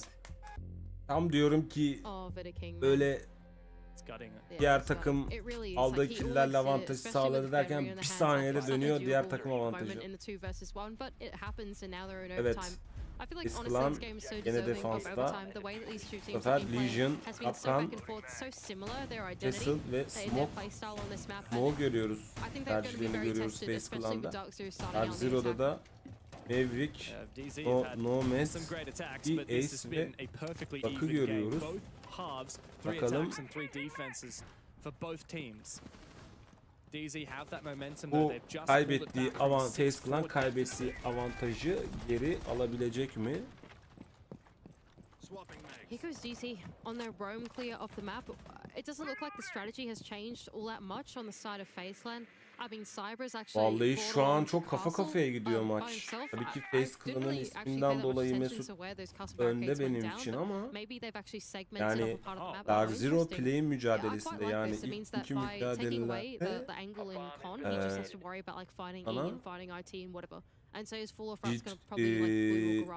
B2 Esports'a yenilmesine rağmen Fury'yi yenip Lower Bracket'te finale geldi. Playoff'a katılma hakkı. Evlilik bu arada kaynak makinesi gene çıkardı. I don't think it's going to do much different. I think KDS has just got to watch the wall be opened.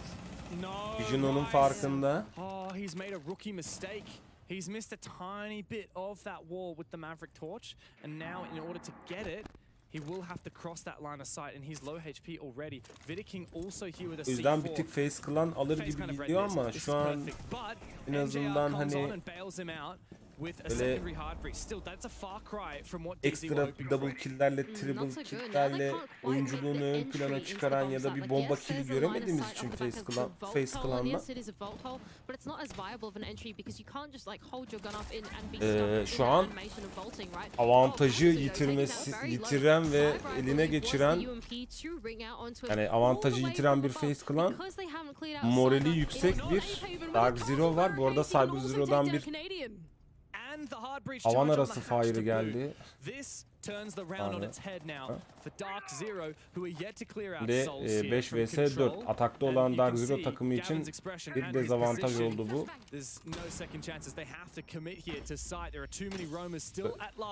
Raveni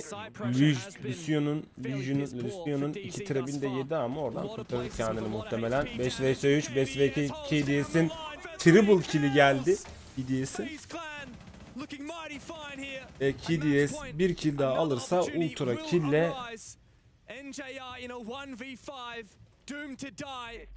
yine skor avantajını ele geçiriyor ve KDS'in ultra kill'iyle skor avantajını da ön plana çıktı. Gördün abi işte bak, bir tane ultra kill bir anda yine match point'e götürebiliyor. You know, kind of likes to run around a little bit. You know, we saw him on the bandit. We saw him just do EDS 4 kill aldı ve şu an takımını resmen taşıdı. Face Clan için muhtemelen maç sayısı olacak. Dark Zero için de tekrardan bir seti maçı uzatmak için beraberliğe götürecek. Şu an bir tactical mouse tactical timeout alanı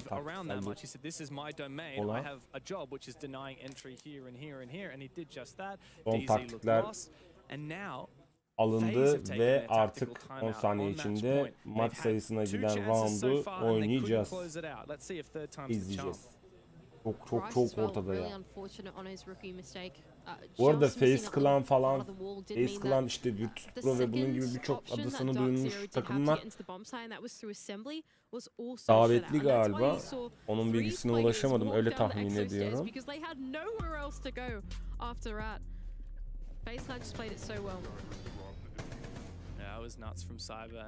KDS, man, he has turned it up in this game. KDS 1, KDS 2, KDS 3 ama yani 3 kişi de oradan birazcık şey olmuş. Yani 3 tane sazan avı olmuş orada biraz.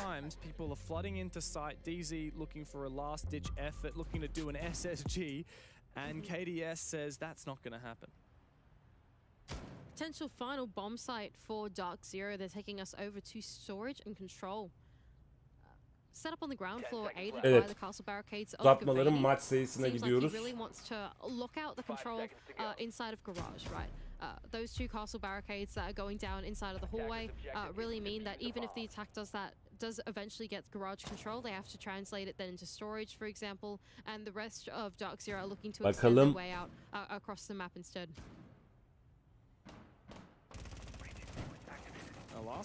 Zaten bunun da zaten Dark Zero olursa maç 7-7 olur. Son round'da alan kazanıyor.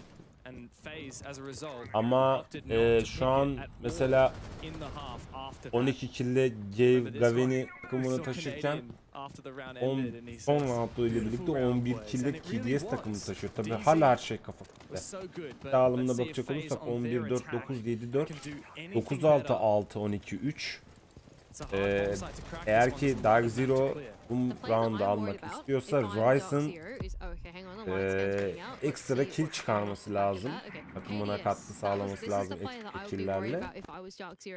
Ama izlediğim kadarıyla dünden beri ve geçen hafta sonu, geçtiğimiz hafta sonundan beri Raze'i bu konuda biraz performansı düşük. Yani bir Ryze kaybı bir anda oyunu Face Clan'a verebilir. Canadian bir des almaya çalışıyor muhtemelen.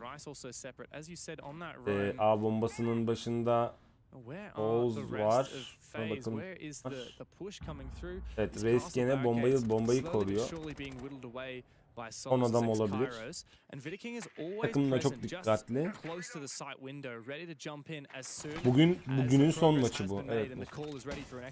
They are having a think about it. They are certainly having a think off the back of the info that's come out. Not just that, but the Lion scan as well. Handy making his way down the garage stairs and no resistance to meet him just yet. Evet. Son 1 dakikaya girilirken gene bir kill çıkmadı. İki takımdan da artık Face Clan'ın pushlaması gerekiyor ki maçı alması için. Tabi NGR B bombasına girmeye rakibine izin vermiyor B bombasının yanına girsin diye. Smoke'lar geldi, trap'ler geldi. Hala bir 40 saniye kaldı, kill çıkmıyor. Şu an Face Clan'dan bir ustaca bir hareket ve diffuser kuruldu. Artık Face Clan korumaya geçti. Hani Dark Zero bunu nasıl yaptı? Yani Raze'i bırakmak zaten bir sıkıntıydı. Ki Raze'in olduğu tarafta bomba kurulmuş. Bakalım neler olacak. Allah 23 saniye Raze sola kaldı. Ağzımla galiba takımın kaderini çizdim ben. Eğer Raze sona kalırsa sıkıntı olur diyecektim ve kazanan Face Clan oluyor. Raze'in sona kalması da hiç iyi olmadı. Belki aslında Raze sona kalmasa, ileride olsa, erkenden olsa bu round'un galibi de Dark Zero olmuş olabilirdi. Evet hanımefendiler ve beyefendiler, saat 3'ü de etmişiz. Toplamda 7. saat yayın olmuş. Yani güzel maçlar izledik. Yarın da kaldığımız yerden zaten devam edeceğiz. Yarın gene saat 6.30'dan gece 10 çeyreğe kadar, hatta ya daha doğrusu gene gece 3'e kadar gene bir Best of 1'den maçlar olacak. Onları da hem YouTube kanalımda hem de Twitch kanalımda paylaşıyor olacağım. Sahnesi benim.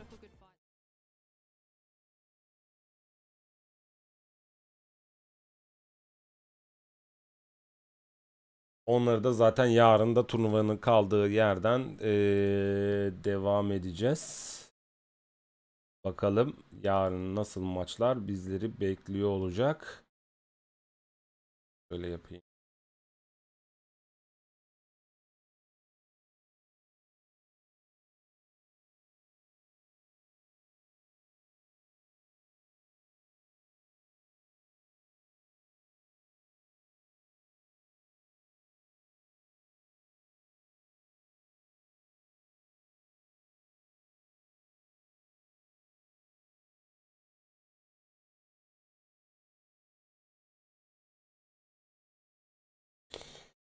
Evet, bugünü de böyle bitirmiş olduk. Güzel maçlar izlemiş olduk. Teşekkür ediyorum Mesut'cum geldiğin için ve mahallemin gönüllüsü olduğu için YouTube tarafında. Sevgili YouTube hanımefendiler, beyefendiler. Biliyorsunuz ki canlı yayınlarda var olmayı, canlı yayınlardan eksik kalmayın ve gelin yayınlara Mesut'un da olduğu gibi sohbetimiz, muhabbetimiz bol olsun. Ve onun haricinde eğer yok ben gelemiyorum abi işten güçten diyorsanız ve sonra video olarak izliyorsanız ve videolara oradan bakıyorsanız o zaman söyleyeceğim tek iki şey var. Bir, videoları ve canlı yayınları beğeniyorsunuz. Yorum yapıyorsunuz. Bunlardan ben hiçbiriyim abi. Seni ilk defa keşfettim diyorsanız da senin videolarını, senin yayınlarını merak ediyorum diyorsanız da abone olmayı, bildirim çarklarını açmayı, likelamayı, yorum yapmayı, videolara destek vermeyi unutmayın diyor. Özellikle evet, YouTube, bak Mesut bile söylüyor, YouTube algoritmasına kafa atalım. Ve aynı zamanda bunu hem iki taraf için söylüyorum. Sevgili Ubisoft'ta partnerimize teşekkür ediyoruz. Bu içeriğe erişmemi sağladığı için. İyi ki varlar. Daha nice içeriklerde beraber olmak dileğiyle. Onun haricinde sevgili Mesut YouTube'dan mahallemin gönüllüsü oldu. Benim hanım mahallenin gönüllüsü olarak 6. ayını tazeledi. Twitch tarafında da sevgili Doğukan yayını kutladı. Bundan önce sevgili Can geldi, aramıza katıldı. Bu arada o 7. ayını kutluyordu sevgili Can Zuzik. Onun öncesinde Ethem abi aramıza katıldı. Hasan Şat geldi. Yengeniz bugün birazcık coşturdu her iki tarafı da. 5. ayını da kutladı Twitch'ten. Eski takipçilerimden 5K Mof the Coast Prime ile 2. ayını kutladı. Keselerinize bol bereket. İyi ki varsınız diyor ve ben de müsaadenizi istiyorum. Fena oldu, dinleneyim. Yarınki yayına da hazırlanalım. Yarınki sunuma da hazırlanalım. Efendim kendinize iyi bakın. Esen kalın, keyifli kalın. Geceler, iyi sabahlar. Bay bay.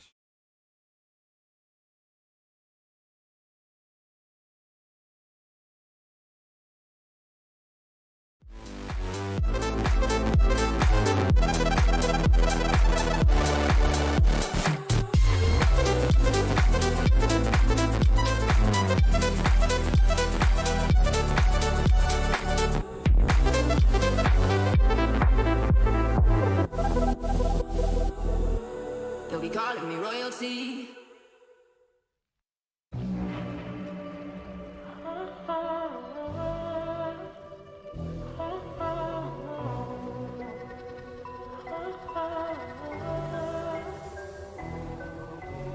You say I'm craving hope in this darkness.